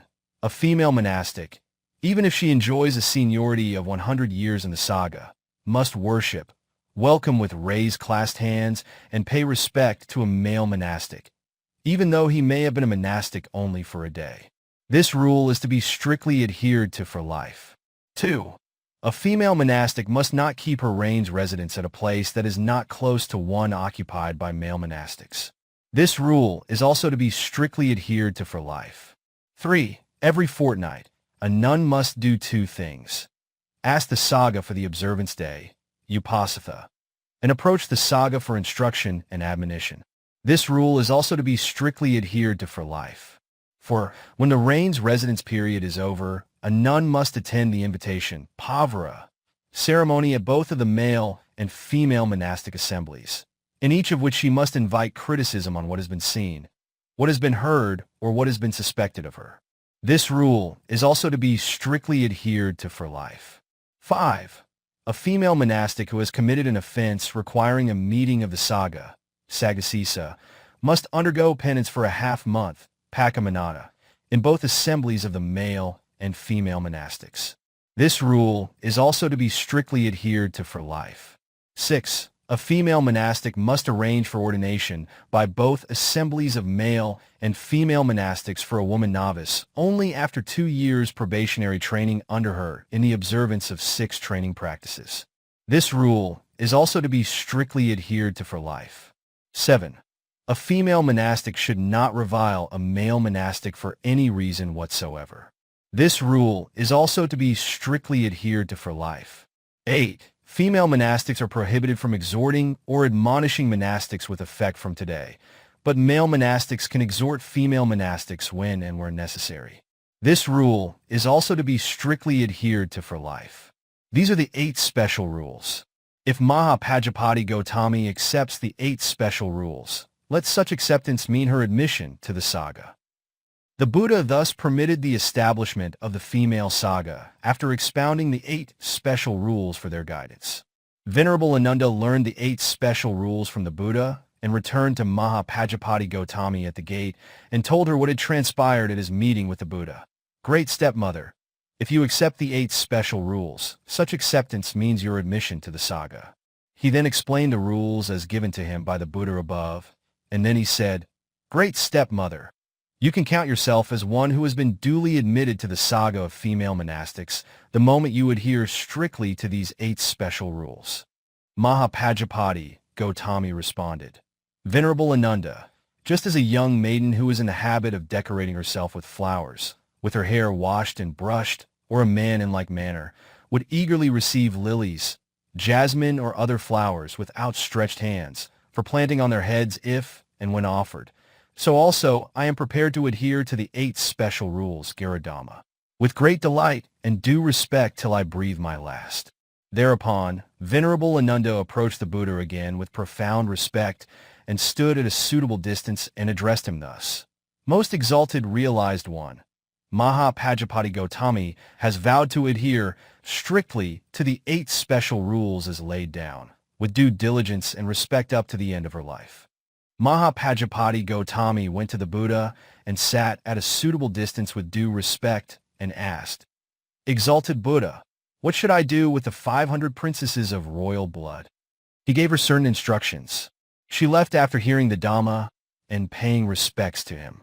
Then the Buddha told the monastics about his instructions to Mahapajapati and laid down the following rules. Monastics, I give permission to monastics to help in ordination of female candidates to become female monastics. The monastics proceeded to help in the ordination of the 500 royal princesses with Mahapajapati Gautami as their preceptor, Upajjhaya. They were known as ordained on one side, Ikado Upasampanna, there being insufficient number of female monastics to participate jointly with monastics in the ordination ceremony.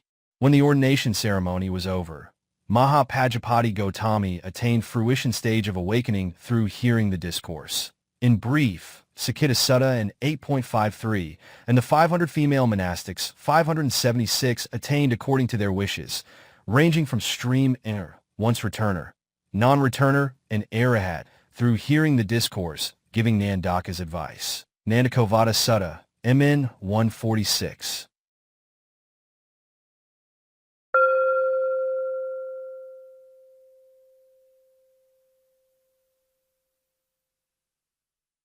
(23b). The fifth year Saccaka. Victory over the wandering ascetic Saccaka. The Buddha conquered the wandering ascetic Saccaka while taking up residence at Kram Monastery in the Great Wood near Vesali. An account of this wandering ascetic Saccaka will be reproduced here from the short birth story about the king of Kliga, Ka Kliga Jataka, Ja 301, and the short discourse about Saccaka, Ka Saccaka Sutta, MN 35, and their commentaries. A long time ago, 7,707 descendants of the Lichavi royal family of Vesali took turns to rule the country. All those royal descendants were very much inclined to investigate into various ascetic views prevailing at that time. Once a wandering mendicant, who professed 500 views, arrived in Vesali. These royal descendants held him in high esteem and treated him well. A female mendicant, who also professed 500 views, arrived in the country of Vesali at about the same time. The descendants of the royal family arranged a debate between the two mendicants. The debate ended in a draw, as one could not defeat the other, since they were equally matched. A peculiar idea struck the Lichavis. Should the two be united in marriage, we could expect of them an offspring of great talent. So they persuaded them to remain in their country without taking the trouble of wandering about. They treated them with respect and arranged for their maintenance. As years rolled by, the couple produced 4 daughters and 1 son. The names of the daughters were Saccaka, Lola, Abhidhamma, and Pacht, and that of the son was Saccaka. When they came of age, they were given instructions on views held by their parents. 500 paternal and 500 maternal views, a total of 1,000. Special parental advice was also given to the 4 daughters. My dear daughters, if you find anyone who can refute your views, you might offer yourself as his wife if he is a layman. Should he, however, happen to be a monastic, you might lead a homeless life under him. After the death of their parents, the wanderer Saccaka, being more intelligent than his 4 elder sisters, studied more and more unorthodox views in addition to the 1,000 that he had inherited from his late parents. Without wandering forth, he resided in Vesali and gave instructions to the young royal princes. Fearing that his belly, which was full of wisdom, might burst at any moment, he had it wrapped up with iron plates. His elder sisters held the view that Jambuka was conspicuous through the presence of the rose apple tree, Jambu. So they used to carry rose apple flowers and fresh leaves as they moved from town to town in search of rivals in the matter of doctrinal views. They used to plant a few branches of a rose apple tree on a heap of sand or earth at the entrance to a town, announcing, "Anyone capable of refuting our views can trample it down," by way of a challenge before they entered the town. As they wandered from place to place, they eventually arrived at Savatthi. Here again, they planted a branch of rose apple at the gate and made an announcement. Anyone, whether a lay or a monastic, who can refute our ideology, can trample down this heap of earth and this branch of the rose apple with his feet. They left their word with the children whom they found loitering round the gate, and went into the town. Venerable Sariputta's intellectual power. On that day, the chief disciple, Venerable Sariputta, went for his usual round of receiving food fairly late in the morning, as he had been sweeping certain places in the 577 monastery, filling pots with drinking water, and nursing the sick within the precincts of the Jetavana monastery. As he reached the gate, He came upon those branches of rose apple.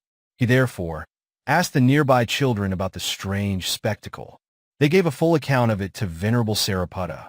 Venerable Sariputta asked them to trample down the rose apple branches. The boys replied, "Reverend sir, we dare not do it. We are afraid." Venerable Sariputta urged them again by saying a few words of encouragement.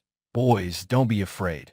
Should they ask you as to who ordered you, just let them know that I, Sariputta, the chief disciple of the Buddha, asked you to do it, and tell them also that if they want to challenge me in debate, they should come to the Aggidatta Monastery." The boys summoned their courage and trampled down the rose apple branches as instructed. Venerable Sariputta went on his round, and having received alms, returned to the monastery. When the four sisters came out of the town, they asked the boys, "Who has asked you to trample down our rose apple branches?" They told them all about it. The four women went back into the town, each moving along a different route, announcing, "We heard that the chief disciple of the Buddha, known as Sariputta, is ready to engage in a debate with us. Those wishing to hear the debate come along." Many people came out and went along with them to the Aggidatta Monastery.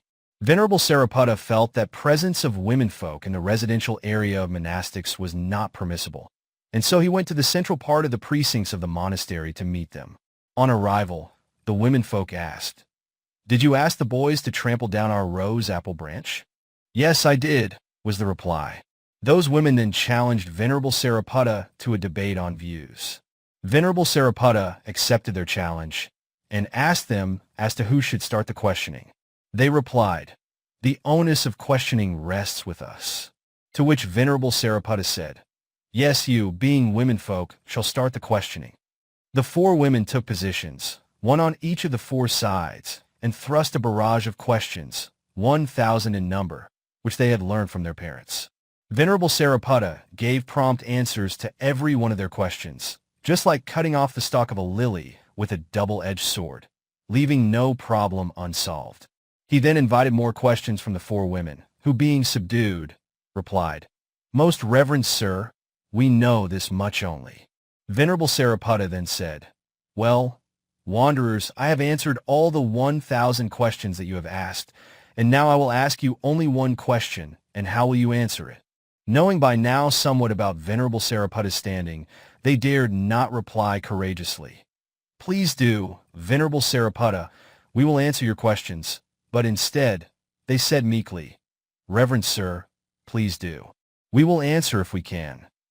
Before putting forward his question, Venerable Sariputta made it plain to them that the question which he was about to ask was not of a higher standard, but one meant for prospective novices who have to learn them after becoming novices, and he asked this question, "Ekanamaki, what is one?" The four ascetic women could not make head or tail of the problem. Venerable Sariputta asked them, "Heretics, answer the question," and they admitted their inability. "Reverend sir, we have not the vaguest idea of the answer." Venerable Sariputta told them, "Now I have answered your 1,000 questions, while you cannot answer a single question of mine. Who then is the victor and who are the vanquished?"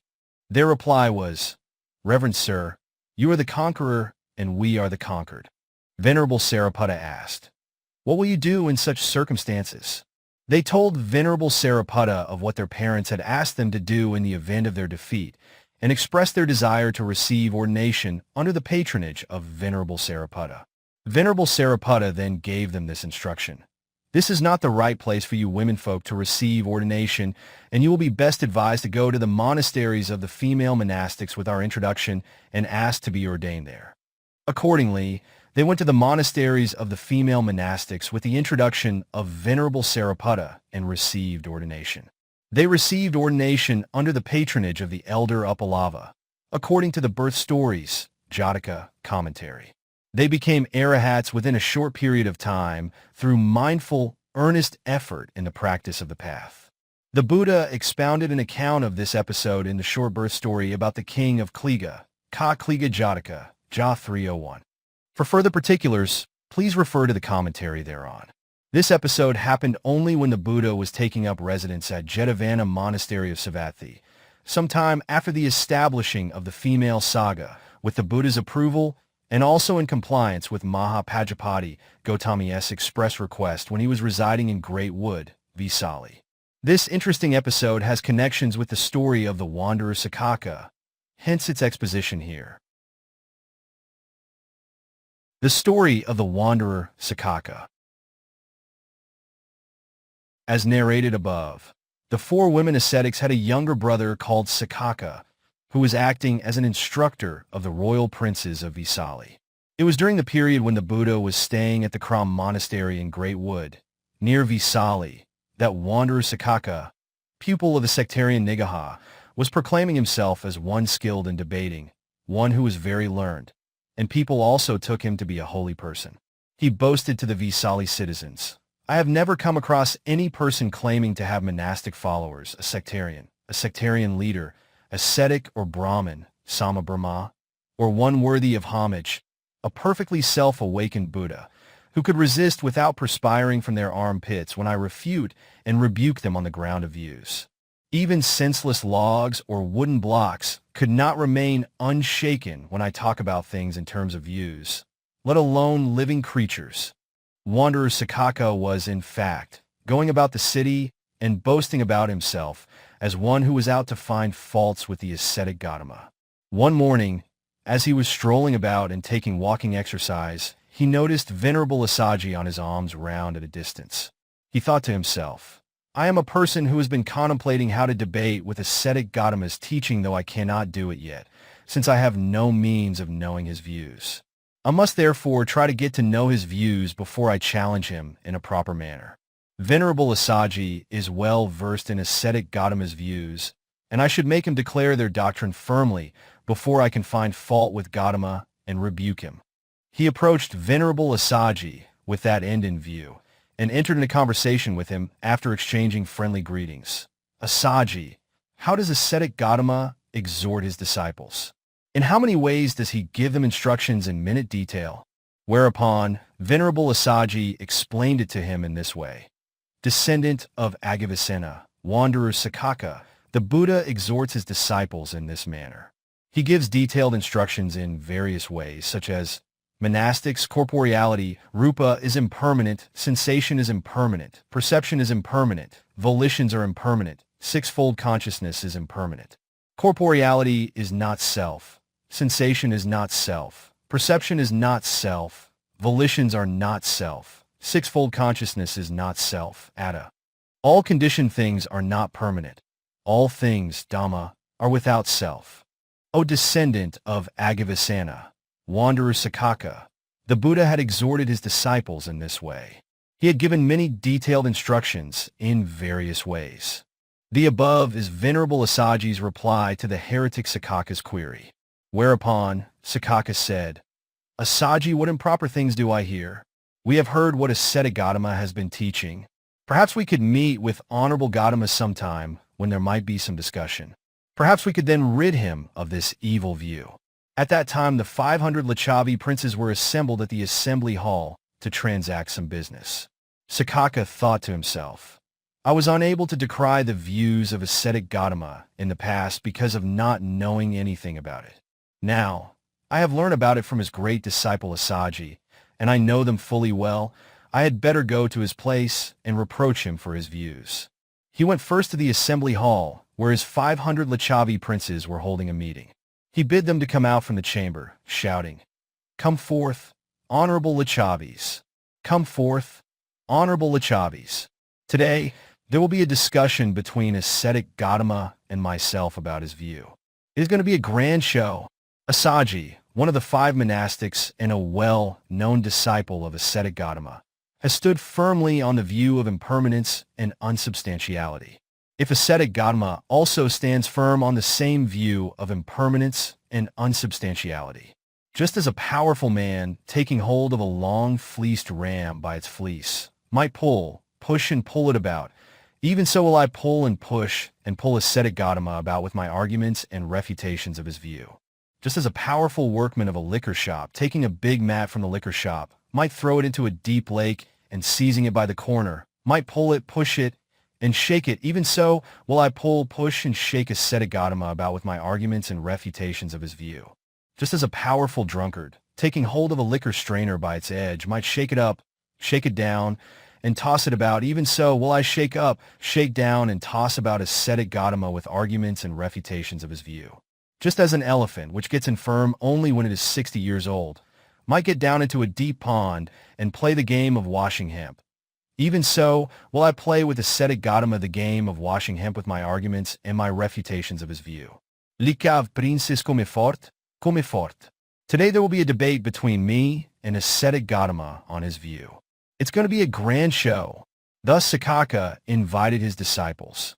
Among the Lichavi princes there were those who expressed their conviction that the ascetic Gautama is not capable of refuting the views of Saccaka. It is Saccaka who will be able to refute the view of the ascetic Gautama. And those who said, what kind of a man is Saccaka that he will be able to refute the Buddha? It is the Buddha who will be able to refute Saccaka. Then Saccaka made his way towards the Kram monastery in the company of the 500 Lichavi princes.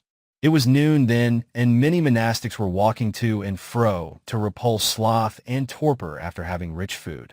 Saccaka approached these monastics and asked, friends, where does the Honorable Gautama take residence at the present moment? We would like to see him. Early at dawn on that day, the Buddha, after abiding in the attainment of great compassion, Mahakarasamapati, looked into the 10,000 world element and perceived through his omniscience that Saccaka would be coming along with many Lichavi princes to rebuke him concerning his view. Therefore, he took his bath early in the morning and went out for receiving alms, accompanied by the monks. On return, he did not go into the Synod chamber, but went straight into the great wood and sat under a shady tree for the convenience of the visiting crowd, led by the heretic Saccaka. Those monks whom Saccaka had contacted were meditating monks who had just returned from the Buddha.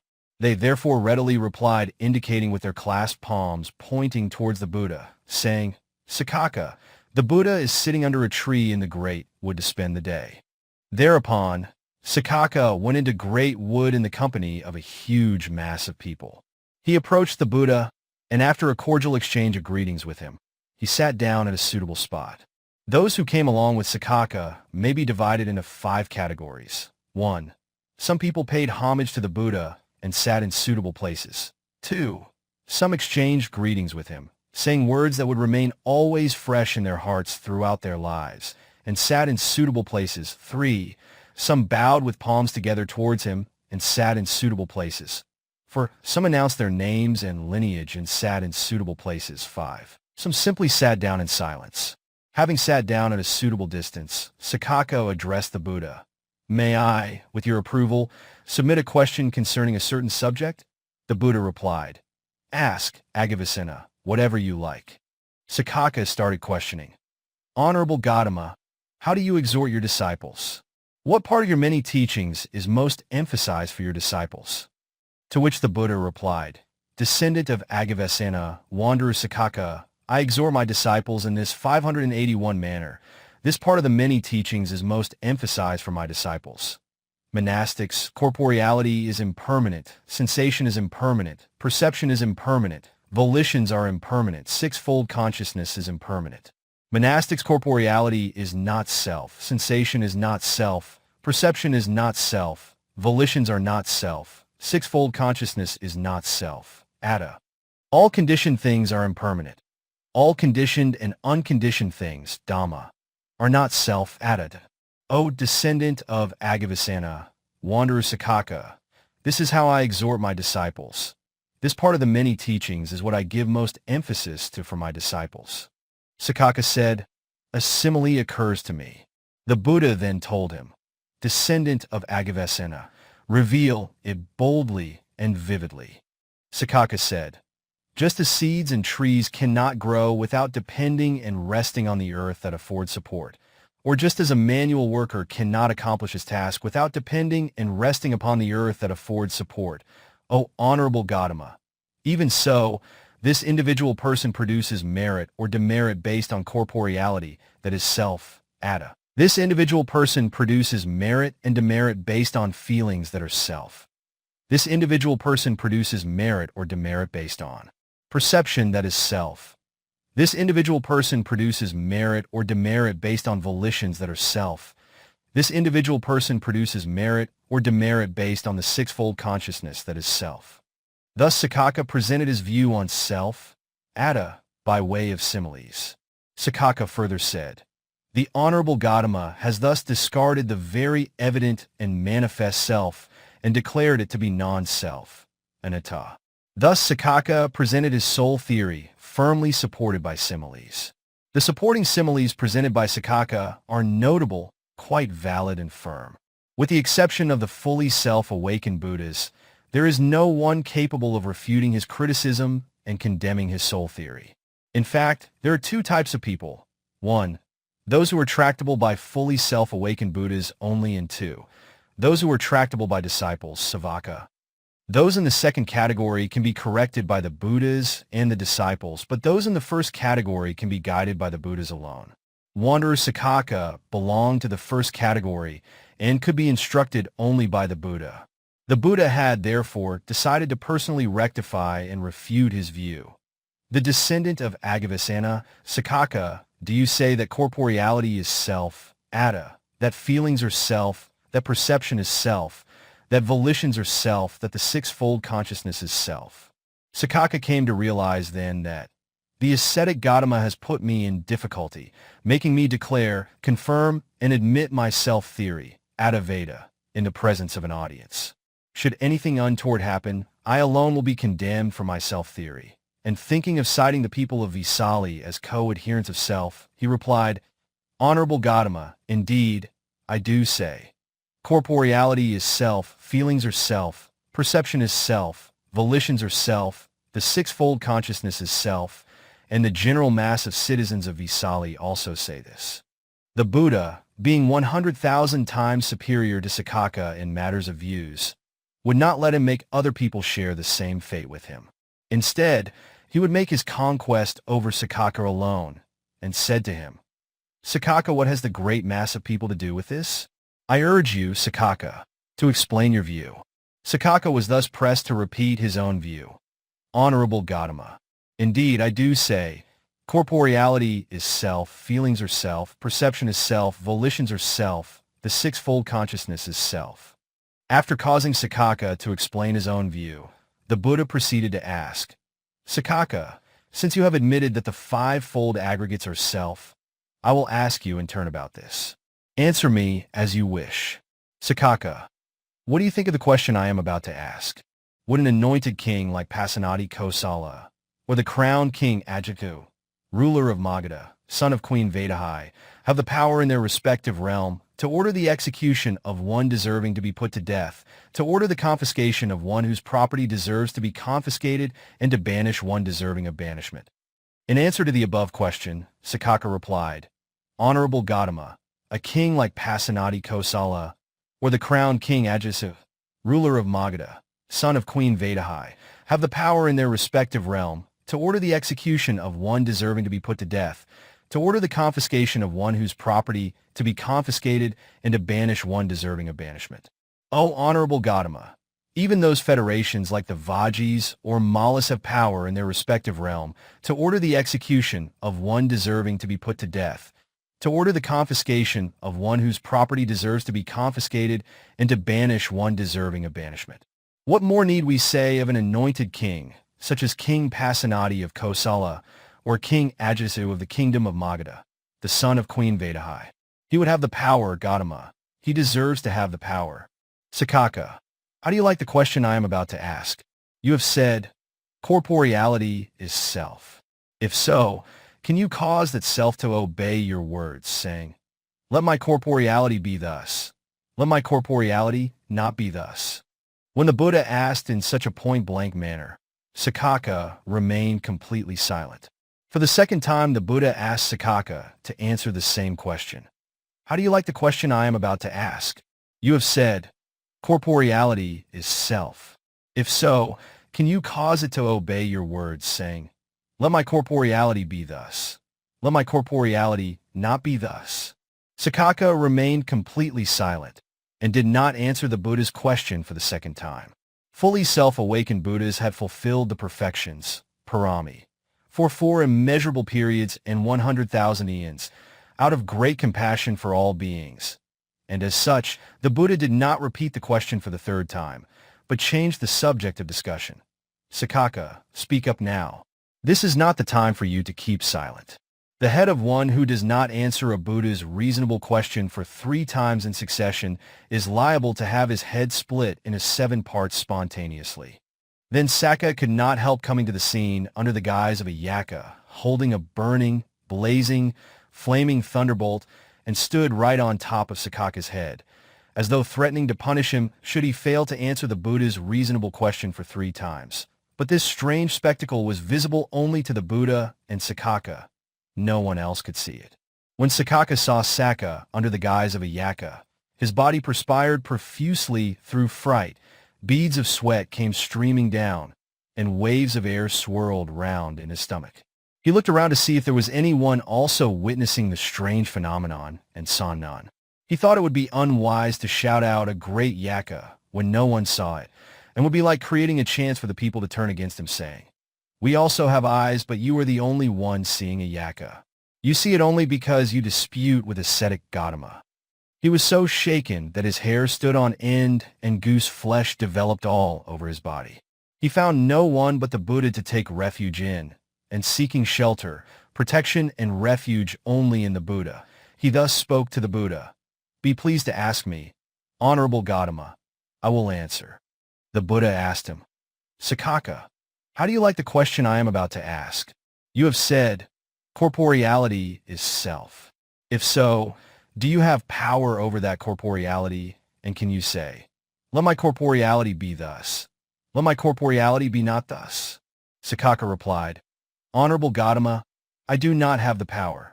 Then the Buddha warned him, "Saccaka, think it over again, ponder it over again before you give an answer. What you have said before does not agree with what you have just said, and what you have just said does not agree with what you said before. They do not corroborate one another." And he proceeded to ask him again, "Saccaka, how do you like the question I am about to ask? You have said, feelings are self. If so, do you have power over those feelings, and can you say, 'Let my feelings be thus.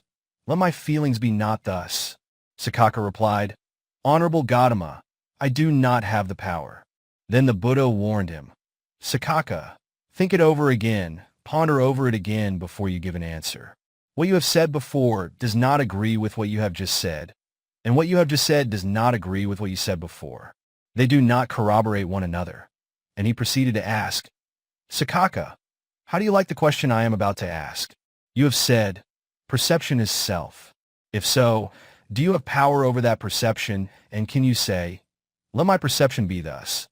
Let my perception be not thus'?" Saccaka replied, "Honorable Gautama, I do not have the power." Then the Buddha warned him, "Saccaka, think it over again, ponder over it again before you give an answer. What you said before does not agree with what you have just said, and what you have just said does not agree with what you said before. They do not corroborate one another." And he proceeded to ask, "Saccaka, how do you like the question I am about to ask? You have said, volitions are self. If so, do you have power over those volitions, and can you say, 'Let my volitions be thus. Let my volitions be not thus'?" Saccaka replied, "Honorable Gautama, I do not have the power." Then the Buddha warned him, "Saccaka, think it over again, ponder over it again before you give an answer. What you said before does not agree with what you have just said, and what you have just said does not agree with what you said before. They do not corroborate one another." And he proceeded to ask, "Saccaka, how do you like the question I am about to ask? You have said, the sixfold consciousness is self. If so, do you have power over that sixfold consciousness, and can you say, 'Let my sixfold consciousness be thus. Let my sixfold consciousness be not thus'?" Saccaka replied, "Honorable Gautama, I do not have the power." Then the Buddha warned him, "Saccaka, think it over again, ponder over it again before you give an answer. What you said before does not agree with what you have just said, and what you have just said does not agree with what you said before. They do not corroborate one another. Saccaka, what do you think of this? Is corporeality permanent or impermanent?" Saccaka answered, "Impermanent, Gautama. That which is impermanent, is it suffering, dukkha, or pleasant, sukha? It is suffering, Gautama. Would it be proper to consider that this corporeality, which is impermanent, suffering, and subject to change as This corporeality is mine through clinging. This corporeality is I through conceit. Or this is self through wrong view? Saccaka answered, Gautama, it is indeed not proper. Wander Saccaka, what do you think of this? Is sensation permanent or impermanent? Is perception permanent or impermanent? Are volitions permanent or impermanent? Saccaka, how do you think of the question that I am about to ask? Are the 6 kinds of consciousness permanent or impermanent? Saccaka answered, Venerable Gautama, they are impermanent. That which is impermanent, is it suffering or pleasant? It is suffering, Gautama. Would it be proper to consider the 6 kinds of consciousness, which are impermanent, suffering, and subject to change as, this consciousness is mine through clinging, this consciousness is I through conceit, this consciousness is self through wrong view? Saccaka answered, Gautama, it is indeed not proper. Just as an expert snake charmer caused the snake concerned to suck its venom out of the bitten part of the body of the victim, even so the Buddha had caused Saccaka to admit, by his own mouth, the fact that the 5 aggregates, khandha, are impermanent, suffering, and insubstantial, 585 and not permanent, pleasant and substantial, as he had previously maintained by the word of his mouth, and in the presence of the same audience, which comprised the Licchavi princes. In this manner the Buddha had Saccaka definitely admit that the 5 aggregates are impermanent, suffering, and insubstantial in the presence of throngs of people, and being desirous of subduing him to accept the truth with his head hanging down, the Buddha went on to ask, Heretic Saccaka, how would you like the question that I am about to ask? When a person clings to suffering, dukkha, adheres to suffering, cleaves to suffering, and considers the suffering of the 5-fold aggregates as, this suffering is mine through clinging, this suffering is I through conceit, and this suffering is self through wrong view, could he himself accurately understand suffering? Could he abide in the complete cessation of suffering? Saccaka answered, Honorable Gautama, how could it be possible? It is an impossibility. Whereupon the Buddha went on to ask, Wanderer Saccaka, how do you think of the question I am about to ask? If that is so, clinging to that suffering of the 5 aggregates, attached to that suffering of the 5 aggregates, cleaving to that suffering of the 5 aggregates, do you not hold wrong view and consider that this suffering of the 5 aggregates is mine through clinging, this suffering 5 aggregates is I through conceit, this suffering 5 aggregates is self through wrong view? In view of all this, are you on the wrong track in respect of view? Saccaka answered, Honorable Gautama, how could it not be so? I do consider it so. Then the Buddha gave further exhortation to Saccaka. Saccaka, it is as if a man, desiring heartwood, seeking heartwood, and wandering about, might enter the forest with a sharp hatchet. He might see a plantain tree with a straight stem and devoid of a budding stalk. He might cut off the bottom part and then cut off its crown. Then he might peel the bark of the stem. Having peeled the bark of the stem, that man would not even get sapwood, let alone heartwood. In the same way, Saccaka, as I question and cross-question you for reasons in regard to your view, you prove to be empty, futile, and a great failure. Saccaka, you have been boasting to the citizens of Vesali through empty pride thus. I have never come across such ascetics and Brahmins as fully self-awakened Buddhists, one who could resist me without perspiring from their armpits when I refute and rebuke them on the ground of views. And even senseless logs or wooden blocks could not remain unshaken when I talk about things in terms of views, let alone living beings. The Buddha, exposing his golden-colored body to the assembly, then said, Saccaka, there is no trace of perspiration on my body. When the Buddha had said thus, Saccaka sat speechless with a sad look, drooping shoulders and downcast head, and at his wit's end.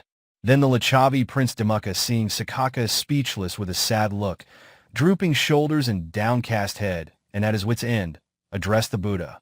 Most exalted Buddha, a simile has occurred to me. The Buddha urged him, Jambuka, reveal it. Prince Jambuka addressed the Buddha thus. Most exalted Buddha, there was a pond near a village or a market. A crab was living in that pond. Many boys and girls coming out from that village or town might approach the pond and might go down into the pond. Taking the crab out of the water, they might put it on dry ground. And, venerable sir, As often as that crab would thrust out a claw, these boys and girls would cut it, break it, and smash it with sticks and potsherds.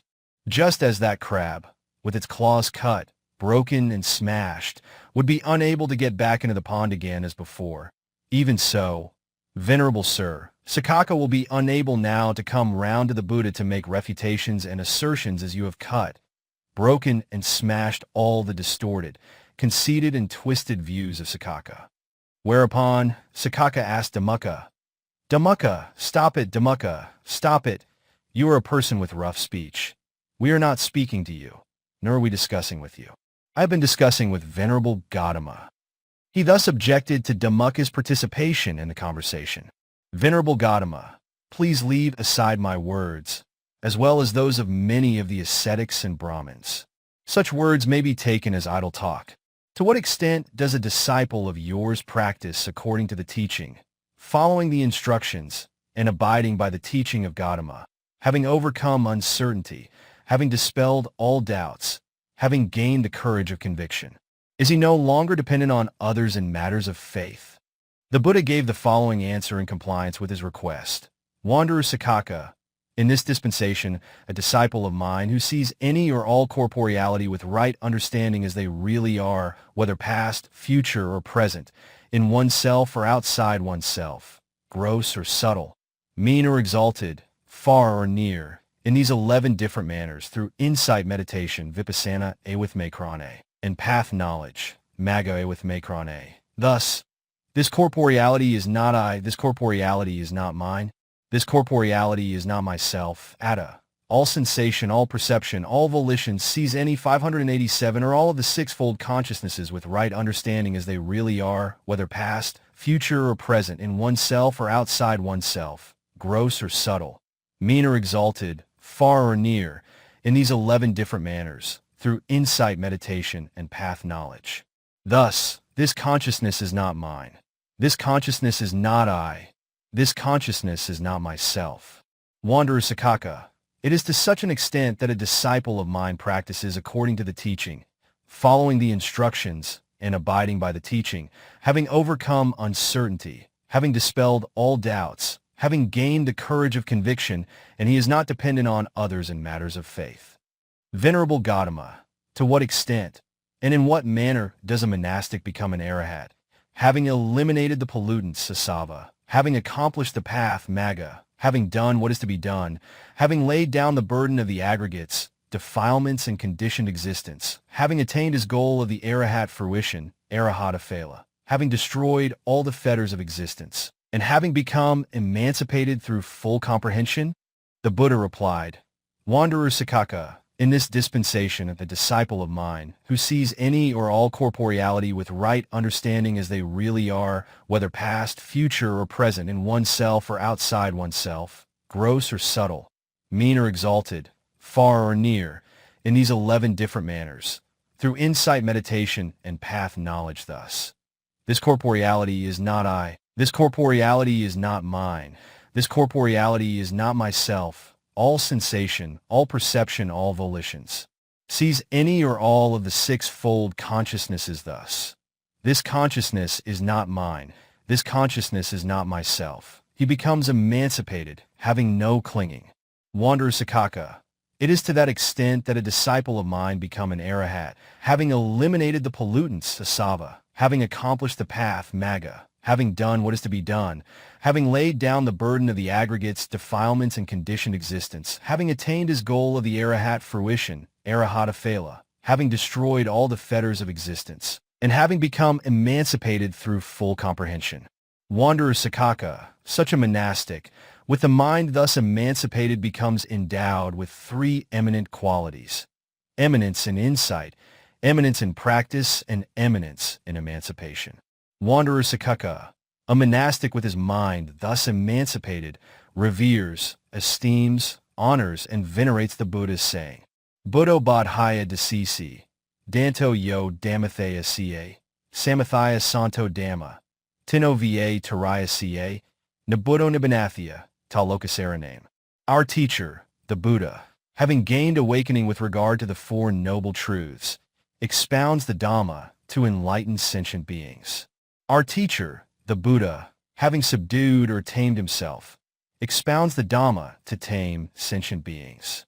Our teacher, the Buddha, having extinguished the flame of the defilements himself, expounds the Dhamma to sentient beings to help them extinguish the flame of their defilements.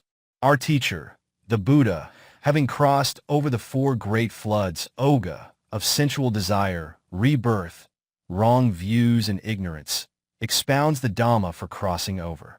Our teacher, the Buddha, having achieved the total extinction of the defilements, Kilesa, expounds the Dhamma to sentient beings for the achievement of the total extinction of their defilements. An alms meal offered by Saccaka. When the Buddha had thus explained the exalted state of the Arahat fruition, Saccaka addressed him. Venerable Gautama, we have, indeed, offended you and were impudent to think that we could dispute your views and refute them. We have tried to disparage you with harsh and discourteous words. Venerable Gautama, for example, a person might find safety after attacking an elephant and must, but there could be no safety for a man attacking the Honorable Gautama. Venerable Gautama, a man who attacks a blazing mass of fire might find safety, but there could be no safety for a man attacking the Honorable Gautama. Venerable Gautama, a man who attacks a dreadful and poisonous snake might find safety, but there could be no safety for a man attacking the Honorable Gautama. Venerable Gautama, we have, indeed, offended you and were impudent to think that we could dispute your views and refute them. We have tried to disparage you with harsh and discourteous words. When Saccaka had thus indirectly praised himself, he turned to the Buddha and presented an invitation. Venerable Gautama, may the Honorable Gautama be pleased to accept my offering of an alms meal, together with the community of monastics at my place tomorrow. The Buddha accepted his invitation by keeping silent. Saccaka then turned to the Lichavi princes and said, "Let the Lichavi princes listen to me. Venerable Gautama has accepted my invitation to the food offering at my place tomorrow. You might bring whatever you think is suitable for them." When the night passed, they all brought 500 pots of cooked food to him. Then Saccaka, 589, having made ready sumptuous food, hard and soft at his place, sent a messenger to inform the Buddha, "Honorable Gautama, it is time for the meal. The alms food is ready." Then in the morning, the Buddha, having arranged his robes and taking his alms bowl and double robe, went to Saccaka's place and took the seat prepared for him, together with the community of monastics. Saccaka served, with his own hands, sumptuous food, both hard and soft, to the monastics headed by the Buddha, till they were completely satisfied and could not take any more. When Saccaka knew that the Buddha had finished taking the meal, he sat down in a suitable place and addressed him. "Gautama, may the main beneficial result accruing from this alms meal, dana, and the subsidiary consequences of this great offering be for the well-being of the supporters, i.e., the Lichavis." Saccaka had made such a wish under the impression that only Lichavi princes were entitled to enjoy the fruits of the act of merit, which was performed with the food donated by them. But it was Saccaka himself who should enjoy the reward because he had actually made the offering to the Buddha and the Sangha with what he had received from the Lichavi princes. The Buddha therefore removed his wrong impression by saying, "Wanderer Saccaka, the merit goes to the Lichavi princes for gifts offered to a recipient like you, who is not free from lust, hatred, and delusion. Saccaka, the merit goes to you for gifts offered to a recipient like me, who is free from lust, hatred, and delusion."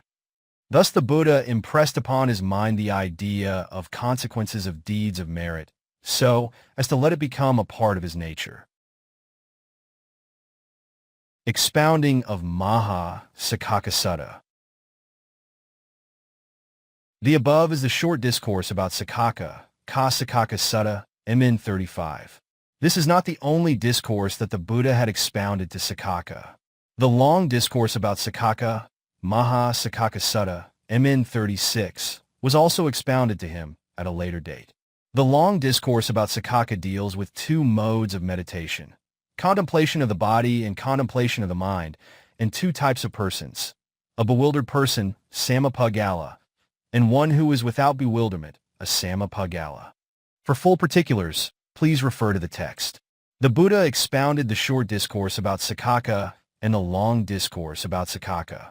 The former is as long as a section for recitation, bhavara, while the long discourse about Saccaka is as long as 1.5 sections for recitation. In spite of these long discourses and exhortation by the Buddha, Saccaka did not attain any stage of the paths and fruitions, nor did he receive ordination. He did not take refuge in the 3 treasures either. A question might be asked as to why then the Buddha taught to him such exhaustive discourses. Sutta. Venerable Ka Buddharakkhita.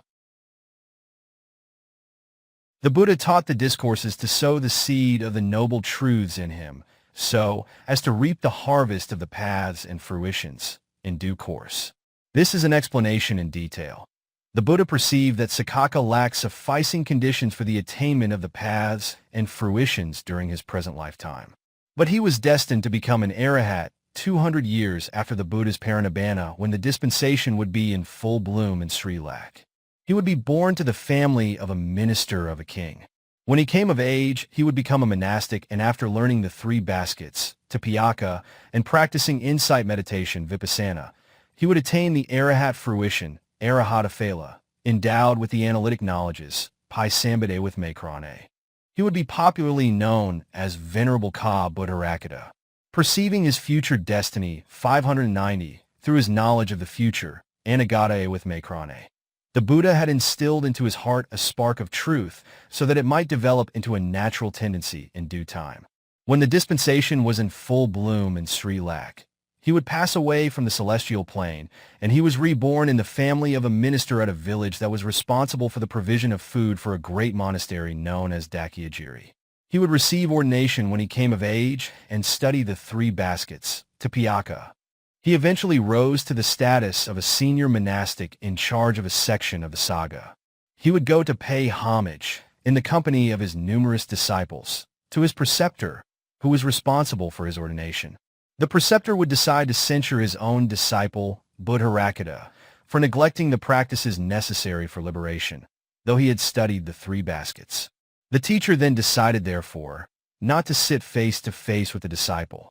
Going to his master's monastery on the following day, Ka Buddharakkhita would ask his teacher, "Revered sir, now that I have come to see you after completion of the full course of learning the scriptures, I find that you do not seem to have the desire to see me. May I know if there is anything wrong I have done?" His teacher would answer, "Buddharakkhita, do you think that you have accomplished all the tasks incumbent on a monastic just because you have studied the 5 collections, Nikaya, and the 3 baskets?" Whereupon, he would seek for instructions by asking, "Revered sir, if so, what should I do?"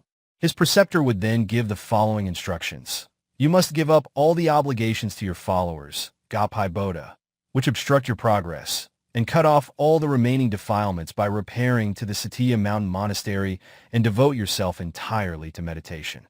Venerable Ka Buddharakkhita would do as he was advised by his old master, and in due course he attained the exalted state of an Arahat with the analytic knowledges, Paisambhade.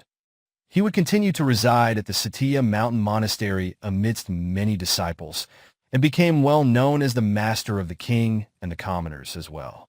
At one time, King Tissa was doing religious practice in a cave known as Rajalina on the hill of the Satya. He left words with a monastic who was attending upon Venerable Ka Buddharakkhita. "Revered sir, kindly let me know when Venerable Ka Buddharakkhita attends to questions or preaches Dhamma."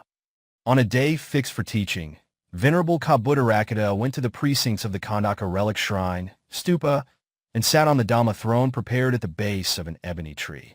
Venerable Ka Buddharakkhita recited the introductory verses and started to preach the discourse at Kalaka's monastery, Kakrama Sutta, in 4.24. The monastic attendant to the elder went to King Tissa and informed him of the teaching of the Dhamma by the great elder, Mahathera. King Tissa reached the site of the Dhamma teaching while the elder was still reciting the introductory verses. He stood listening to the discourse on the fringe of the big audience, in the guise of a commoner, throughout the 3 watches of the night. He said, "Sadhu, sadhu," at the conclusion of the discourse. The great elder recognized him to be the king and asked, "How long have you been here?" "Revered sir, from the outset of the discourse," was his reply. Then the great elder said, "Your Majesty, you have done a difficult thing indeed." To this, the king made this solemn reply, "Revered sir, this is not a difficult thing at all for me to stand and listen to the discourse for a night. In fact, I had been taking note of every word and following the discourse without my mind being led astray at any moment from start to finish. This statement of mine is true. If I have told a lie, may I be stripped off my sovereignty over this island of Sri Lanka, without having any more authority even over a tiny spot of land the size of the tip of a whip." He thus made a solemn vow very boldly. Infinite Attributes of the Buddha. The Discourse at Kalaka's Monastery, Kakrama Sutta, and 4.24, illustrates the attributes of the Buddha, and therefore King Tissa asked the great elder, "Revered sir, should we take it that you have described all the attributes of the Buddha in full, or are there any more besides these?"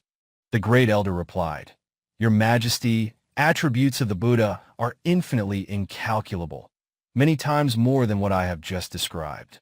The king then requested, "Revered sir, kindly explain this to us with an example." The great elder gave an example in response to the king's request. "Your Majesty, suppose there is a state paddy field measuring 1,750 acres. The amount of seeds present in an ear or spike of corn is infinitesimal compared with the number of seeds borne by the rest of the corn spikes in the whole field. Even so, the attributes of the Buddha that remain undescribed by me are innumerably times greater than what I have just described." The king said, "Revered sir, please give us another example." The great elder said, "Just as the amount of water that would pass through the eye of a needle, which is dipped in alignment with the current of the river Ganges, is negligible when compared with the remaining volume of water that flows down the mighty river, even so the attributes of the Buddha that I have described is negligible compared to those that still remain undescribed." The king said, "Revered sir, please give us one more example." The great elder said, "A tiny sky lark can be seen flying merrily about the sky. Just compare the area of space that is covered by its spread-out wings with the remaining open space, and tell me which portion of the space is greater."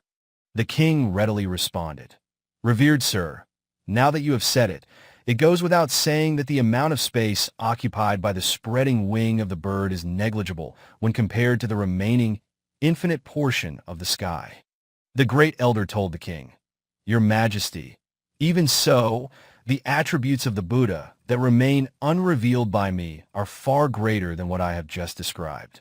The king then addressed the great elder, "Revered sir, you have taught well by comparing the infinity of the attributes of the Buddha with the infinity of space. May I express my profound respect and deep sense of gratitude to you. We are incapable of making a fitting homage to you.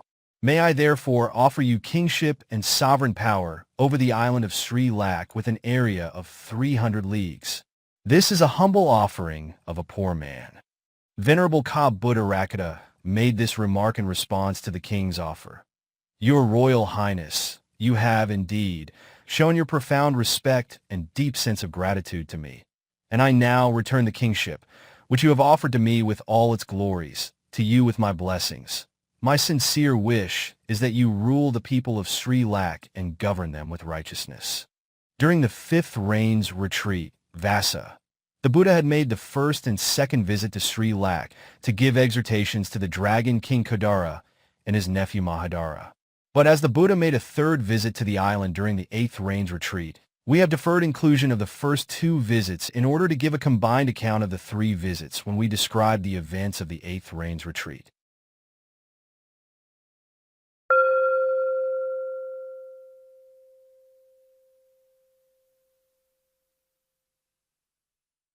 The 6th Year Miracles.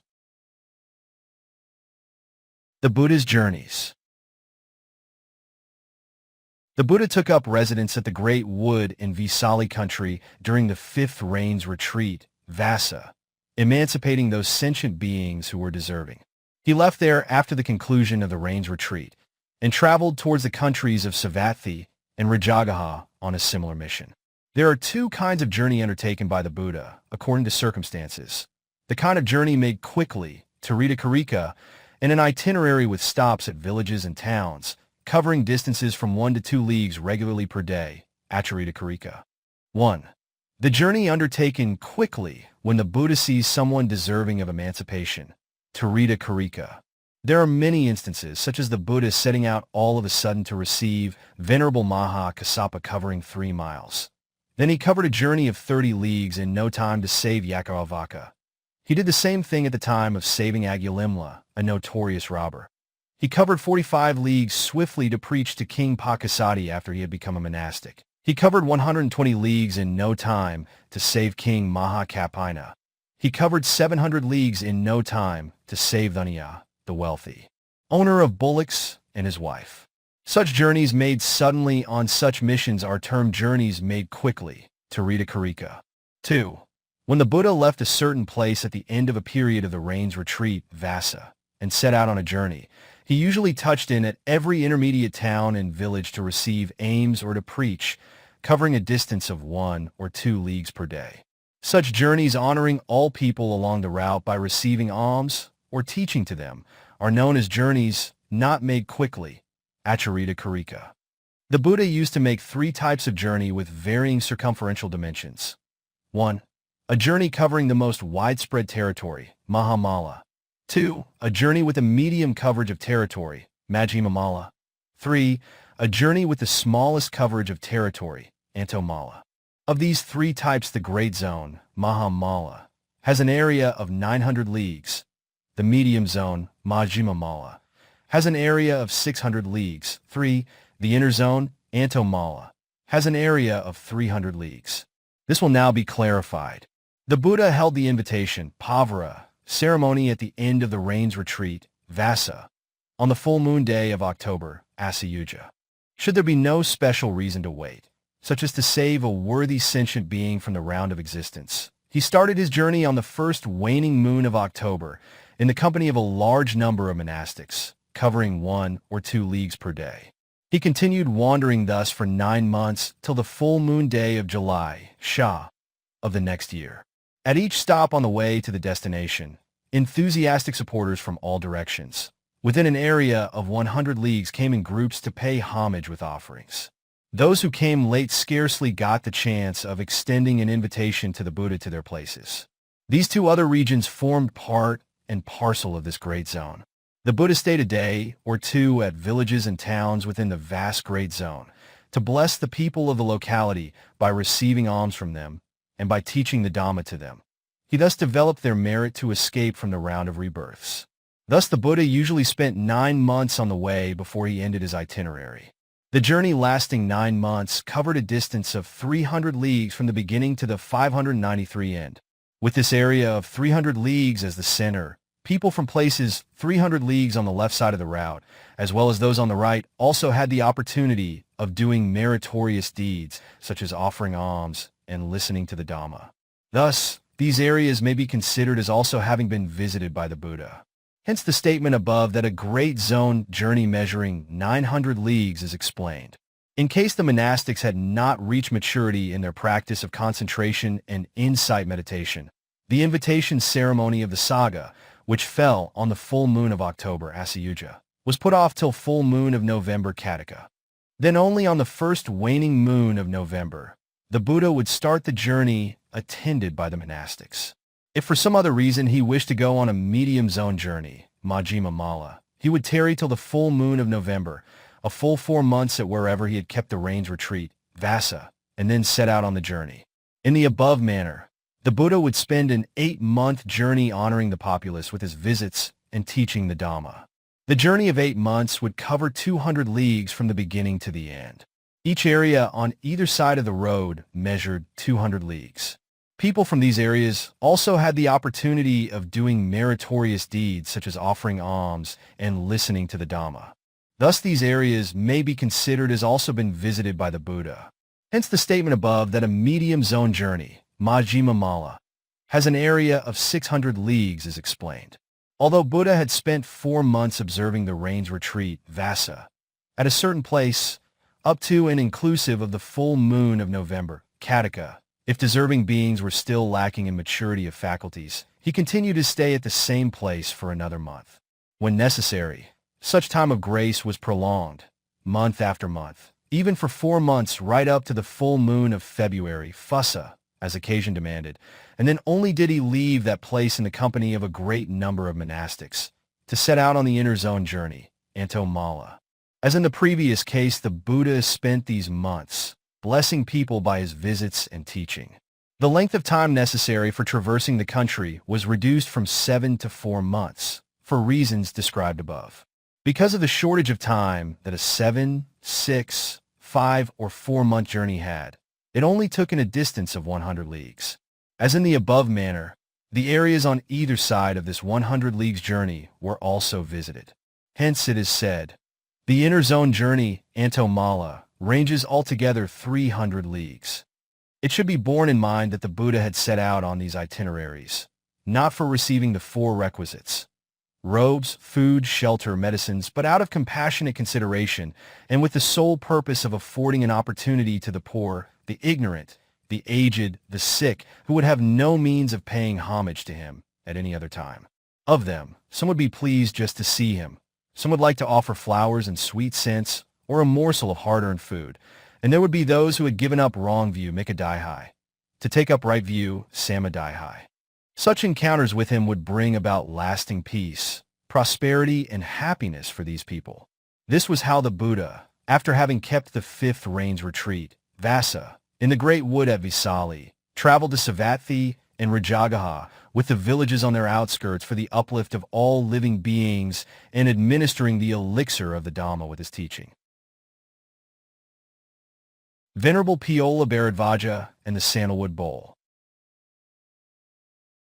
The Buddha kept the 6th rains retreat, Vassa, at Mount Macula Monastery, which was situated by the side of the ocean and was shaded and walled by a forest of star-flower trees, saving all deserving humans, devas and brahmas, from the sufferings of sentient existence. The Buddha, having kept the 6th rains retreat, Vassa, at the Mount Macula Monastery, left for Rajagaha and took up residence at the Vavana Monastery there. At that time, a rich man of Rajagaha, being desirous of disporting himself in the river 594 Ganges, caused a huge net to be constructed surrounding all 4 sides of the place where he was to disport, to protect himself against all possible danger from both above and below the spot, and against the risk of his jewelry being washed away. At that time, a red sandalwood tree was drifting down the Ganges from the upper reaches of the river. The current of the river had caused it to fall by washing away the sand at its base. The tree lost its size, shape, and form as it dashed against the cliffs and rocks while floating along the swift current during the course of a long journey.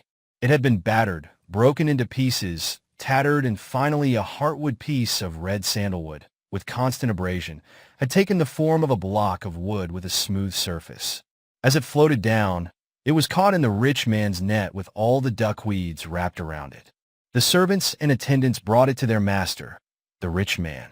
At that time, the rich man of Rajagaha was a man without any religious belief. He did not hold right view Samadaihi or wrong view Mikadaihi either. He brought the bowl of sandalwood to his house and had the upper layer chipped off with an adze. They found the reddish heartwood emitting the sweet fragrance of sandalwood. It set him thinking, I have so many kinds of sandalwood in my home. What should I do with this one? And it eventually dawned on him. In the world today, there are many people who profess themselves to be Arahats. I have no idea as to who is a real Arahat. I will have a lathe installed in my house and get the block of sandalwood made into an alms bowl. The wood dust from the lathe I will use, but the bowl I will donate out of generosity. I will put it into a containing frame and keep it hanging from a pole made by tying a series of bamboos, end to end, to a height of 60 cubits, and announce, anyone who can prove himself to be an Arahat by flying into the air through absorption, jhana, power, and securing the bowl can have it. And the Arahat who can actually come by air and claim the bowl as announced, I, together with my family, will accept him and worship him as our teacher. He accordingly had the sandalwood made into an alms bowl and kept it hanging in a framework from a series of bamboos tied together to a height of 60 cubits, and announced, any real Arahat in the world can take this bowl by flying through the sky. The 6 sectarian teachers. At that time, there were residing in Rajagaha the 6 sectarian teachers who professed themselves to be Arahats and sages of their own sections. They were 1. Pura Kassapa. His proper name is Pura, and he belonged to a clan known as Kassapa, and he came to be known as Pura Kassapa. This is a brief account of this sectarian teacher. There was a rich man who had 99 slaves, and Pura was born as the 100th slave, hence he was named Pura or centenary slave. He was considered an auspicious slave for being the 100th one, and he was not criticized for his misdeeds or blamed for his negligence of duty. With all that, he absconded with a conceited idea. Why should I stay in this house? But he ran straight into a gang of robbers who stripped him bare. He had not enough decency to clad himself in leaves or grass. He went into a village with his body altogether naked. People misplaced their faith in him, speaking highly of him. This recluse is an Arahat. He is so self-denying and continent. There is no one like him. They went to him with offerings of hard and soft food.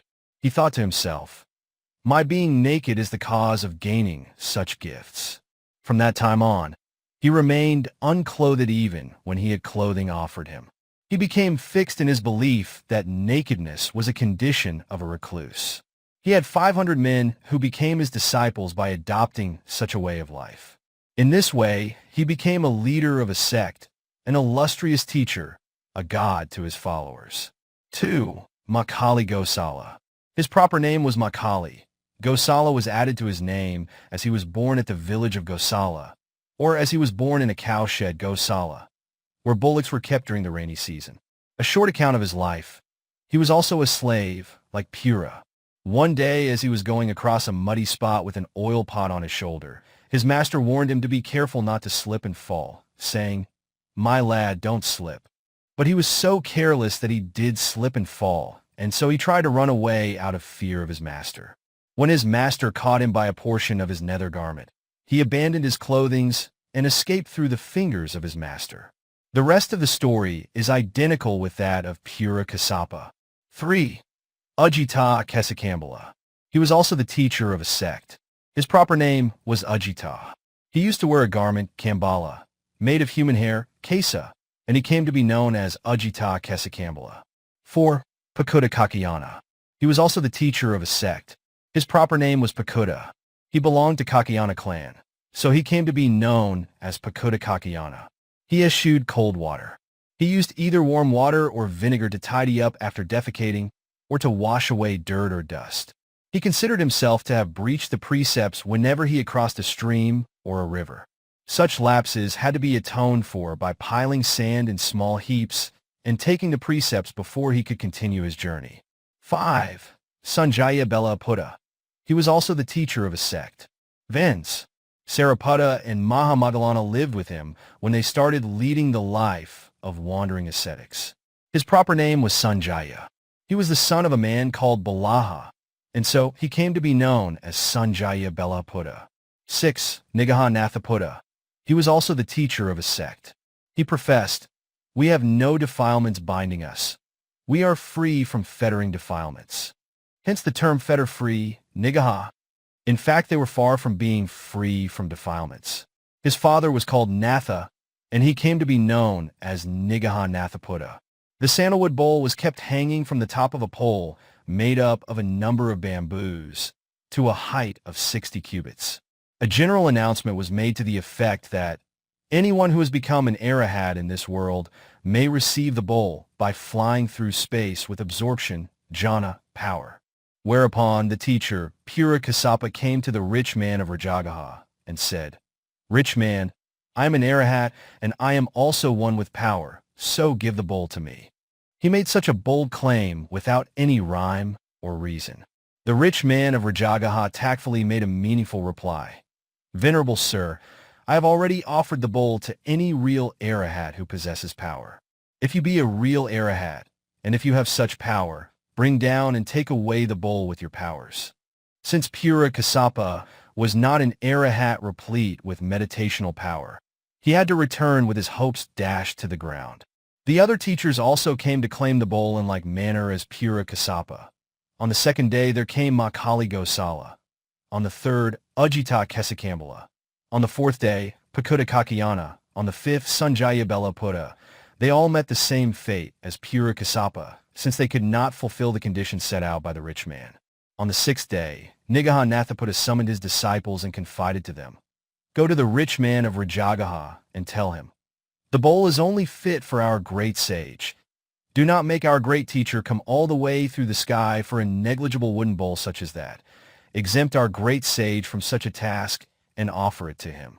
His disciples went to the rich man of Rajagaha and told him as instructed by their teacher.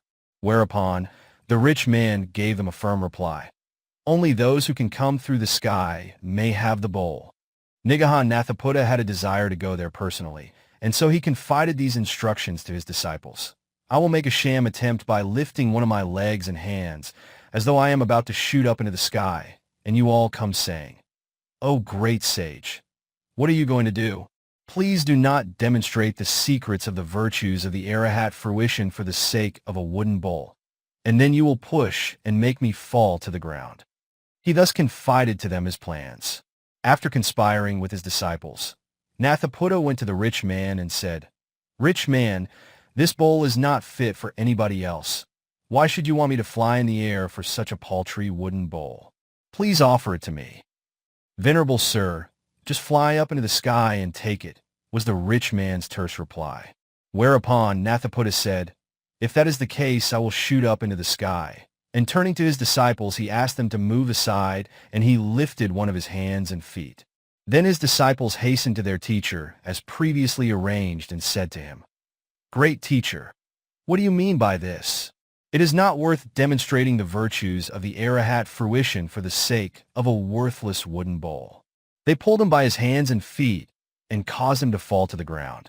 Anāthapiṇḍika, while still lying on the ground, told the rich man, "Rich man, you have seen that my disciples will not allow me to fly into the sky. I urge you to offer me that bowl." But the rich man was not to be moved. He calmly repeated, "Please take it by flying in the sky." Thus the 6 teachers made 6 attempts for 6 days in succession, but to no purpose. Venerable Moggallana and Venerable Piola. On the 7th day, the 2 venerables, Moggallana and Piola, came out of the Vivana monastery to enter the city of Rajagaha for their usual round of receiving alms food. When they were putting on their robes, while stood on a huge rock near the city, they overheard the calumniating remarks of some drunken persons. Friends, those 6 sectarian teachers used to go round announcing themselves as Arahats in the past. It is now the 7th day since the rich man of Rajagaha made the announcement. "If there is an Arahat, let him fly through the sky and take the bowl," after hanging the sandalwood bowl from a series of bamboo poles tied together to a height of 60 cubits. Not even one person declaring of himself, "I am an Arahat," has been able to fly into the sky. Today we know very well there are no Arahats in the world. On hearing that remark, Venerable Moggallana asked Venerable Piola, "Friend, do you hear the derogatory remark of those drunken persons?" His sweeping, calumniating remark also affects the prestige of the Buddha's dispensation. "You possess power. You are mighty. Go and bring the sandalwood bowl by flying through the sky." Whereupon, Venerable Piola Bharadvaja replied, "Friend, the Buddha has elevated you to the foremost position at Tadagga with respect to your supernormal power, and as such, I wish you to do it yourself. I will accomplish the task only if you do not undertake it." Whereupon, Venerable Moggallana willingly permitted Venerable Piola to accomplish the task himself. Having obtained permission from Venerable Moggallana, Venerable Piola entered into the 4th absorption, jhana, it being the basis for supernormal psychic power, and rising therefrom, he caused the huge slab of rock on which they stood to put on their robes to rise into space by means of his supernormal will. The rock, with neatly and elegantly trimmed sides, was made to fly like a piece of silk cotton wool and circle 7 times round above the city of Rajagaha, which had an area of 3 miles. The huge slab of rock was like an enormous lid covering the city of Rajagaha. The citizens were frightened at the sight of the huge rock hanging over their heads and thinking, "This huge slab of rock has covered and presses down on us. ran helter-skelter, and took shelter under nearby places, covering their heads with trays. When the huge rock had made its 7th round above the city, Venerable Piola made himself visible through the rock, whereupon the citizens appealed to him. "Venerable sir, please hold the rock fast, lest it destroys all of us." Even as the people looked on, Venerable Piola caused the huge rock to return to its original position by kicking and tossing it with his toes. Venerable Piola stood in the sky, right above the residence of the rich man. The latter, on seeing him, crawled on his breast on the ground and invited Venerable Piola to descend. Once he was in his house, he had the bowl brought down and filled it with the 4 sweets, katamadu, to its brim.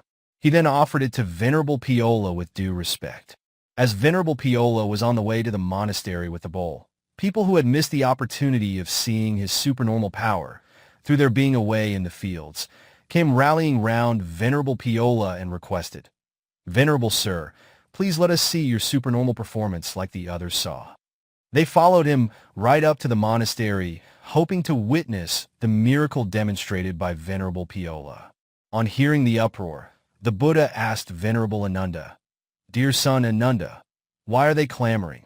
Venerable Ananda replied, "Most exalted Buddha, Venerable Piola had flown up into the sky and brought down the sandalwood bowl offered by the rich man of Rajagaha." Hearing the news, many people have followed at his heels. Those clamorous voices are the voices of the people.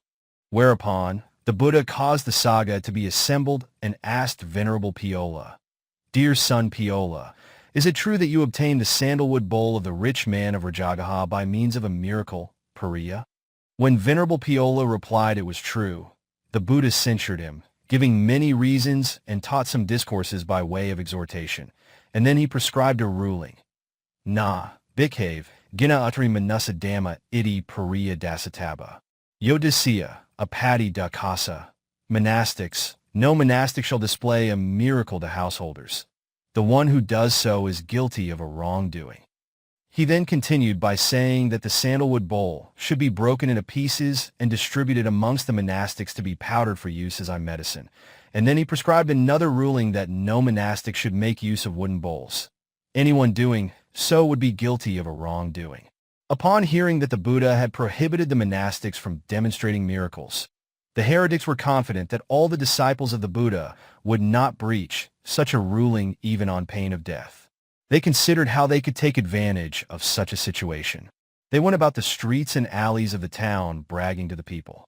"In the past, to uphold our prestige, we had not made any attempt to display our supernormal power for the sake of a wooden alms bowl.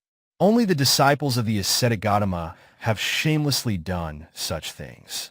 It is said that the ascetic Gautama, being a wise man, had caused all trace of the bowl to be lost by having it broken into pieces, and he has also prescribed a ruling prohibiting the monastics from performing miracles. We can now take advantage of the situation and challenge Gautama to perform a miracle. The Buddha's miracles. The twin miracle. On hearing the above news, King Bibisara approached the Buddha and discussed the question with him in this dialogue. "King, most exalted Buddha, did you prescribe a rule prohibiting the monastics from a performance of miracles?" Buddha: "Yes, I did, gracious king." King: "Sectarians have been going round boasting that they would challenge the Buddha to feats of miracles. What will you do now?" Buddha: "If they're going to stage a performance of miracles, I too shall stage a performance of miracles." King: "Have you not prescribed a ruling prohibiting the performance of miracles?" Buddha: "Gracious king, I have not prescribed the rule for myself. I have prescribed the ruling for my disciples." King: "Could a ruling be prescribed exclusively for the disciples and not for the Buddha?" Buddha: "Gracious king, in such a case, I will put a question to you. Are there mango trees and fruits in your garden?" King: "Yes, there are, revered sir." Buddha: "What action would you take against a person who chanced to pluck the fruits and eat them?" King: "I will have to punish him in that case." Buddha: "But do you have the right to enjoy the fruits yourself?" King: "Yes, I have, exalted Lord. No action need be taken against me when I enjoy my own property." Buddha: "Gracious king, Just as your authority prevails in this country with an area of 300 leagues, so my authority extends to 1 trillion world elements, a with macron keta. There cannot be any ruling for me. Only my disciples are subject to restrictions. I shall perform miracles. King, exalted Buddha, when will you perform the miracles? Buddha, gracious King, 4 months from today, on the full moon day of July Sha, the miracles will be performed by me. King, exalted Buddha, at which place? Buddha, gracious King, near the Kamba mango tree in the country of Savatthi. When the heretics heard of the bold declaration by the Buddha that he would perform miracles on the full moon day of July Sha, near the Kamba mango tree, in the country of Savatthi, they foresaw that they would be doomed forever. They, however, devised ways to mislead the people by false pretensions. They therefore agreed amongst themselves to follow the steps of the Buddha on the way to Savatthi, and to tell people, should they ask for explanation, that they had decided to stage a parallel performance of miracles in competition with the ascetic Gautama, but that the ascetic Gautama was now running away from them in fear, and thus they were following his footsteps not to lose sight of him, and thereby give him the chance to escape. With this scheme of ours, we will even receive much gain and fame, thought the heretics hopefully. The Buddha leaves Rajagaha for Savatthi. The matter of a performance of miracles cropped up sometime about the full moon day of March, Phagwa, in the year 523 BCE. It was about the first waning of March that the Buddha went on alms round in Rajagaha and left that city for Savatthi in the company of his disciples. The heretics also started their journey simultaneously and traveled almost together, trailing behind the Buddha all along the way, receiving food and partaking from the same place, starting off and halting at the same time, sleeping at the same place, and resuming the journey after breakfast at the same time the next morning. When asked by the people, "What makes you go along with the Buddha?" they gave the answer as stated above. Crowds of people went along intending to witness the performance of miracles. The Buddha traveled along the route, and on arrival at Savatthi, took residence at the Jetavana monastery. The heretics, having traveled along with him, built a pavilion out of heartwood from the fund of 100,000 coins raised by their disciples at their request. They decorated the pavilion in a grand and novel way with blue lotus blooms and boastfully announced that this would be the center for their performance of miracles.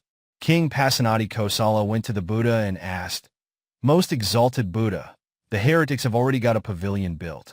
May I have your permission to build a pavilion for you?" He replied, "Gracious King, you need not build it. I have a supporter at hand who is prepared to build it. Is there any person capable of building a pavilion for you other than myself?" "Gracious King, Saccaka, the Lord of the Devas, will build it," was the reply. The king asked, "Most exalted Buddha, at which place would you be pleased to perform miracles?" "Gracious King, near the Kamba mango tree," was the reply. The heretics were greatly shaken when they heard the news that the Buddha will perform miracles near a mango tree, and so they discussed with their lay supporters to buy and fell all the mango trees, even day-old sprouts, growing within a radius of 1 league around the city of Savatthi. The Buddha entered the city of Savatthi, accompanied by his disciples, to receive food on the morning of full moon day of July Sha. The Kamba mango tree. Incidentally, the royal gardener, named Ka, was scaring away crows which were attracted by the scent of a big, ripe mango fruit within the folds of an old nest of red ants on the mango tree. He eventually picked it with the idea of offering it to the king. On his way, he beheld the Buddha and then a fresh idea dawned on him. If the king were to enjoy this mango fruit, my reward would be something like 8 or 16 pieces of money, which would not keep me going for the whole of my life. If it was offered to the Buddha, I would get, in return, immeasurable benefit throughout the cycle of rebirths. With this devotional faith, he offered it to the Buddha while on his way to the king. Whereupon, the Buddha turned round and looked at Venerable Ananda, who being perceptive understood what the Buddha wanted him to do. He handed the stone alms bowl that had been offered to the Buddha by the 4 great Brahmas. The Buddha then lowered the bowl to accept the gift offered by the gardener Ka. Then the Buddha showed signs of wishing to sit down at the spot. Venerable Ananda spread a robe over the spot for the Buddha and went ahead to prepare some mango squash and offered it to him.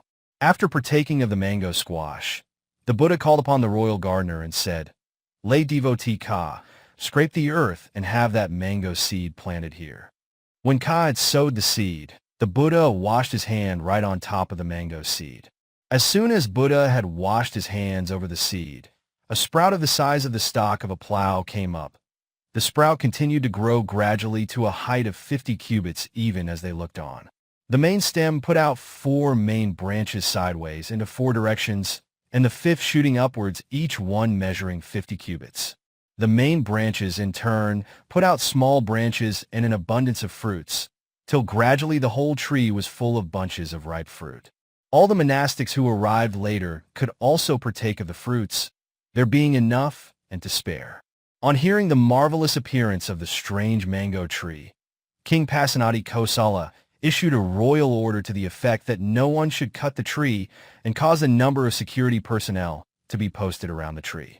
Drunken men of the locality also had their share of fruits to enjoy with great satisfaction. They turned to the heretics and they decried their low and selfish motives, saying, "Ha! You ruined heretics! You have destroyed all the mango trees and uprooted even day-old sprouts in and around the city of Savatthi, for fear that the ascetic Gautama would perform miracles near them. But the miracles will take place near the mango tree planted by the gardener Ka." And they attacked the heretics by throwing the seeds of the mangoes they had eaten at them. Saccaka ordered the wind god, "Blow down the pavilion of the heretics, uprooting even the posts and dump it in the garbage." The wind god did as he was told. Saccaka asked the sun god to cause intense heat for the sectarians by taking his mansion down a little. The sun god did as he was bid. The wind god was asked again by Saccaka to create a whirlwind exclusively at the place of the heretics. The wind god did as he was bid, with the result that the heretics were soaked with perspiration and covered with dust, and they resembled big red ant hills. Saccaka then asked the rain god to pour torrential rain together with hailstones. The rain god did as he was bid, with the result that the heretics looked like oxen with red and white spots all over their bodies. The heretics, with their pavilion wrecked beyond repair, could not withstand the intense heat and the force of the whirlwind accompanied by hail. They became crestfallen under the hopeless conditions, and there was no alternative but to run away helter-skelter wherever their legs could carry. Pura Kassapa drowned himself. Thus the 6 heretic teachers ran away in different directions. Meanwhile, a male servitor and devotee of Pura Kassapa, who was a farmer, thought, "Now it must be time for my noble teachers to perform miracles. I will go and see the miracles." He released the 601 oxen from the plow, and carrying the pot in which he had brought his gruel early in the morning, a rope and the goad, he arrived at the spot where his sage was expected to show his miracle. When he saw Pura Kassapa running hastily, he asked him, "Most reverend sir, I have come to witness your performance of miracles. Where are you bound for?" Pura Kassapa replied, "What good would my miracle do? Just hand me the pot and the rope." Taking the rope and the pot, he ran straight to the bank of a nearby running stream, filled the pot with sand, and tying the pot tightly round his neck with the rope, sprang into the running current to end his life. This was marked by some bubbles floating on the surface of the stream, while he was reborn in the plane of misery known as Avicii. It is natural that those who are ignorant and unenlightened are destined to suffer for a long time, through many transient existences, while those who are noble, virtuous, intelligent, and enlightened enjoy the maximum of peace, joy, and benefits. Such is the nature of the world. Saccaka has a pavilion built. Towards the evening on that day, Saccaka realized that it was his duty to arrange for the creation of a jeweled pavilion for the Buddha, and so he commanded Vissakhamma to create a great pavilion extending over 12 leagues, profusely covered with blue lotus blooms and adorned with the 7 kinds of jewels. The Sangha and the laity would assemble around the Buddha in this pavilion. Towards the evening on that day, The Buddha left his Senate chamber to take up temporary residence at the pavilion, which was created by Vissakama, getting ready for the demonstration of the miracle. And on arrival, he sat on the jeweled throne of the size of 1 league and under a white celestial umbrella of the size of 3 leagues. It will be recalled that a period of 4 months had elapsed since the last full moon day of March, Phagwa, when the Buddha had given intimation to King Bimbisara of his desire to demonstrate a miracle near the Kamba mango tree. This news had spread far and wide ever since, and now all the male and female monastics and male and female lay devotees had gathered around the Buddha on all 4 sides, at the front, back, left, and right, and for a stretch of 12 leagues long on each side, 24 leagues from end to end and 72 leagues in circumference. All the celestial beings from the 10,000 world element had also assembled at this place at the same time. The addresses of the Buddha's disciples. At the assembly, Gara, a female lay devotee and a non-returner, Anagami, with great power, stood in front of the Buddha and paying obeisance with palms together, made her address. Most exalted Buddha, when there is a daughter of yours such as myself, we see no need for you to exert yourself. May I be kindly permitted to demonstrate a miracle? Whereupon, he asked, Dear daughter Gara, how would you demonstrate your miracle? She replied, Most exalted Buddha, I shall cause the earth portion of the universe to become water thereby, turning the entire world element into a uniform mass of water. I shall transform myself into a water hen and dive into it and reappear at the eastern edge, then likewise at the western, northern, and southern edge of the universe, and then at the center of the universe. Whereupon a certain person might ask who I am, and the people would answer, She is Gara, daughter of the Buddha, a female non-returner. This would lead the people to say, if this display of power is only the prelude, the power of a 602 daughter of the Buddha, a young woman, the power of the Buddha must indeed be infinite. In consequence, all the heretics would naturally lose courage and flee without even daring to glance back at you. The Buddha told her, Dear daughter Gara, I knew you have the power to demonstrate such a miracle, but the bouquet of flowers attached to the winning post was not meant for you. Gara considered that the Buddha had not given her permission for good reasons. It might be that there was someone far superior than her in respect of power in the performance of miracles. So she remained at a suitable distance. The Buddha contemplated, if in this manner I should ask my sons and daughters, in the midst of this spectacle, covering 24 square leagues, they will rise up bravely and with the mien of a lion king, make such wildly confident declarations. In this way, the attribute of my sons and daughters will be already revealed. He therefore asked other disciples, both males and females, about their individual achievements. The disciples courageously disclosed the way in which they would display their miracles in his presence. Amongst those male and female disciples who made such bold statements, Anāthapiṇḍika was one who had this to say, Most exalted Buddha, when there is a non-returner, Anagami, disciple of yours such as myself, there is no need to exert yourself. Let me be kindly permitted to demonstrate a miracle. Whereupon the Buddha asked him, Dear son Anāthapiṇḍika, in what form would you demonstrate a miracle? The lay disciple, Anāthapiṇḍika, replied, I will transform my body into that of Brahma's body, which measures 12 leagues, and then by slapping one of the upper arms with the open palm of the other hand, produce thunderous sounds of a great rainstorm in the midst of the throngs of people present here. Whereupon, people would ask, What sort of sound is that? And the others would answer, This is the sound of the clapping of the arms by the young rich man, Anāthapiṇḍika, who is a non-returner disciple of the Buddha. This will lead the heretics to say, This is only the prelude, the power of a young lay disciple. The power of the Buddha cannot even be guessed.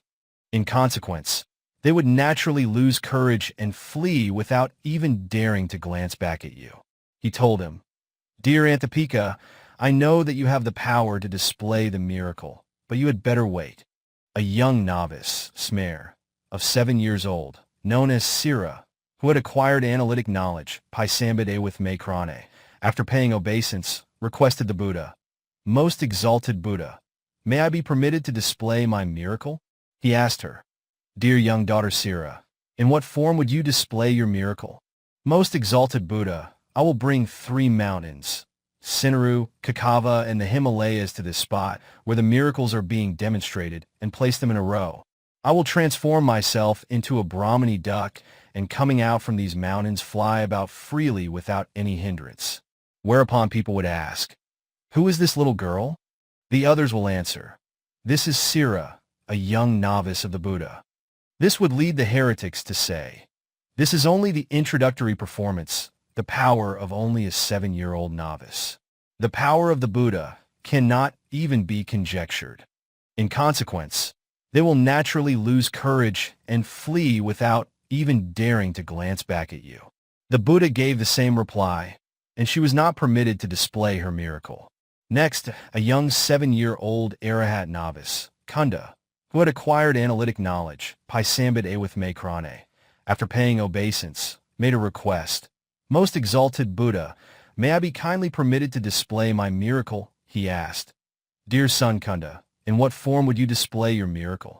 Most exalted Buddha, I will shake the golden rose apple tree, which is regarded as the victory pennant of the universe by its stem, and bring the fruits that fall to feed the audience here. And again, I will bring flowers from the coral tree into Vatisa and give them to the audience here. The Buddha gave the same reply as before and did not permit the young novice to display his miracle. Next, the elder nun Upalava requested the Buddha to display her miracle, and the Buddha asked her, in what form would you demonstrate it? Most exalted Buddha, I will create an audience extending to the length of 12 leagues, occupying a space of 36 leagues in circumference. I will transform myself into a universal monarch, and surrounded by a universal monarch's attendants come to pay homage to you. He replied, I know that you have the power, but did not grant permission for demonstration as in the previous cases. Next, Venerable Maha Moggallana requested permission to demonstrate a miracle. The Venerable's request took the form of dialogue between the Buddha and himself. Moggallana, kindly permit me to perform a miracle. Buddha, dear son Moggallana, how would you perform a miracle? Moggallana, I will reduce Mount Meru to the size of a mustard seed, shelve it in between the fissures of my teeth, and chew it in the presence of the spectators. Buddha, what else would you do? Moggallana, the earth will be rolled up like a small thin mat, and I will keep it in between my fingers. Buddha, anything else? Moggallana, like a potter's wheel for grinding earth, I will turn up the great earth and feed the populace here with the fertile topsoil that lies under the surface. Buddha, and again, Moggallana, this earth will be put on the palm of my left hand, and human beings will be placed on another island continent. Buddha, any more? Moggallana, most exalted Buddha, I will use Mount Meru like the shaft of an umbrella, and placing the earth on top of it like the folds of an umbrella, I will walk in space to and fro, holding both in one hand like a monastic with an umbrella in his hand. The Buddha told Venerable Maha Moggallana, Dear son Moggallana, I know you have the power to demonstrate these miracles, but he did not permit him to perform them. Venerable Maha Moggallana came to understand. Permission was not given because the realized one has in mind an even greater and nobler miracle than this to perform. So he remained at a proper distance.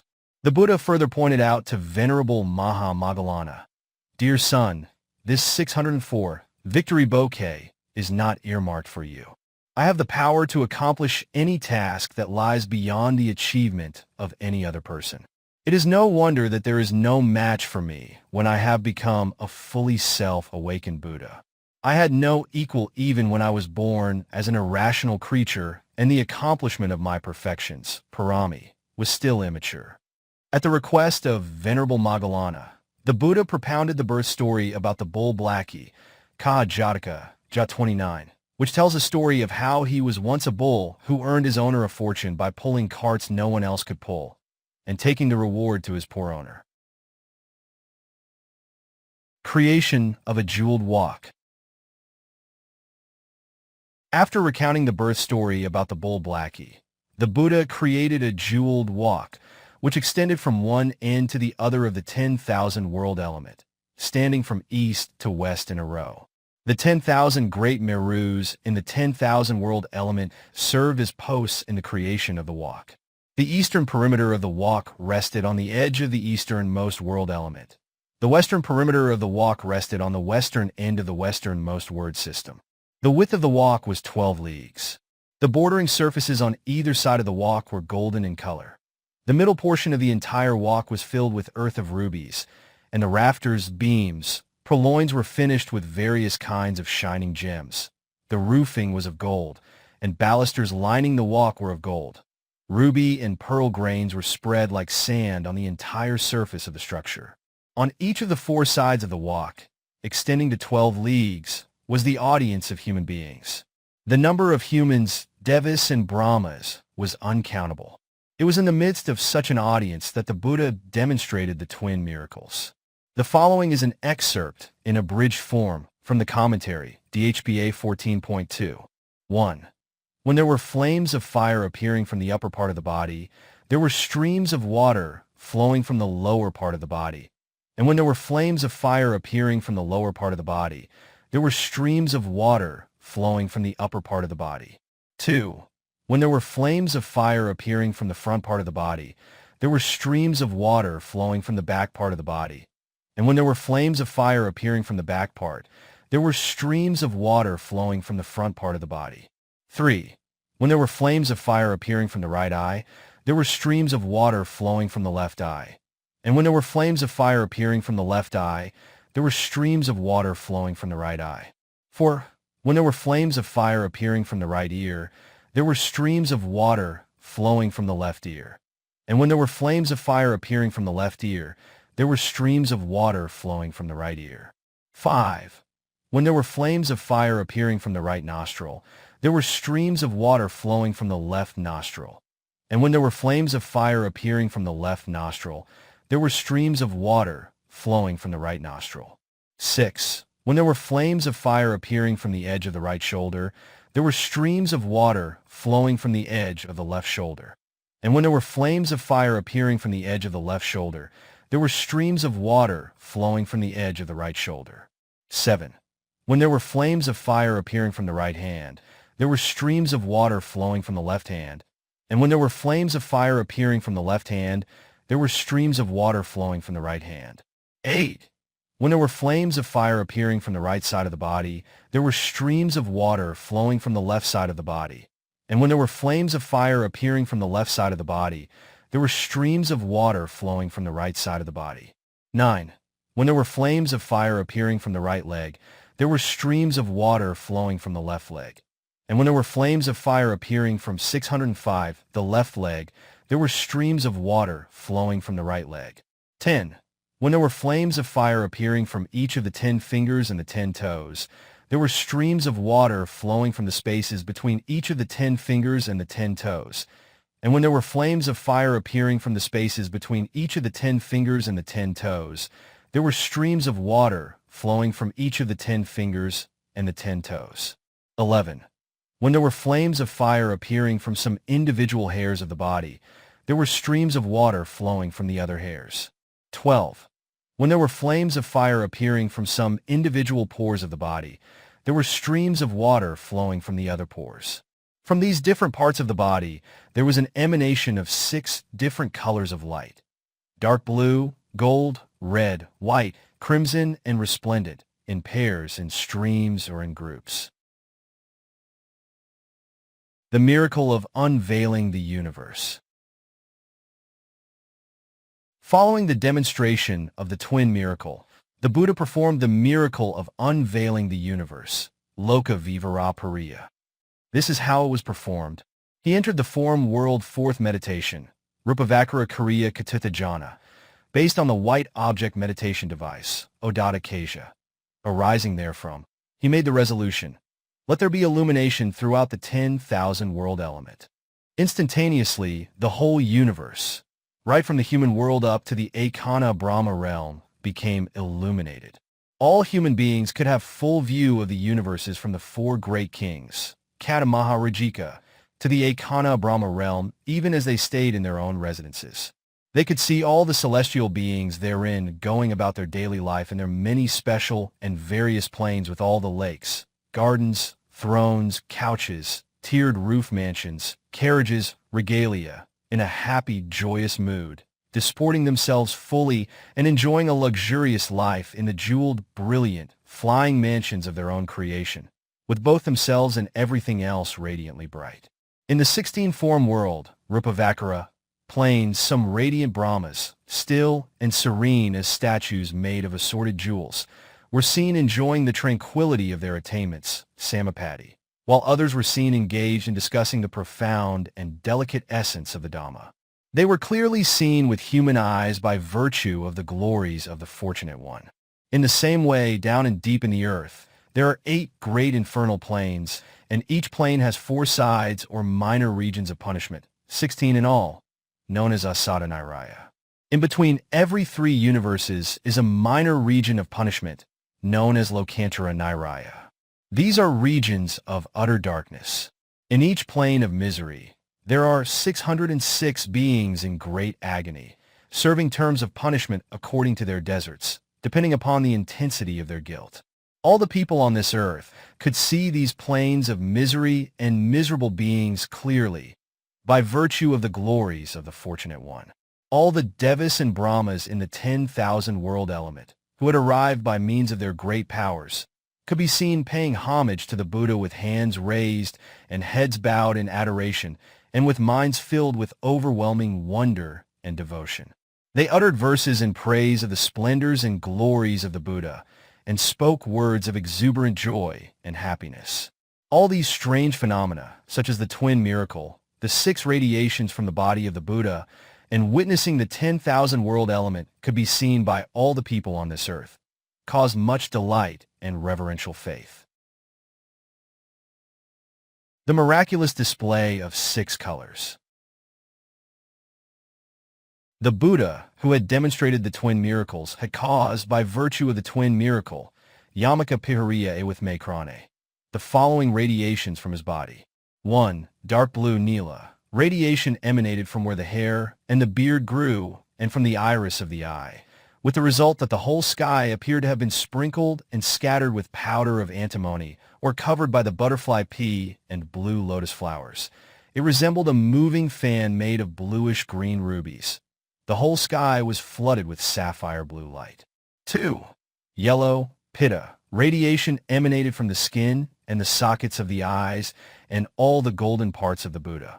The entire environs were brightened by a golden color, as though the whole area was poured over with liquid gold or covered by a garment of gold, or as if saffron was sprinkled in golden silk cotton flowers strewn over it. 3. Red Lohita. Radiation emanated from the flesh and blood and certain parts of the eyes and other red parts of the body. The entire environs was brightened by the red light, as though dyed with vermilion or coated over with red lac, or covered with red velvet, or as if cloaked with noon flowers, Pentapter's Phonsea, and Indian coral was strewn over it. The whole area was strangely and beautifully brightened by this radiation. 4. White Aggidatta. Radiation emanated from the bones, teeth, and the eye tooth of the Buddha, and from the whites of the eyes. The whole area looked as though covered with milk flowing constantly from silver pots, or with a silver ceiling hung with silver leaves and plates laid out layer upon layer, or a silver fan in motion, or as if wild jasmine, white lores, toothbrush tree, jasmine, and Arabian jasmine were strewn all over the place. 5. Crimson Majiha. Radiation emanated from the palms of the hands and soles of the feet, thereby beautifully brightening up the environs, as though covered by a net of coral and flowers of the porcupine flower, Barleria prionide, species. 6. Resplendent Pabasura. Radiation emanated from a single hair on the Buddha's forehead, nails of the fingers and toes, and all parts that shone, thereby brightening up the region, as though filled with many constellations of the evening star and with flashes of lightning and currents of electricity. It was indeed a wondrously beautiful scene. The emanation of the 6-hued radiance was indeed a strange phenomenon, which resembled the continuous flow of streams of liquid gold, silver, and ruby from a fountainhead shooting up to the roof of the universe, and then descending to the edge of the universe. All the thousands of universes merged into a great, elegant, wonderful, and beautiful golden mansion, as it were, with beams, rafters of assorted precious jewels. On that day, the Buddha taught discourses in harmony with the inclinations of the people, at intervals, while demonstrating the twin miracles on the walk, which was laid from east to west, across the thousands of world elements. He suspended the performance of miracles to allow a short interval of rest for the audience who, in return, said, Sadhu as 607, a gesture of gratitude. It was during these intervals that he looked into the dispositions of each and every member of the audience, who formed a sea of beings. To this end, he observed the mental process of each one of them by the exercise of contemplation of the mind, Siddhanupassana, noting the 16 different mental attitudes of each individual. One can only imagine the speed of the mind of fully self-awakened Buddhas. As stated above, the Buddha performed miracles and taught the Dhamma in harmony with the disposition and inclinations of the people, only after he had looked into and considered their mind process, with the result that numerous beings were emancipated from sentient existence through realization of the Four Noble Truths. Indeed, it was the occasion of a great triumph of the Dhamma, Dhammabhisamaya. The creation of the Buddha's double. The Buddha looked into the minds of individual persons, amongst a great company of beings, to find out if there were any who were capable of raising questions according to his own desire, so that he might furnish the right answer in return, but he could not find anyone. So, he created his own double that gradually grew into 2, then into 3, into 4, and into hundreds by multiplication. There was an exchange of a series of questions and answers between himself and the mind-made Buddhas, alternately taking turns to raise questions and to answer. The mind-made Buddhas took up different postures while engaging in the dialogue. Some were standing, some lying down, some walking, and some sitting. The glow and splendor of the 6 hues, together with the flames of fire and streams of water of the twin miracles of the Buddha, and brilliancy of the mind-made Buddhas, combined to light up the whole stretch of the sky, producing a clear array to an extent that lay beyond the capability of the disciples, Saccaka. A great number of Devas and Brahmas spoke eulogies in praise of the glory, greatness, and grace of the Buddha. The whole sky rang with the songs of the celestial beings. They poured showers of celestial flowers. The music from the thousands of musical instruments of the celestial beings, combined with those of the human beings, rent the air. It was indeed as if a single grand festival of all beings was being celebrated. Such an uncommon feat of the twin miracle was demonstrated by the Buddha by virtue of the wisdom peculiar to the fully self-awakened Buddhas and not shared with Pacceka Buddhas and disciples, Asadharana and with Makrane. Having had the opportunity to witness the miracles as well as listen to the teaching delivered at intervals, 200 million human beings, celestial Brahmas, and other beings were emancipated at this great gathering performance of miracles.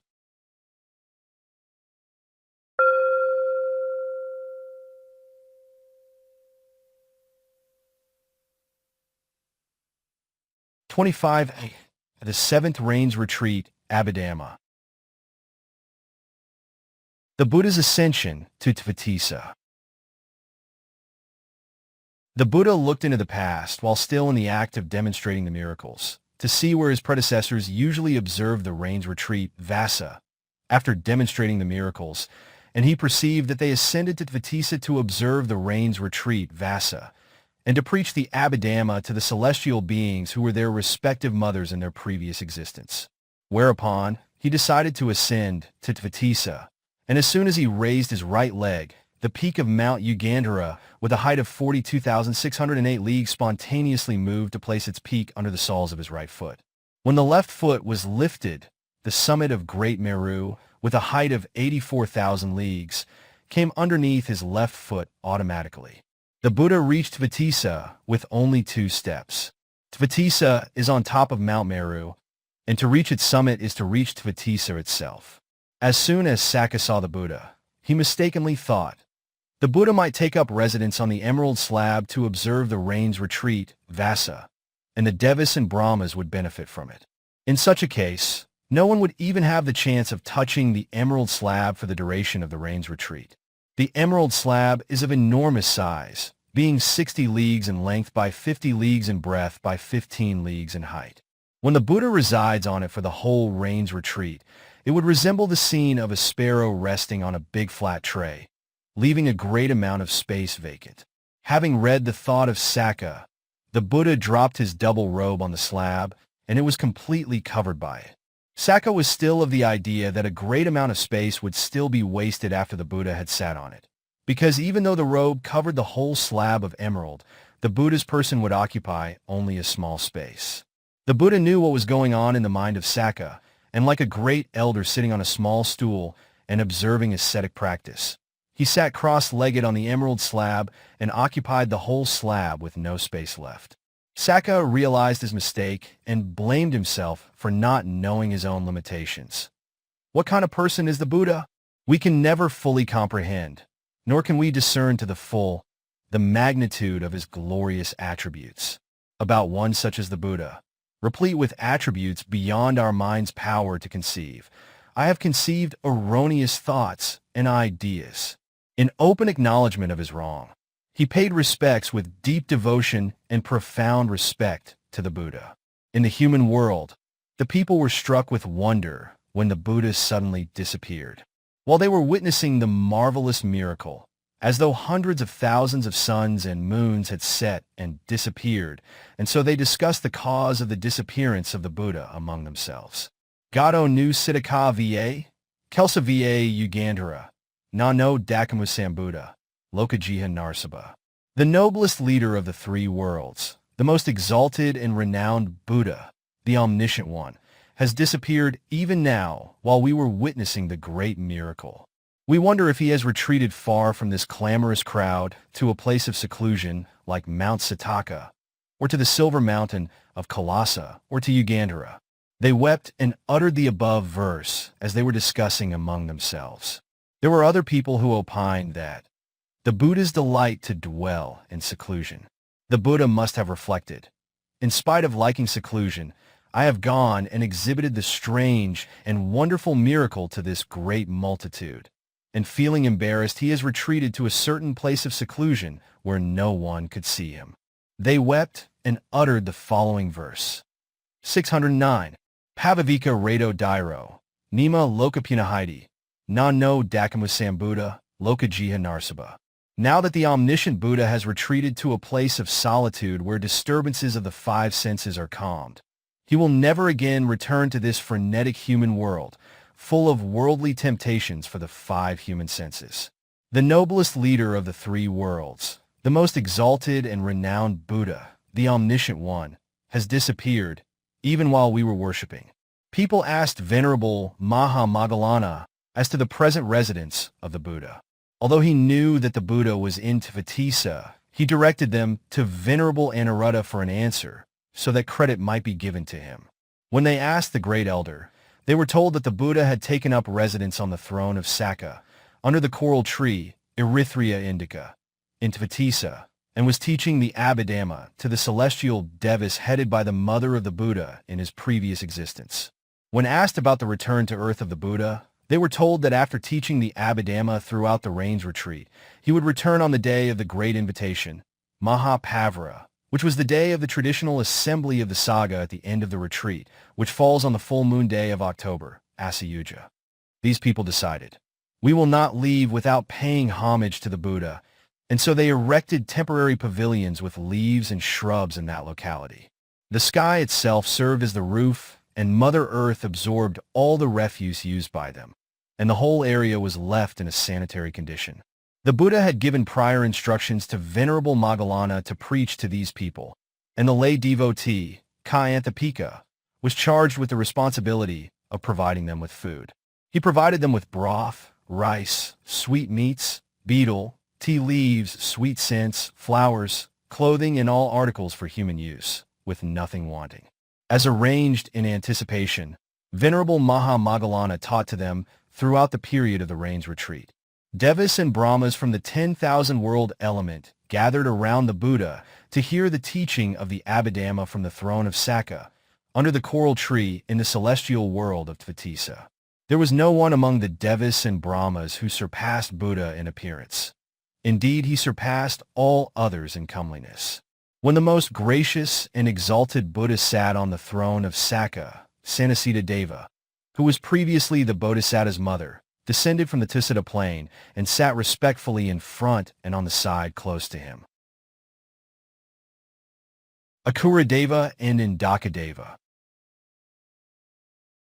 Indakadeva, who arrived after Sanasita Deva, was seated on the right side close to the seat of Buddha, and Akura sat on the left side in close proximity to him. Akuradeva was obliged to make room for more powerful Devas and Brahmas every time they arrived until he was at a place 12 leagues away from the Buddha. But Indaka could retain his position. Here is why. The genesis of Akura's biography may be traced back to a dark period that followed the extinction of Buddha Kassava's dispensation. He was the youngest of the 11 children of Prince Upasagara and Princess Devagabha. Prince Upasagara was the son of King Mahasagara of the Uttaramada country, and Princess Devagabha was the daughter of Mahakasa, ruler of Asatanjana, a province of Uttarapatha country. His eldest brother was Vasudeva and eldest sister was Anjana Devi. 610. When he came of age, his elder brothers made him the ruler of a town with a grant to receive the revenues of that town. This being his share of the spoils of victory after his elder brothers made a conquest of the whole of Jambuka with their political power. But he, in turn, surrendered the town to the eldest sister, Princess Anjana. He simply asked for exemption from taxation on merchandise involved in his private trading within the borders of their provinces. He led the life of a free trader. He was happy and content with his lot. Once, he was put into a great difficulty through a shortage of provisions during his journey across a desert. There was a guardian deity of a banyan tree, who had the power to produce every necessary thing one could desire with only just a gesture of his right hand. He was a grateful deity, and he fulfilled the needs of the prince and his people by producing their needs by pointing with his right hand, in repayment of his debt of gratitude towards the prince in a previous existence. The prince, out of curiosity, asked him about his mysterious power, and he replied, "I was a poor tailor living near the house of a rich man, Asaya, in the town of Aruva. Once the rich man gave a great alms, giving to the needy, and I gladly assisted the poor, who came my way, by pointing my hand towards the direction of the pavilion of the rich man. I am thus enjoying the fruit of my voluntary labor. Thus, all things necessary for human use, such as food and clothing, flow copiously, as desired, from my right hand." In emulation of the guardian deity of the banyan tree, Prince Akura, on arrival back in the country of Dvaravati, as a great almsgiving, donated alms to everyone in the whole of Jambuka, which was 10,000 leagues in extent. Such an act of generosity bore an adverse effect on the machinery of taxation.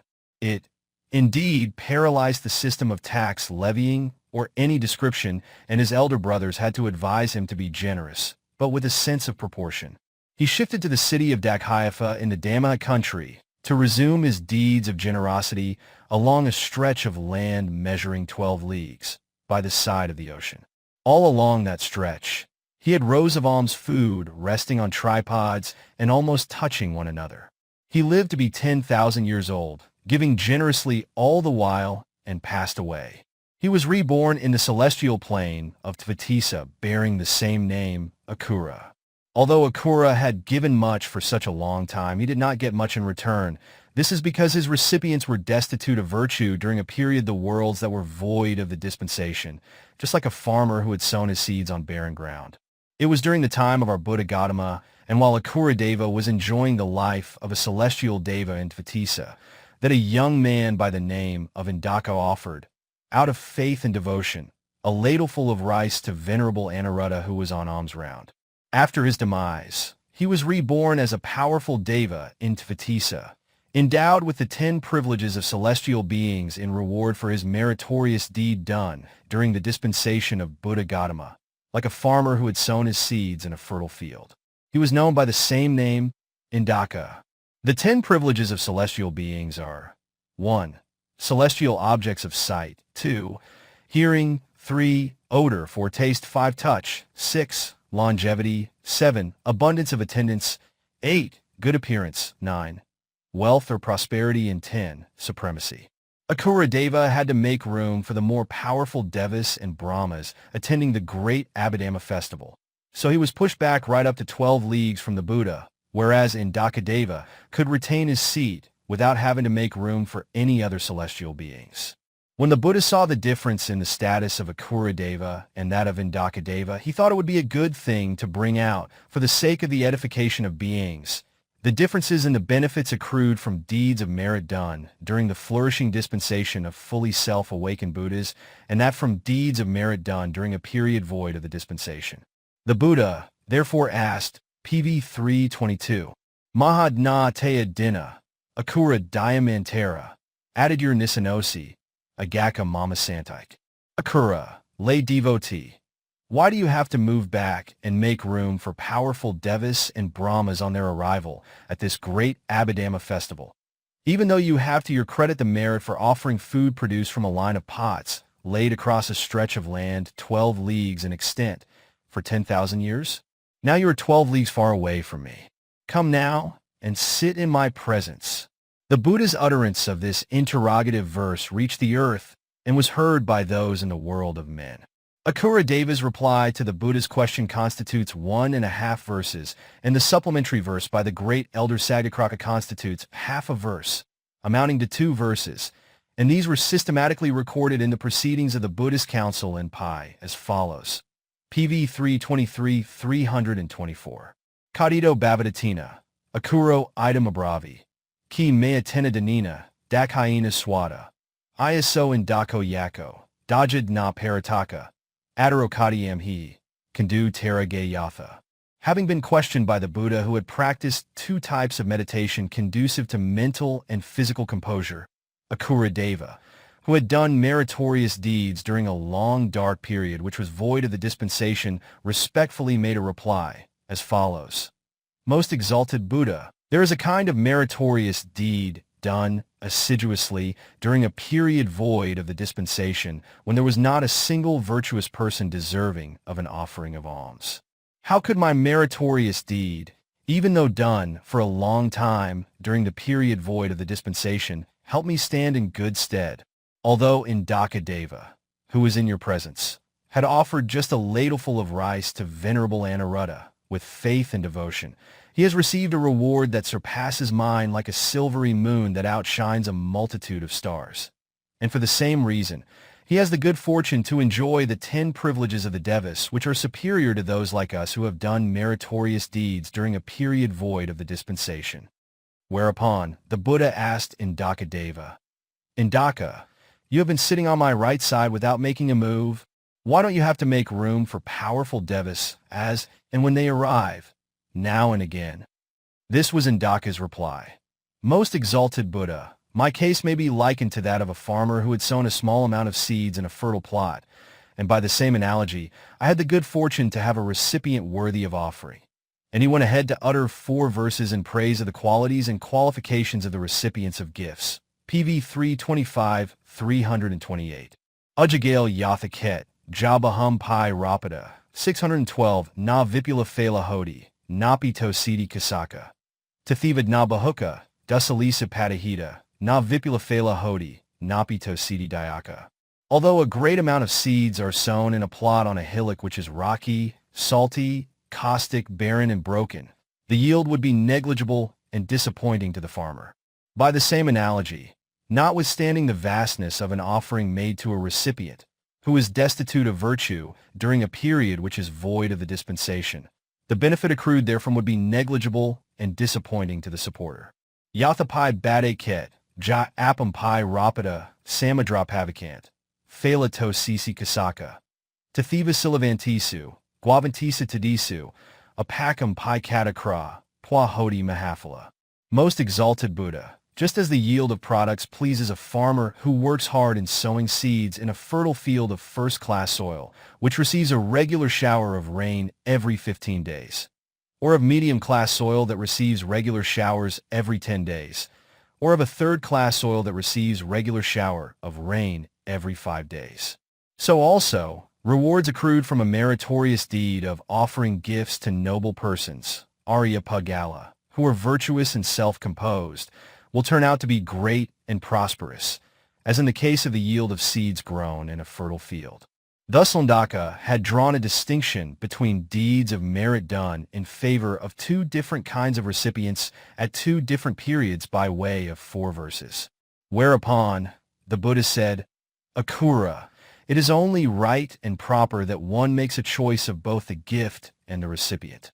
A fitting reward could only materialize through the choice of the type of gifts and the type of recipient, just like good seeds that are sown in fertile soil. Of course, you could not make offerings in the manner just described since you happened to be born in a wrong period when there was no dispensation, opposed to the right period when there is a dispensation. Wherefore, your meritorious deeds were not as fruitful as those of Anāthapiṇḍika. The following 4 verses were uttered by the Buddha for the sake of clarification. PV 329-330.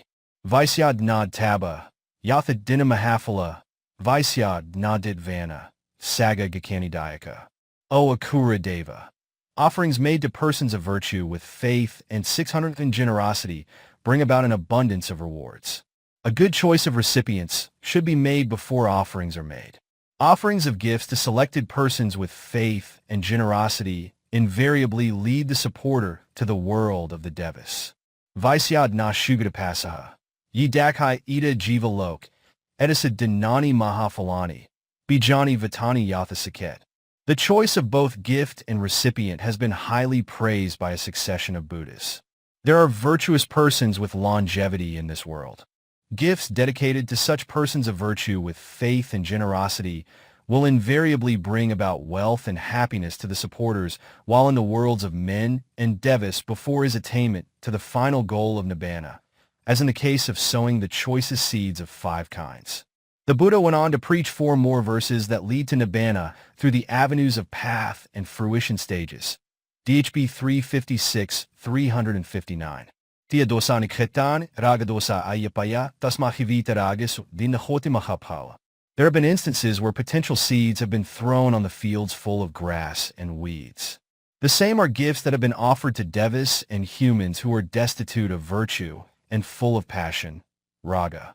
Therefore, an offering of gifts should be made to the noble persons, Arahats, who are void of passion, raga, with a view to enjoy worldly life in the planes of devas and humans before the attainment of the final goal of nibbana. Taya dosani ketani, dosa dosa ayapaja, tasma hai vita dosisu, dinahoti mahafala. Just as there are arable lands full of grass and weeds, so there are devas and humans who are destitute of virtue and full of anger. Wherefore, one should see to it that gifts are offered to those who are free from malice, so that one may enjoy the worldly life of devas and humans before attainment of the final goal of nibbana. Taya dosani ketani, moha dosa ayapaja, tasma hai vita mohisu, dinahoti mahafala. Just as the arable lands are naturally full of grass and shrubs, so devas and humans are full of delusion. So gifts should be offered only to the noble persons, Arahats, who are devoid of delusion, so that one may enjoy the worldly life in the planes of devas and humans before attainment of the final goal of nibbana. Taya dosani ketani, icha dosa ayapaja, tasma hai vigatikasu, dinahoti mahafala. Just as arable lands are naturally full of grass and shrubs, so devas and humans are naturally imbued with the 5 kinds of desire for the pleasures of the 614 5 senses. Wherefore, gifts should be offered to the noble persons, Arahats, who are void of desire, icha. Such an act of merit invariably brings about a pleasant life in the planes of devas and humans even up to the attainment of the final goal of nibbana. At the conclusion of the discourse, Akura Deva and Anāthapiṇḍika Deva attained the fruition state of stream entry, Sotapatti, and the discourse was of great benefit to all other devas and brahmas as well. Teaching the Abhidhamma.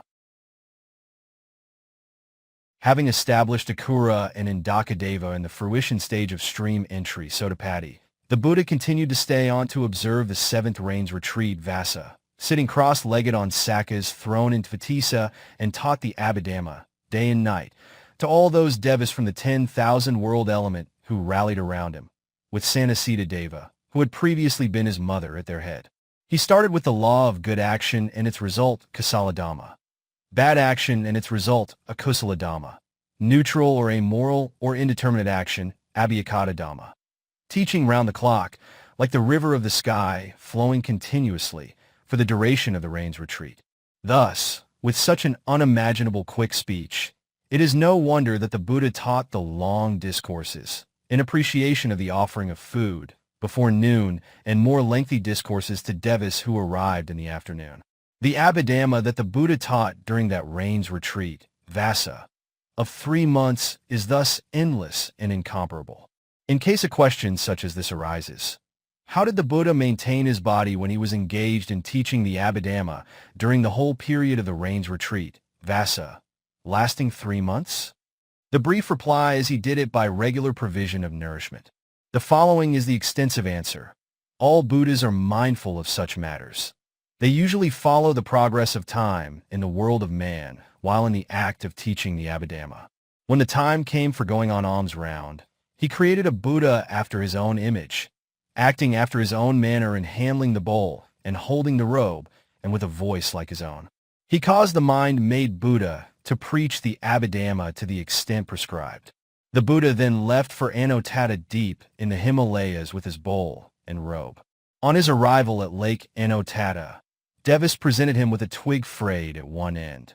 After brushing his teeth with the twig, he took a bath in the lake. After his bath, he stood on the slab of orpiment and donned the well-dyed double robe. He then took the brown stone bowl that was offered by the 4 great kings, Kata Maharajika, under the Rajyatana tree, that is, at the 7th place of the 7 places at which Buddha Gautama spent 7 days each after attaining Buddhahood. Each deva had offered 1 bowl, and the 4 were pressed into one by the Buddha with his hands. He then proceeded to the north continent of Uttarakuru for receiving alms food, and on return, he partook of the food on the peaceful bank of the enchanting and delightful Lake Anāthapiṇḍika. After his meal, he proceeded 616 to the forest of sandalwood trees to spend the day. Venerable Sariputta, the general of the Dhamma, went to the sandalwood forest to attend on the Buddha and stood at a place that was free from the 6 faults. Whereupon, the Buddha told Venerable Sariputta, "Dear son Sariputta, I have taught this much of the Dhamma." He would only give the gist and the guidelines, but Venerable Sariputta, being endowed with the 4 analytic knowledges, Paisambhade with Maikrane, could fully grasp the Dhamma outlined by the Buddha, like a man who is shown the vast ocean by someone with an outstretched hand. He had the ability to understand it in 100 and in 1,000 ways. Venerable Sariputta teaches the Abhidhamma. Venerable Sariputta, having learnt the Abhidhamma briefly from the Buddha daily, taught it in a form neither too brief nor too elaborate to his 500 monastic disciples, who had been common bats in a previous existence. This is a short account of their previous life. They were little common bats dwelling in a cave, hanging down from its roof, in the time of Buddha Kassapa. They heard the recitation of the Abhidhamma by 2 monastics well versed in the Abhidhamma. They had not even the slightest idea of what was meant by the waxing and waning of the moon, but their attention was drawn to the recitation of the Abhidhamma by the monastics' pleasant and harmonious tone. They enjoyed the life of devas from the time of Buddha Kassapa up to the time of Buddha Gautama, not being born even once in the lower planes. At the time of the present Buddha, they were reborn in the world of humans. They witnessed the twin miracle, which aroused their faith and devotion and made them receive ordination under the personal supervision of Venerable Sariputta. Every day, Venerable Sariputta taught them the Abhidhamma in an extended form as he had learned it from the Buddha in an abridged version. The teaching of the Abhidhamma by the Buddha in the world of devas came to a close simultaneously with the completion of the full study of the Abhidhamma taken up by the 500 monastics under Venerable Sariputta in the world of humans. Every day the Buddha informed Venerable Sariputta of the nature and extent of the Abhidhamma taught by both himself and the mind-made Buddha in Tvetisa, and instructed him to teach his 500 disciples as necessary, before he returned to resume teaching from the point where the mind-made Buddha had concluded. The teaching of the Abhidhamma came to a close at the end of the rain's retreat, Vasa, on the full moon day of October, Asayuja, with the result that 800 billion Devas and Brahmas were emancipated through realization of the Four Noble Truths. Anāthapiṇḍika Deva, the Buddha's mother in the human world, also attained the fruition state of stream entry, Sotapatti. On the 9th waxing moon of October, Asayuja, people lingering within the area of 36 leagues, went and asked Venerable Maha Moggallana, "Venerable Sir, it would be right and proper that we inquire as to the time of the Buddha's return to earth. We will not go back to our own homes until we have paid homage to the Buddha."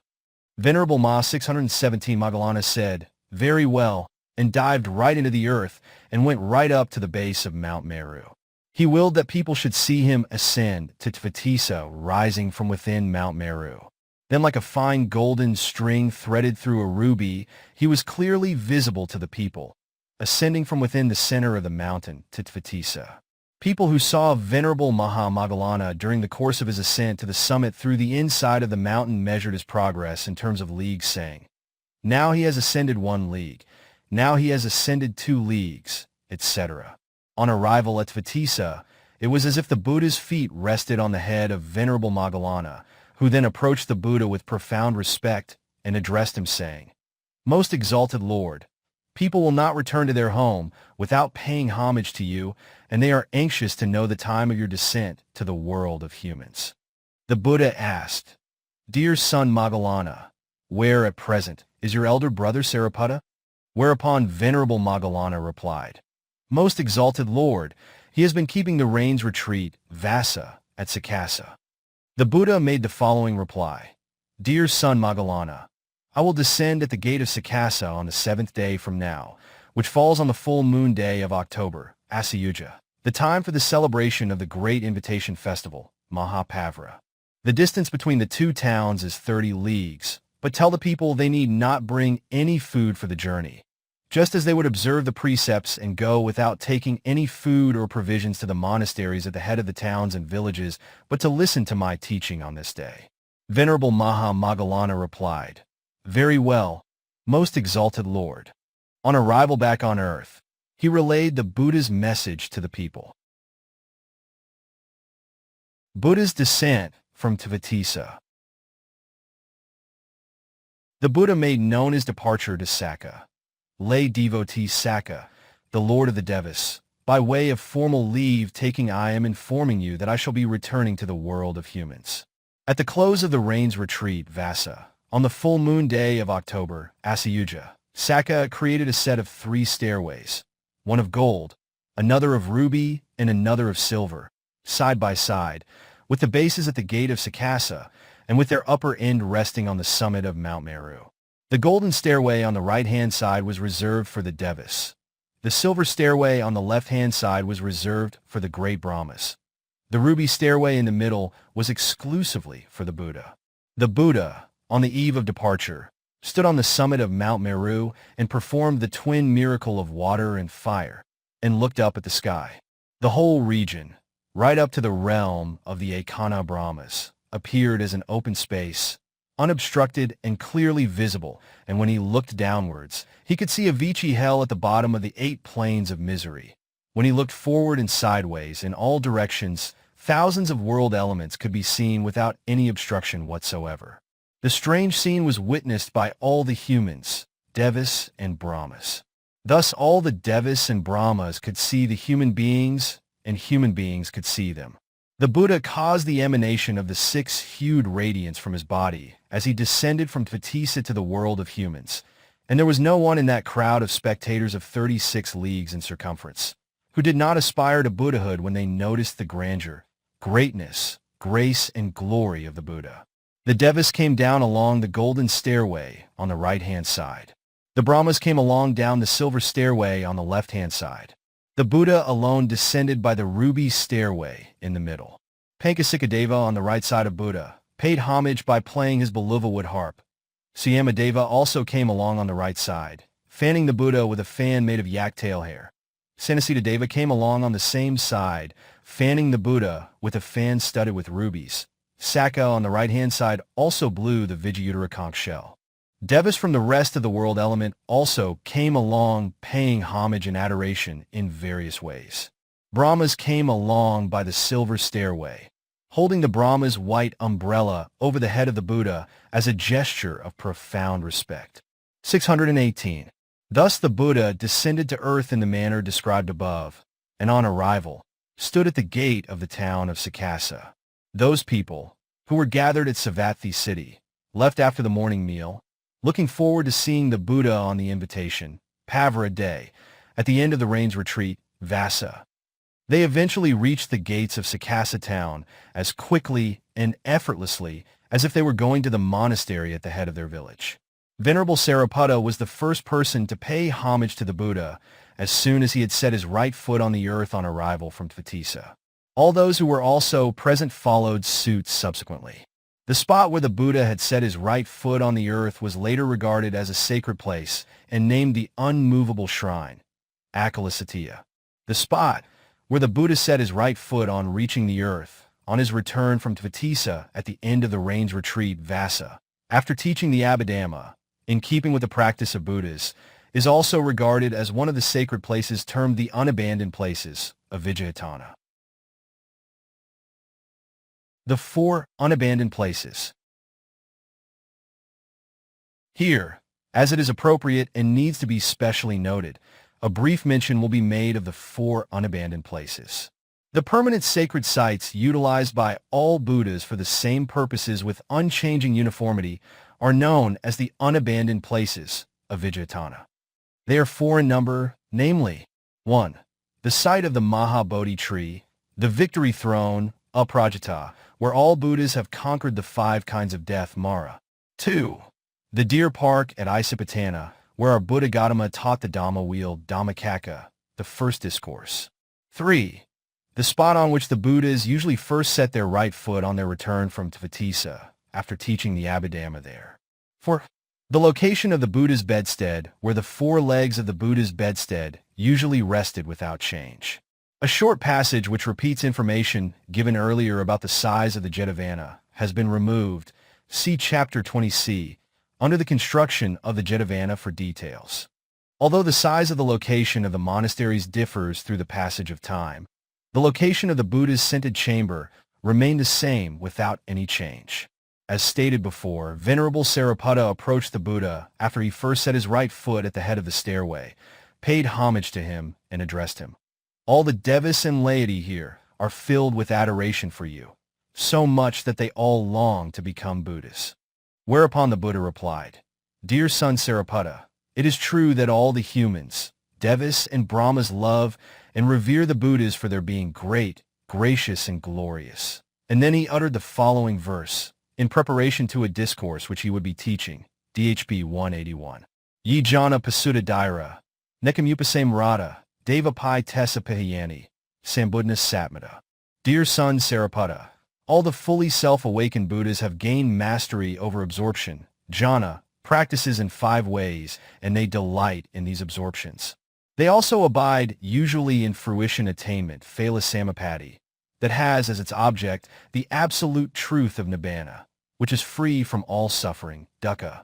Even the devas and brahmas of the celestial regions have made the remark with great adoration and esteem for the Buddhas, who are always abiding in full mindfulness. How great would it be if we who have had this rare opportunity were to become Buddhas? According to the Dhamma verses, Dhammapada, commentary, 300 million humans, devas and brahmas were emancipated at the conclusion of the discourse, and the 500 disciples of Venerable Sariputta became Arahats as a result.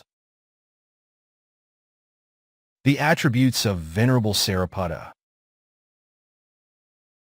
While still standing at the head of the stairway, the Buddha contemplated thus, People who gathered here at this assembly know that Venerable Moggallana is the greatest in the matter of absorption, Venerable Anuruddha in supernatural vision.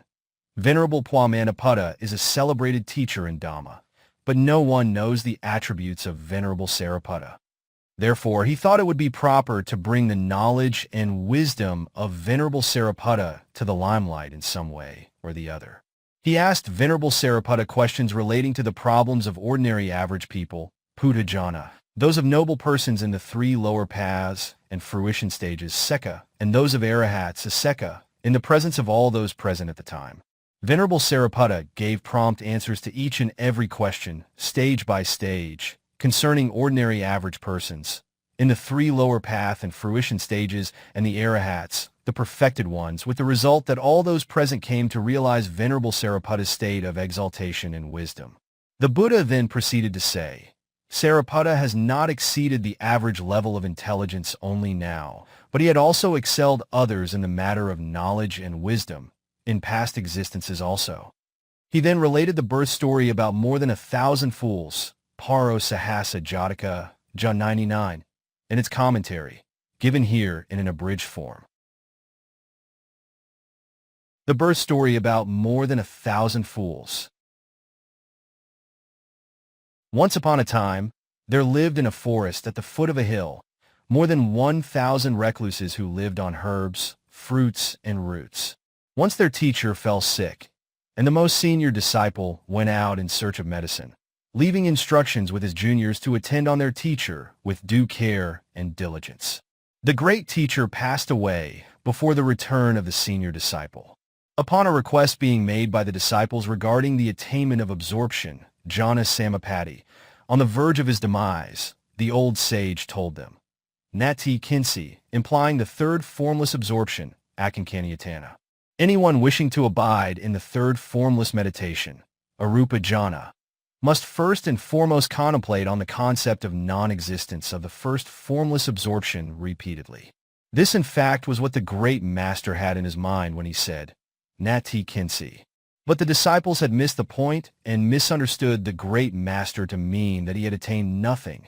Nati Kinsi literally means, there is none, and they looked down upon him as one who had not attained any stage of meditation attainment, jhana samapatti, and they did nothing about the burial rites concerning his remains.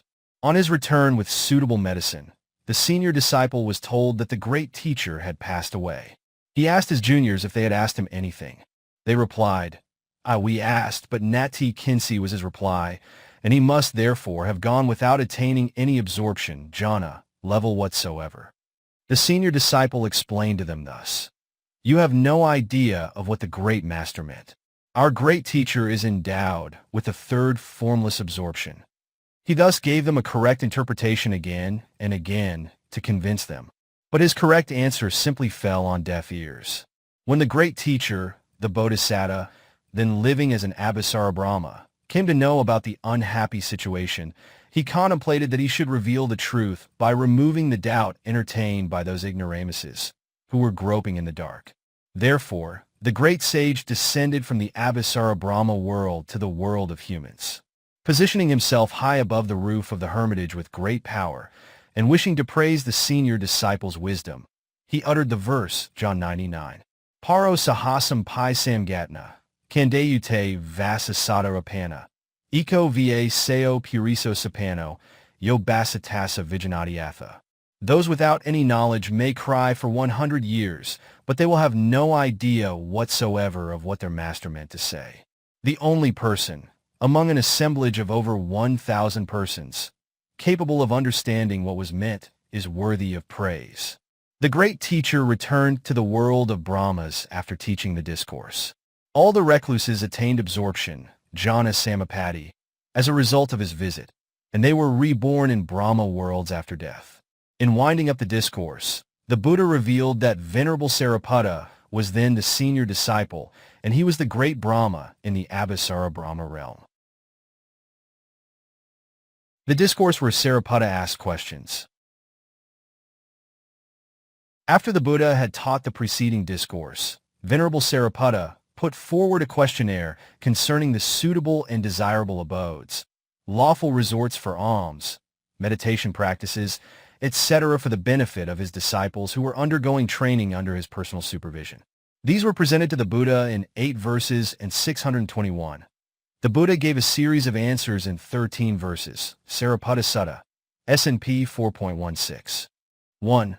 I, Sariputta, have hitherto never seen or heard of a great sage of a sect who has come into his mother's womb from the celestial abode of Tvatisa, who speaks so pleasantly and is endowed with the power of performing miracles, with all the greatness, graciousness, and glory of a fully self-awakened Buddha.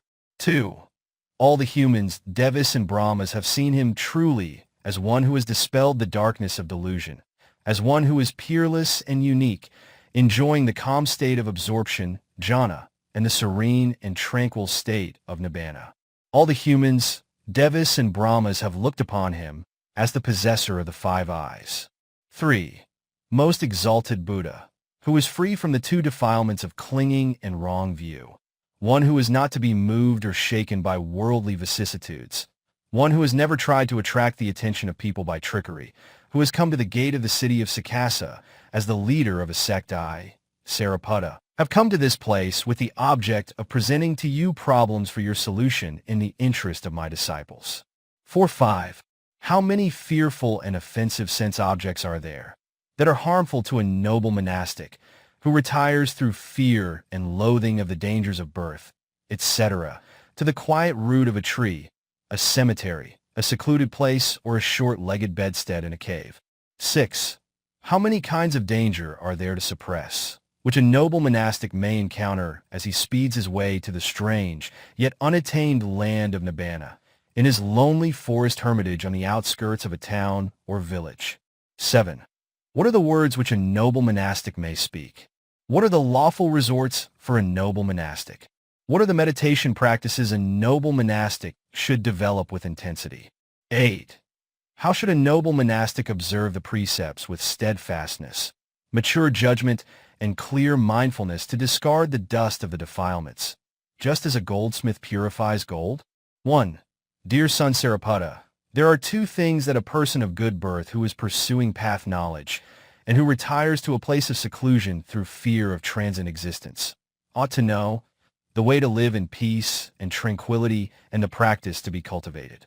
I will preach to you these two things as I know them from practical knowledge and not simply by inference. 2.3. Dear son Sariputta, a person of intellect and mindfulness should not get frightened or be shaken when he comes into contact with 5 kinds of dangers, such as gadflies, mosquitoes, flies, snakes, scorpions, centipedes, mice, burglars and robbers, quadrupeds such as lions, leopards, and tigers. People outside of the teaching without faith in the 3 treasures who cause inconvenience by their annoying antagonistic views and questions. One should not get alarmed or frightened by those 5 kinds of terrible objects just described. 622. Further, a noble monastic in striving for the attainment of nibbana by following a good true path should suppress the following 5 internal enemies in addition to those just described. For disease, hunger, cold, heat, and when the noble monastic experienced inconvenience through contact with any of these dangers, he must resist or put up with them, as such sensations and ailments are conducive to the arising of the 10 modes of wrong conduct by deed, word, and thought. He should protect himself by means of earnest effort, samappadana. 5. A noble monastic must always refrain from stealing and lying. He must wish for the well-being of both those who still have taints of craving, tassa, and those who have already eradicated craving, thavara. He must dispel all 10 modes of wrong deeds, in short, the group of unwholesome deeds, as they are the associates of Mara. 6. A noble monastic must not yield to anger, kota, and unrestrained conceit, adamana.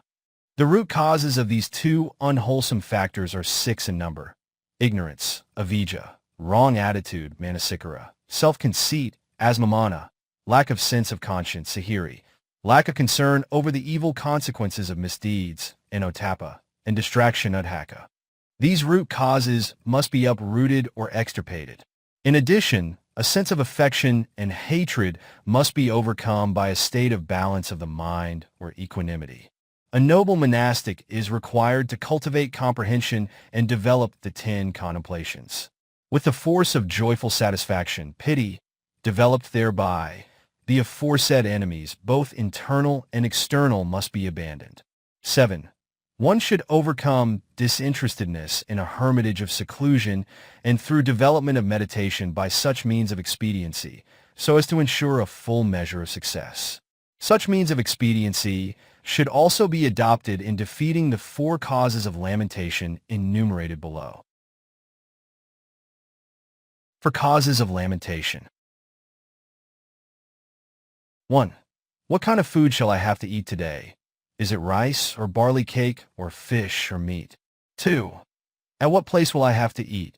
At the palace of a king, or the house of a Brahmin, or of a rich man? 3. I had to sleep miserably last night, on a plank of wood, a coarse mattress, a piece of leather, or a heap of grass. 4. In what kind of luxurious place shall I have to sleep tonight? On an ornamented bed, or a four-legged bedstead? These 4 kinds of reflections or speculations are known as the 4 causes of lamentation. 8. A monastic cultivating the practice of morality, sila, concentration, samadhi, and wisdom, panna, being free from the impediments, bodha, such as an attachment to clan, sect, shelter, and requisites, should abandon the worries connected with food and lodging. These 4 types of worries should be given up. When a monastic acquires food and robe lawfully at proper times, he should have the sense of judgment or moderation in accepting and using them with a view to promoting the sense of contentment. 9. A noble monastic, having guarded himself against unwholesome states by observing the 2 sets of observance in respect of receiving and utilizing the 4 requisites, should enter the towns and villages with an agreeable deportment, and avoid the use of harsh words, even in dealing with those who have calumniated him. 10. A noble monastic should keep his eyes cast downwards, should not wander about. He should endeavor to attain the absorptions, jhana, that have not been attained, to acquire the 5 kinds of mastery over the absorptions that have been attained, should sleep mindfully, only 4 hours a day and only in the middle watch of the night, and spend the rest of the day sitting or walking while observing the precepts incumbent on a monastic. Through such activities, equanimity is developed by means of the 4th absorption. When the mind is well composed, sensuous thoughts, kama vitakka, sensuous perceptions, kama sana, and a restless movement of hands and feet through worry and scruples, saccaka, are restrained. 11. Any instruction given by one's preceptor, such as, "This is not right and proper," should be noted, regarded with sincere delight and gratitude. Ill will or an unfriendly attitude towards one's associates should not be entertained. It should be eradicated as a thorn is eradicated. Only faultless speech should be made. Never talk beyond the scope of the discipline of morality, concentration, and wisdom, or beyond the limits of time. 12. Dear Sariputta, besides this, in this world, there are 5 kinds of stains. Passion for visible forms, rupa raga, passion for sounds, satta raga, passion for smells, gandha raga, passion for tastes, rasa raga, and passion for touches, phohabha raga. All such passions should be removed by the practice of morality, concentration, and wisdom with mindfulness. Constant practice will enable the monastic to overcome these 5 stains. 13. Once these 5 kinds of stains are done away with, the monastic will no longer take delight in the 5 objects of sensual pleasures. That monastic, having mindfulness and emancipated from the grip of the hindrances, contemplates at the appropriate time all that is conditioned as impermanent, unsatisfactory, and unsubstantial with resolute steadfastness. His mind will become composed, and he will penetrate through the dark mass of defilements. The Buddha thus answered the questions of Venerable Sariputta with a view to pave the way stage by stages that invariably leads to the Arahat fruition stage. The 500 disciples of Venerable Sariputta became Arahats at the conclusion of the Discourse, and 300 million devas and humans were emancipated through realization of the 4 noble truths.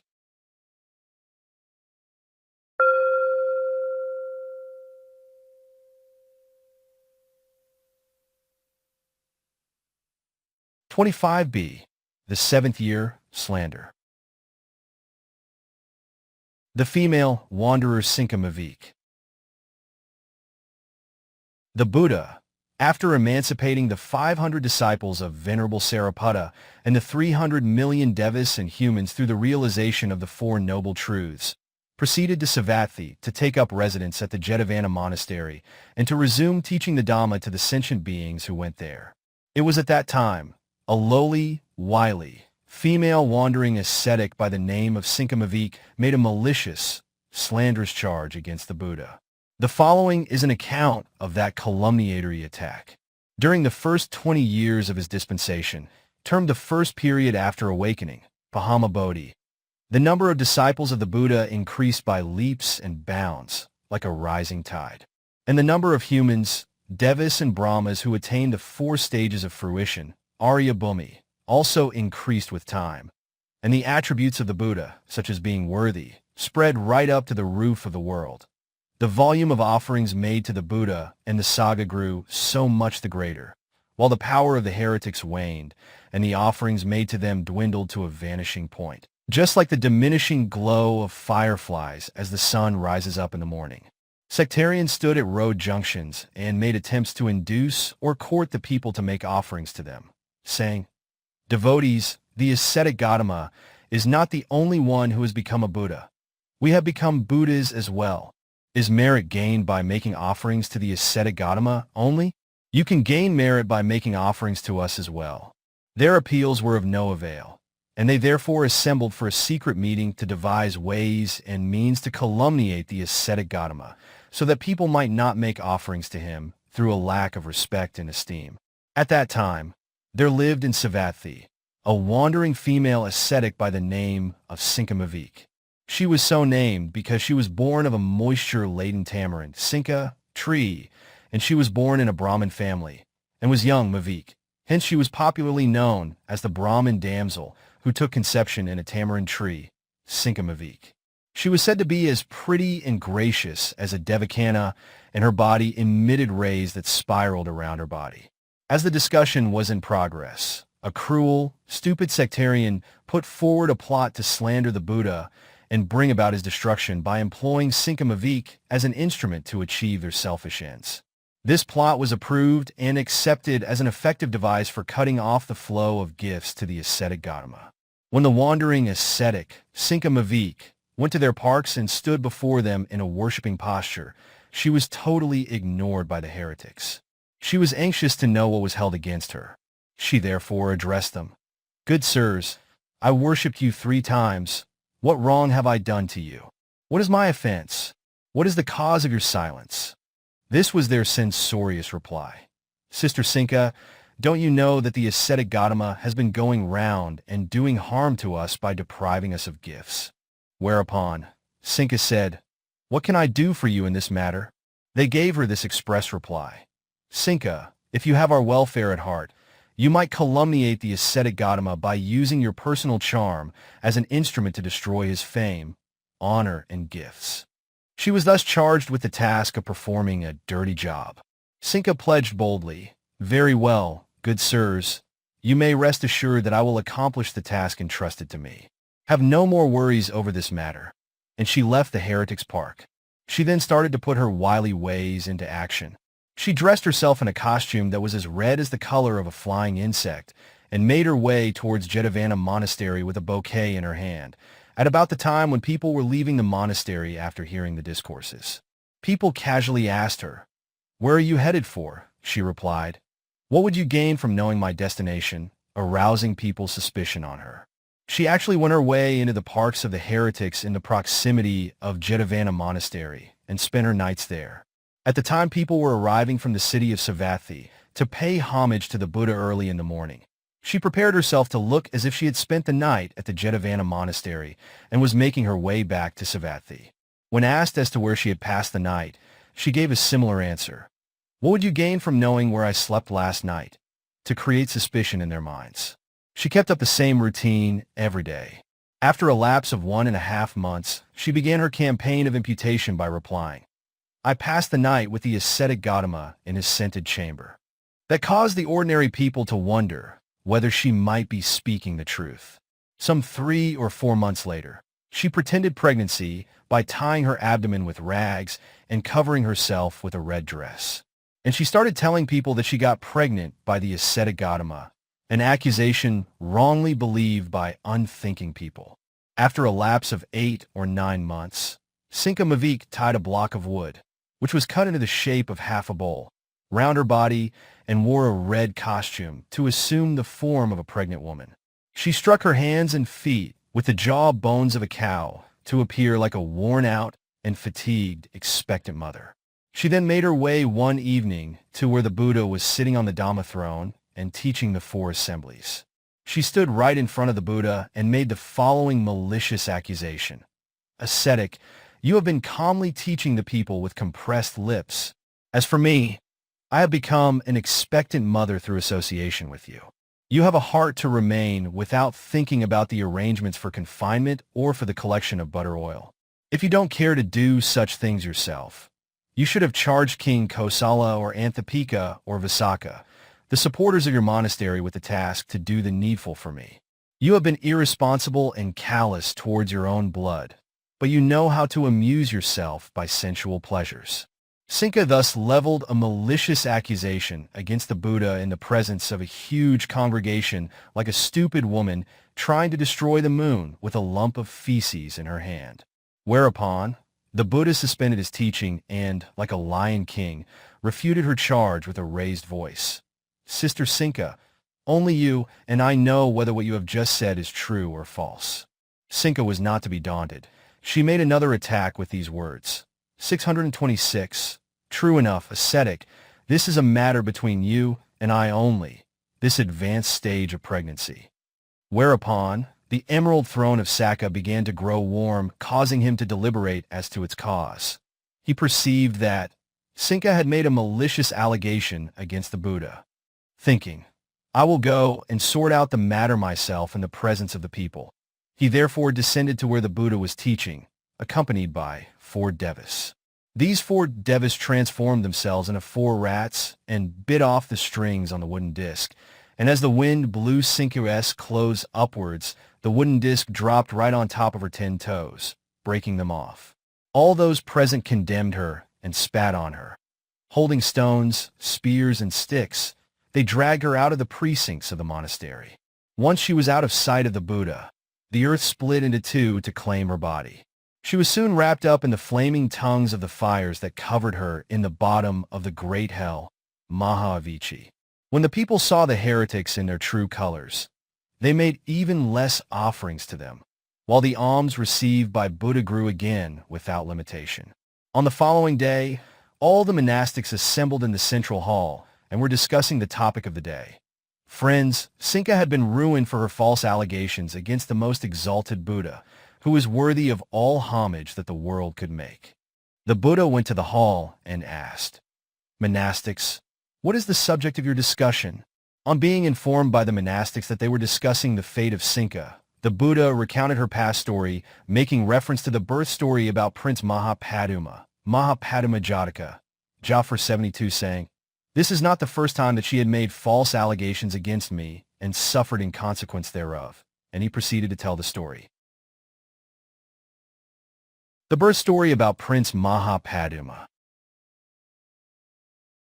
Once upon a time, King Brahmadatta was ruling the country of Braz when the Bodhisattva took conception in the womb of the queen.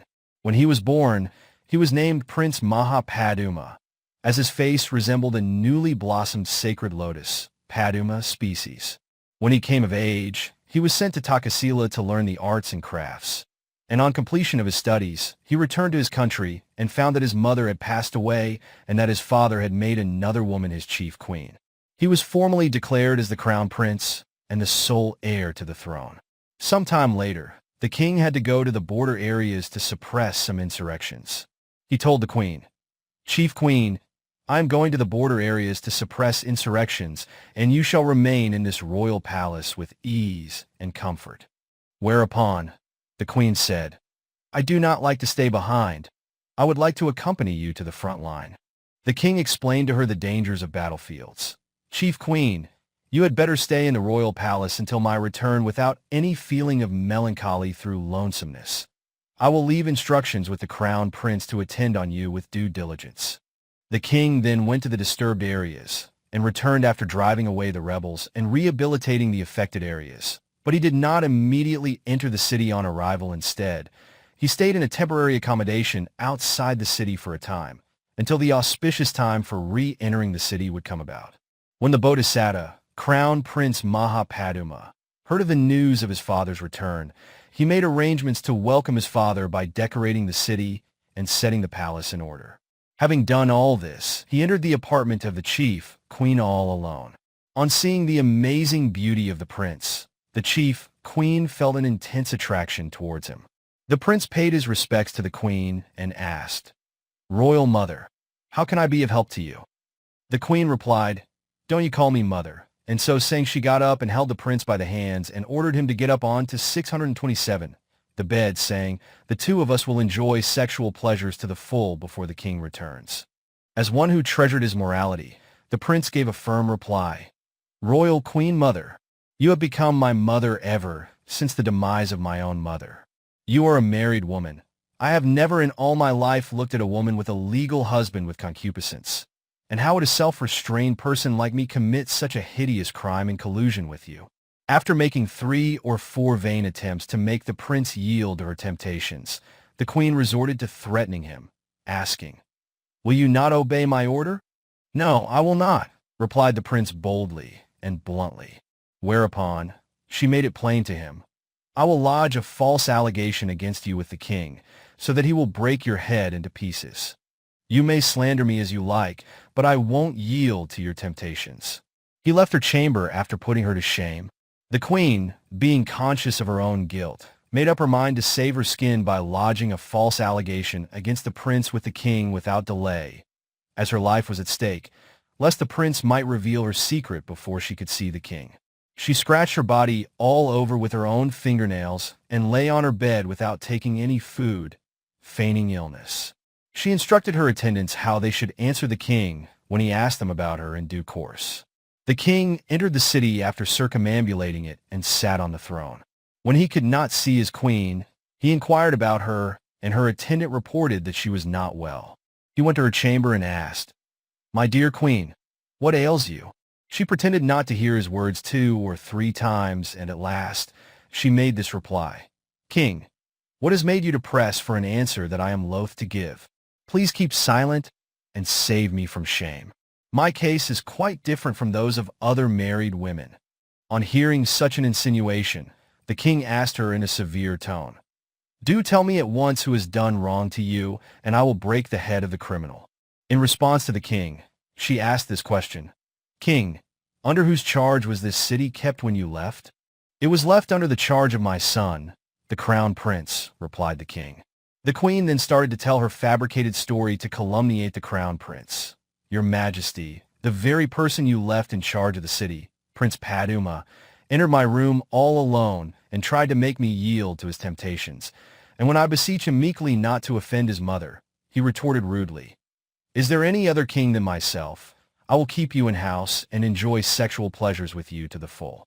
When I refused to yield to him, he pulled me by my hair, beat me all over my body, and then, throwing me down on the floor, he outraged me and left my chamber."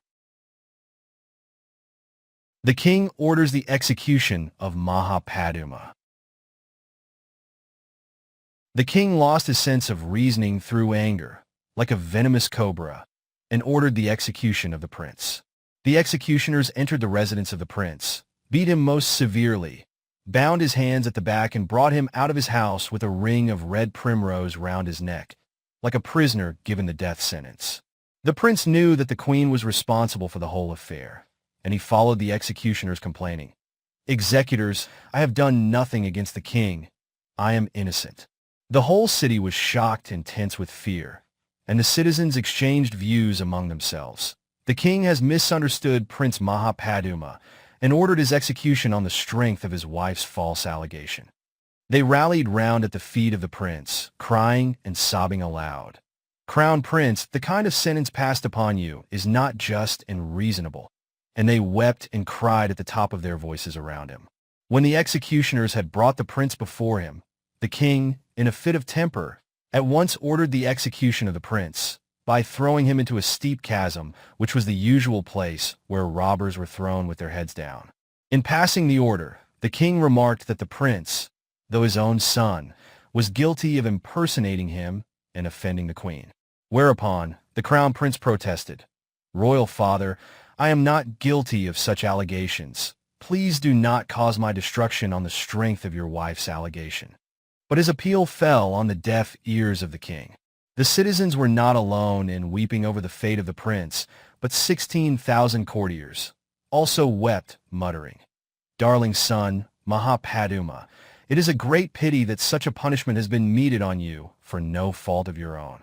All the princes, princesses, ministers, Brahmins, rich men, all rank and file made joint appeal to the king. Your Majesty, Mahapaduma has a peerless character. He is a righteous heir to the throne, both by right and by tradition. Do not cause the destruction of the heir to the throne on the strength of your wife's allegation, without investigating into the matter in the name of justice. This is our prayer. Their appeal was made in 7 verses as follows. 1. Noble king, a ruler should not order the destruction of life and limbs of an accused person without personal knowledge, without investigation into the allegation against the accused. 2. A noble king who happened to cause the destruction of life and limbs of an accused without proper investigation being made into the allegation is likened to a person born blind who swallowed a fly-contaminated, unwholesome food with attendant troubles. Such an act is tantamount to partaking of food enmeshed with thorns. 3. A king who happened to punish an innocent person who does not deserve any punishment and has allowed a guilty person to escape unpunished through power intoxication, is considered to have taken an uneven path full of dangers, like a person born blind. He does not discriminate between the even path of the 10 meritorious paths and the uneven path of demerit, and is destined to be punished in the plane of misery. 4. A king who examines cases according to correct procedure and adjudges or adjudicates the guilt or otherwise of cases, trivial or great, in the name of justice, is a ruler invested with the qualifications expected of a king fit to rule over a domain or territory. 5. Noble king, it is not possible for anyone to remain forever in a position of responsibility when he always exercises extreme measures, either soft or rough. A ruler needs a carefully balanced judgment to discriminate between what requires gentle handling and what demands stern treatment. 6. Noble king, one who governs his people with kindly disposition is constantly open to contempt and disrespect from his subjects. On the other hand, a ruler who governs his subjects harshly and oppressively is liable to provoke hostility and hatred in the people he governs. A king should be able to discriminate between the two extremes and resort to the middle course in the interest of peace and tranquility. 7. Noble king, one who is inflamed by passion may speak in many different ways. One who is inflamed by malice may also speak in many different ways. Therefore, there is no justification in causing the death of the crown prince without proper consideration and mainly on the strength of false accusations made by a woman acting under the influence of burning passion and malice. The minister's submissions and solicitations failed to move the king. Prince Paduma himself tried several times for the revocation of the royal order in different ways, but to no avail. The king stood firm on his judgment and ordered, "All of you go to the chasm and throw down this ignorant blunderer forthwith." All the citizens took sides with the man of standing, the crown prince, and my chief queen is all alone, and in the circumstances I will take the side of the queen. Go ye all to the chasm and get the traitor, Prince Paduma, thrown into the robber's pit forthwith. Upon hearing this summary order, the female members of the crowd could not help crying. All the people raised their arms in protest and shouted out as they followed the prince with their hair spread over their bodies in distress. The foolish king was under the impression that the people would stand in the way of throwing the prince into the pit. So he went along with the weeping crowd under escort right up to the pit. He caused the prince to be borne with his head down and the feet up and flung cruelly into the 630 pit in his very presence. The Bodhisattva's loving kindness. Under the influence of the Bodhisattva's loving kindness, Metta, the guardian deity of the mountain, made himself visible and consoled the prince.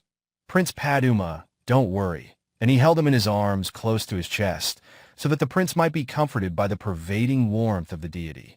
He then descended the cliff and placed the prince on the expanded hood of a Naga king who was dwelling at the foot of the mountain. The Naga king took the prince to the Naga kingdom and shared with him the ease and comfort in the country of the Nagas.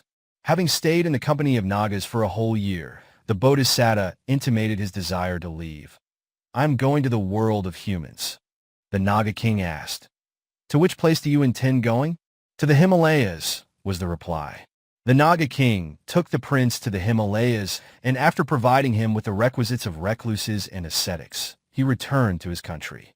The Bodhisattva spent his days as a recluse developing absorption and the super knowledges, jhana abhina, and living on herbs, fruits, and roots. After some time, a hunter of the city of Braz came upon the abode of the recluse and recognized that he was the crown prince. He asked the recluse, "Noble prince, are you not Prince Mahapaduma?"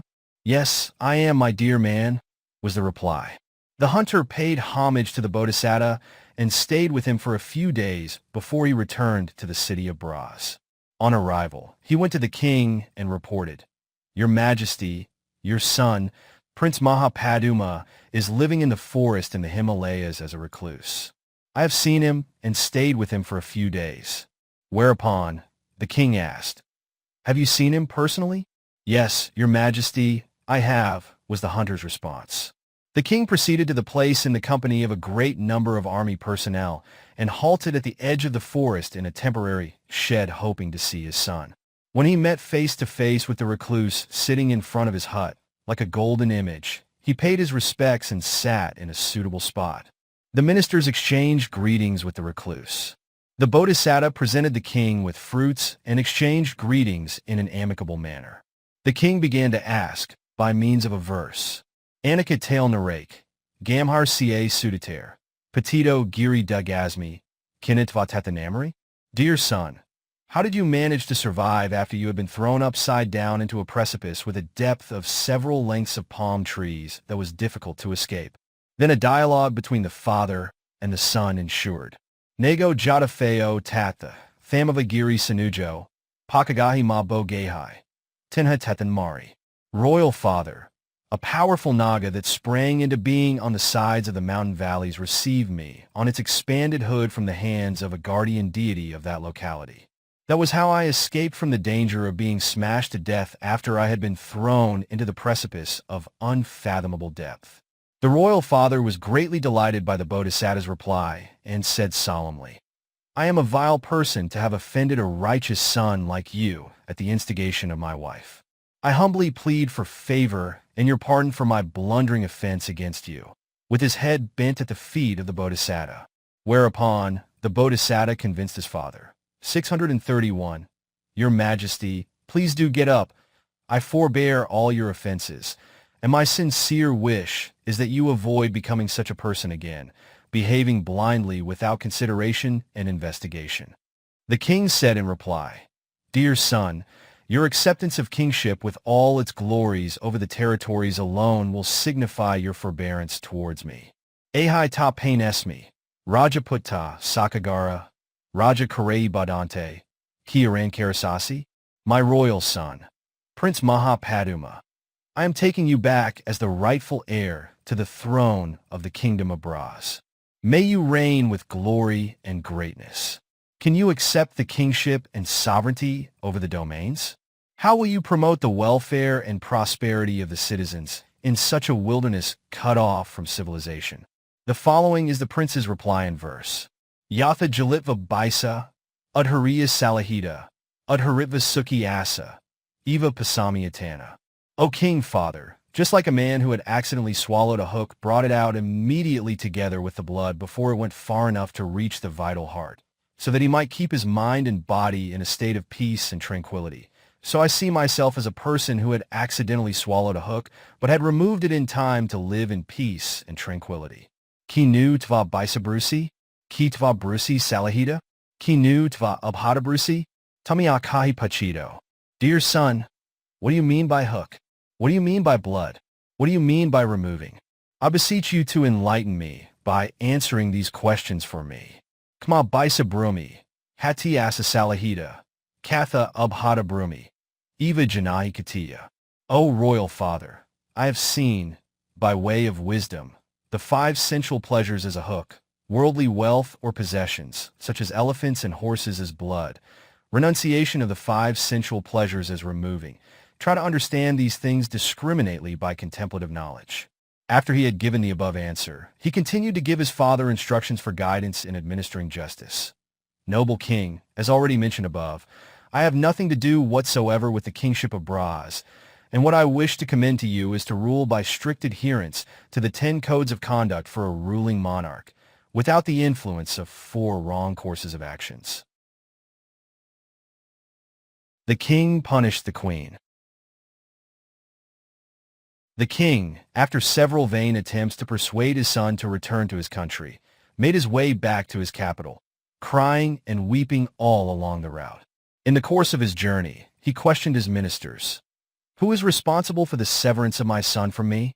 They all unanimously replied, "You have sustained the loss of such a worthy and honorable son through your chief queen." On his arrival at the city, he immediately caused the queen to be flung over the precipice upside down before he entered the royal palace. He ruled over the country and the people wisely and justly ever after. The Buddha, after teaching the above discourse, proceeded to say, "Monks, in this manner Saccaka had decried me by abusive language in a previous existence also.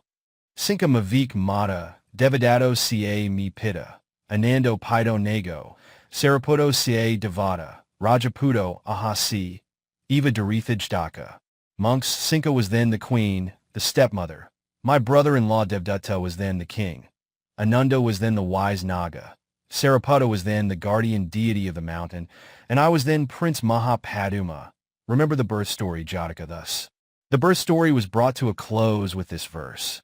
The Buddha proceeded to reveal the fact that there is no immoral act that a liar dare not commit. Monks, one who has abandoned the course of telling the truth and pursued the course of telling lies, has also forsaken the advantages of the attainment of nibbana and rebirth in the worlds of devas and humans, and as such, there is no immoral act that they loathe to perform. Ikadhamma adatasa, musa vidisa jantuno, vishapara lokasa, natipa kriya. Monks, one who has breached the course of not telling lies has also forsaken the advantages of nibbana and rebirths in the realms of devas and humans, and as such, there is no immoral act that these people, destined for plains of woes, will not dare to perform. At the conclusion of the discourse, a large multitude of beings attained stream entry, Sotapatti, and other noble states. The following is an exposition of the original cause that actuated wicked Saccaka to make the accusation. Prior to an infinite period of 4 immeasurable periods and 100,000 eons before the definite prophecy of awakening had been made, the Bodhisattva was a person of distracted mind, with wrong attitudes through constant association with bad people of the most hopeless type. On one occasion, he chanced to slander an Arahat named Nanda, a disciple of Buddha Sababibba, by accusing him of having unlawful association with a woman. This was a very grave offense of slandering a noble person, Arya. As a result of such a false accusation against a noble person, Aryupavada, he had to suffer in the plane of misery for many a year, and once released from it and reborn in the world of humans, he was subjected to false accusations, existence after existence. And in the last existence as a Buddha, he was accused by the wicked Saccaka in the presence of the 4 assemblies. The female wanderer Sundari. As stated above, heretics outside the teaching, because of a paucity of offerings being made to them, had the wicked woman Saccaka slander the Buddha. They made another attempt to slander the Buddha by a similar ruse when they engaged a good-looking sectarian woman named Sundari at a time when the Buddha was residing in Savatthi, Sundari Sutta, UD 4.8. While the Buddha was residing at Jetavana Monastery, all humans, devas and brahmas paid homage to him and the Sangha. They revered, honored, and made offerings to them. The 4 requisites of robes, food, accommodation, and medicine were always in ample supply for them. For the Buddha and the Sangha, their accumulation of meritorious deeds in the past was immense, and also their practice of the true path in the present existence was productive of merit. The beneficial results from these 2 wholesome sources combined together to produce an incessant flow of requisites and offerings for them, just like the huge volume of water pouring forth from the confluence of 2 big rivers. In sharp contrast, the heretics suffered from a deficiency of the 4 requisites and other offerings. This is attributed to their lack of meritorious deeds in the past and the wrong practice they followed in the present.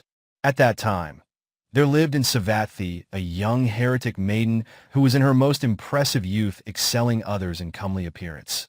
Hence she was named Sundari, which means lovely, though her behavior by deed, word, and thought were not lovely, but deplorable.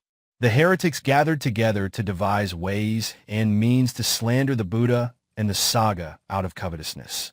They all took part in the discussions with that end in view. Dear sirs, we have been ruined beyond redemption since the coming of the ascetic Gautama, and we have suffered much from a paucity of gifts, because people have almost forgotten about our existence. What has prompted the people to make such wonderful offerings to the ascetic Gautama with such profound respect and enthusiasm? One of the heretics present at the meeting offered his opinion. Dear sirs, the ascetic Gautama is a direct descendant of the noble Maha Samaya through an uninterrupted royal lineage in the pure Sakya clan. That must be the reason why people have honored him and made offerings so profusely. Another heretic had this to say. It is because of a variety of miraculous events that took place at the time of his birth. Likewise, many heretic leaders presented their individual views. It is because, when his father, King Suddhodana, made him pay homage by raising his two hands in a worshipping gesture towards the recluse Sita, just after his birth, the baby's feet miraculously flew aloft and rested on the matted hair of the ascetic. And when his parents placed him under the cool shade of a rose apple tree during the plowing ceremony, while the shades of many other trees moved with the sun, the shade of the rose apple tree under which the prince reposed stood unchanged even after noontide. It is because he is extraordinarily handsome, said another, while yet another speculated. It might be because he had forsaken the throne of the universal monarch with all its glories and renounced the world through seeing the four great signs, that the people have been paying homage and making offerings in greater volumes.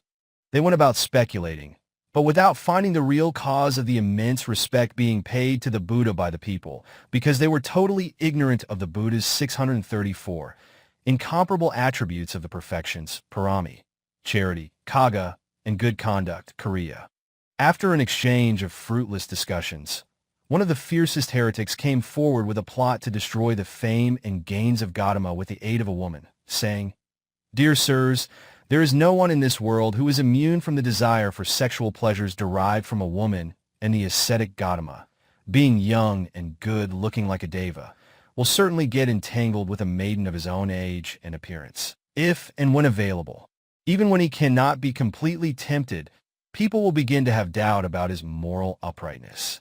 Come, let us send the wandering woman Sundari on a mission to bring ruin to the ascetic Gautama's reputation throughout the land. Upon hearing this suggestion, all the heretics spoke in support of him. Your plan is excellent indeed. This will bring about the downfall of the ascetic Gautama. He will have no alternative but to run away with his head hanging down. They all decided to turn the resolution into action and went in a group to Sundari. On seeing the heretics, Sundari asked, Why have you all come here in a group? They went to a corner and sat there without giving her any reply. She approached them in a submissive manner and asked them again and again, Have I done anything wrong, and if so, what is my offense? At last they gave this reply, We have not given you any reply since you have neglected us when we have been oppressed by someone. Sundari asked them, Who has oppressed you? Whereupon they revealed their case. Don't you see the ascetic Gautama wandering around and depriving us of offerings, to our great disadvantage? Good sirs, in this matter, how can I be of assistance? They replied, Sister, can you really work for the good of your own relatives? They tried to tie her to a commitment, whereupon Sundari said, Good sirs, what should I do for you? There is nothing that I cannot do. I am prepared to sacrifice my own life to do anything that would be of advantage to relatives like you. The heretics told her, Sister, you have pledged to do anything that would be of advantage to us. As you are in your most impressive youth, at the first stage of life, do anything to the best of your ability that will ruin the ascetic Gautama by means of your own irresistible personality. Thus encouraging her vanity, they sent her away on a mission with a hint that she should pay constant visits to the Jetavana monastery. Foolish Sundari, like a person who wishes to dance with a ring of flowers on the teeth of a saw, like one who attempts to catch a bull elephant in musk by its trunk, like one who extends a warm welcome to the king of death, by bowing the head, besmeared herself with sweet scents and bedecked herself with flowers, and went her way towards the Jetavana monastery. At the time when people were coming out of the precincts of the monastery after hearing the discourses. When asked, she said, "I am going to the ascetic Gautama with whom I usually stay together in his own chamber." But she dared not enter the monastery and instead made her way to the nearby hermitage of the heretics. She returned by the same route to the city when people were going to the monastery in the morning. When asked, she told them that she had just come out of the chamber of the Buddha with whom she had stayed the night, giving him sexual gratification.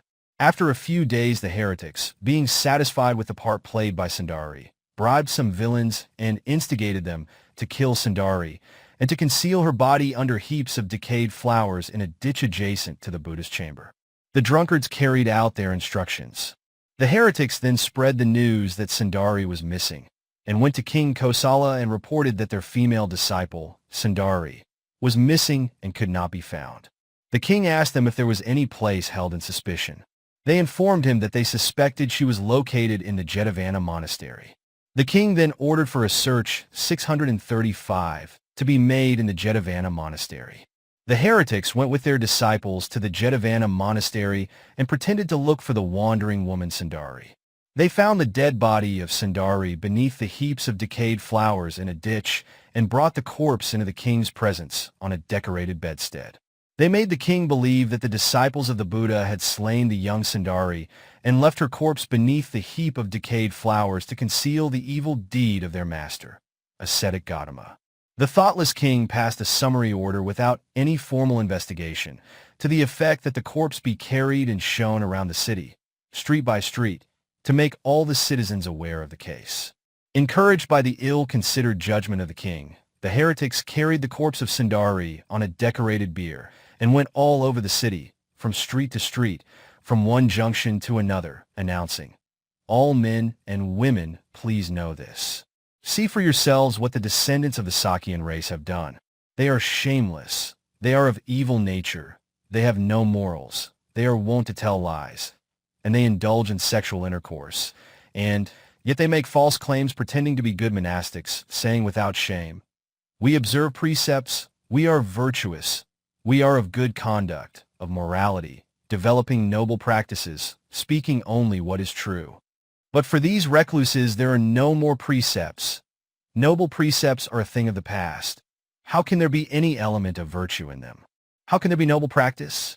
They are bereft of precepts, bereft of noble practices. Why has someone slain a person of the fair sex after ravishing her?" They also made the citizens of Savatthi make similar slanderous charges. When the citizens saw the monastics, they made accusations against them as instigated by the heretics. These monastic princes of the Sakyan race are shameless, without virtue, stupid, and liars. They indulge in sexual practices, pretend to be virtuous, righteous, straightforward, noble, truthful, and moderate persons. In actual fact, they are without virtue, without precepts. The precepts for monastics are no more than things of the past. How can there be any noble precepts or elements of virtue in them? They have no noble qualities whatsoever. Why should a man slay a woman after he has enjoyed sex with her? The citizens thus condemned the monastics when they were seen in the city, using vulgar language, and humiliated them in an aggressive manner. On their return from Savatthi, after the regular rounds for alms food, the monastics went to the Buddha and addressed him. "Most exalted Lord, when the people of Savatthi saw the monastics they accused them, saying in vulgar language, 'These monastics of Sakyan race are shameless, without virtue, and liars. They indulge in sexual practices, and they pretend to be virtuous, righteous, straightforward, noble, truthful, and moderate persons. But they are, in fact, without virtue, without precepts, without noble practices or habits. The precepts for monastics are no more than things of the past. How can there be any precepts or noble qualities whatsoever? Why has someone killed a woman after he has ravished her?" Thus the monastics told the Buddha how they had been calumniated, reviled, abused, oppressed in very harsh language not fit for the ears of noble people. The Buddha explained to them that these people will reap as they sow, by offending the monastics and said, "Monastics, such voices of slander will last only for 7 days, and they are bound to disappear after 7 days. You should refute these people who have calumniated, reviled, abused, and oppressed you in very harsh language not fit for the ears of noble people by uttering the following verse. Abhidhamma niraya upadi, 636, Yo vapi katva na karomi kaha, Ubhopaiti pekka samabhavani, nihina kama manuja paratha. A person who is in the habit of speaking falsehood by saying, "I have seen it, I have heard it, I have met with it, I know about it," though he has not personally seen it, heard it, though he has no knowledge of it, and a person who denies commission of his own offense are equally guilty. Both of these vile people who have done low, base deeds are liable to be reborn in the plane of misery after death. The monastics learnt the verse from the Buddha and uttered it in the presence of those citizens by way of refutation. On hearing the verse of refutation uttered by the monastics, it dawned on the citizens. The monastics belonging to the Saccaka race have not committed the murder as charged by the heretics through proclamation all over the city. There is one thing that deserves consideration. These noble persons did not care to take any steps whatsoever to retaliate upon us for abusing, reviling, and slandering them by using vulgar language not fit for their ears. Instead, they are seen to have put up with false allegations and have thus shown forbearance, kani, by gently, meekly carrying on with their wholesome deeds, Saccaka. And, above all, they simply taught to us and explained to us, who have blindly and inconsiderately slandered them, reviled them, the evil consequences of lying and denying commission of one's own offense, to prove that they are innocent, by way of an avowal of truth, Saccaka. The citizens had thus regained their senses and became reasonable once again. After hearing the verse, it dawned on them. We have not personally witnessed the fatal event, and what we have heard may or may not be true. And there is one point that calls for special consideration. These heretics are bent only on wishing ill to the monastics, wanting their undoing and ruination. We should not make one-sided statements believing in the words of the heretics. We really do not know the truth about these monastics. They began to have a sense of detestation and repentance for their conduct towards the monastics. The scandalous accusations did not last long. After 7 days died away completely. The murder of Sundari exposed. King Kosala had a squad of Secret Service personnel who were spread throughout the city to find those responsible for the death of Sundari and to bring them to justice. On one occasion, the murderers were drunk on the liquor which they bought with the money they received from the heretics for slaying Sundari. 2 murderers quarreled with one another and started making accusations, and one of them shouted at the other, "So you are enjoying drinks with the money you got from the heretics for killing Sundari and keeping her dead body under the heap of decayed flowers." The secret police arrested them and brought them to King Pasenadi Kosala. The king asked, "Did you kill Sundari?" They admitted it, saying, "Yes, we did, your majesty." The king went on to ask, "Who instigated you to commit the crime?" They replied, "At the instigation of those heretics from outside the Buddha's teaching." The heretics were sent for, and a formal investigation was made. The heretics admitted their guilt.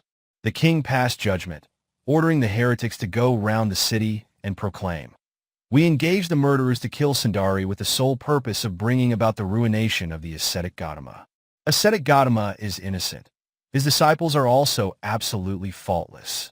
We are solely responsible for the killing of Sundari. You must go all over the city and get this message announced by word of mouth. In obedience to the order of the king, the heretics did as they were bid. The citizens lost their respect for them and were disgusted with them. The heretics had to undergo punishment on the charge of murder. The citizens honored, revered, and esteemed the Buddha and his Sangha more than ever before. They made offerings to the Buddha and the Sangha with even greater faith. Buddha's utterance of joy. Then a great number of monastics approached the Buddha and sat in a suitable place after paying obeisance to him.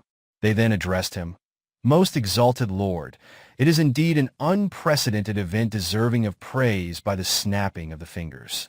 Most exalted Buddha, Your prophecy that those voices would not last long, that they would last only for 7 days and would disappear after a period of 7 days has proved to be true. The voices are no more.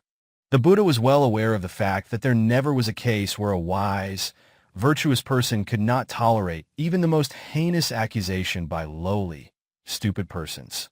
This feeling of supreme confidence led to repeated development of joy and satisfaction, so much so that it reached the point of bursting forth in an utterance of an exalted utterance. UD 4.8. Tadani Vakaya Jana Asanata, Sarehai Sagmagatta, Va Kajara, Sut Vanavkaya Farusa Udrita, Adhivase Bhikkhu Adua Siddho. Monks, a monastic who has renounced the world for fear of the evil consequences of transient existence, should overcome evil forces by toleration. Like a war elephant that resists and repulses the arrows from the side of its foe in a battlefield. When attacked by those lowly, stupid persons without any restraint in deed, word and thought, who employ stupid abusing, slandering, and accusing, as if attacking you with a double-edged sword.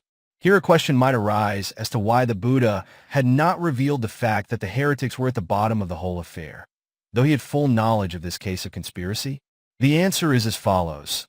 There is no point in telling this to noble persons, Arya Pagala. The noble persons have, from the outset, complete faith in the nobility of the Buddha and the Sangha. And there might be certain persons amongst the ordinary worldlings who would not accept the words of the Buddha when he was revealing the facts of the case. Disbelief in the Buddha amounts to an unwholesome act in thought, which may cause them untold harm and suffering for a long time to come. Hence the Buddha's reticence at the time. In other words, it was not a natural law, Dhammata Asia, to foretell the events and their related sequences. They are not wont to point out a particular person as a culprit in a criminal case. They deal with such matters only in an objective way, as in the verse for refutation mentioned above. They were not in a position to deter the misfortune that was destined to befall them either. They had, therefore, taken up an indifferent attitude towards accusations by the people, and of Sundari's assassination, which formed the cause of those accusations. And there is yet another question that may be asked as to the origin of this unwholesome fate of being accused in this most disgraceful manner, when there was a tremendous amount of merit to the credit of the Buddha for incalculable wholesome deeds done throughout for immeasurables and 100,000 eons. This is the answer. The Buddha was once a habitual drunkard named Murali, in a previous existence, at the earlier stage of life as a bodhisattva. He moved about in the company of immoral, wicked persons and eventually acquired an unwholesome mental attitude. One day, he noticed a Paksabuddha, known as Surabi, in the act of rearranging his robes, preparing to enter 638, the town for alms round. Incidentally, a woman was seen to have gone past the Paksabuddha. Murali, with a habitual wrong frame of mind, happened to make a casual remark. This monastic indulges in sexual pleasure. He suffered in the realms of woes for several 100,000s of years for that offense. And he had to pay for the remnant of his past misdeed by being maliciously accused by the people of having indulged in sexual intercourse with the heretic Sundari, even after attainment to the most exalted state of an awakened Buddha.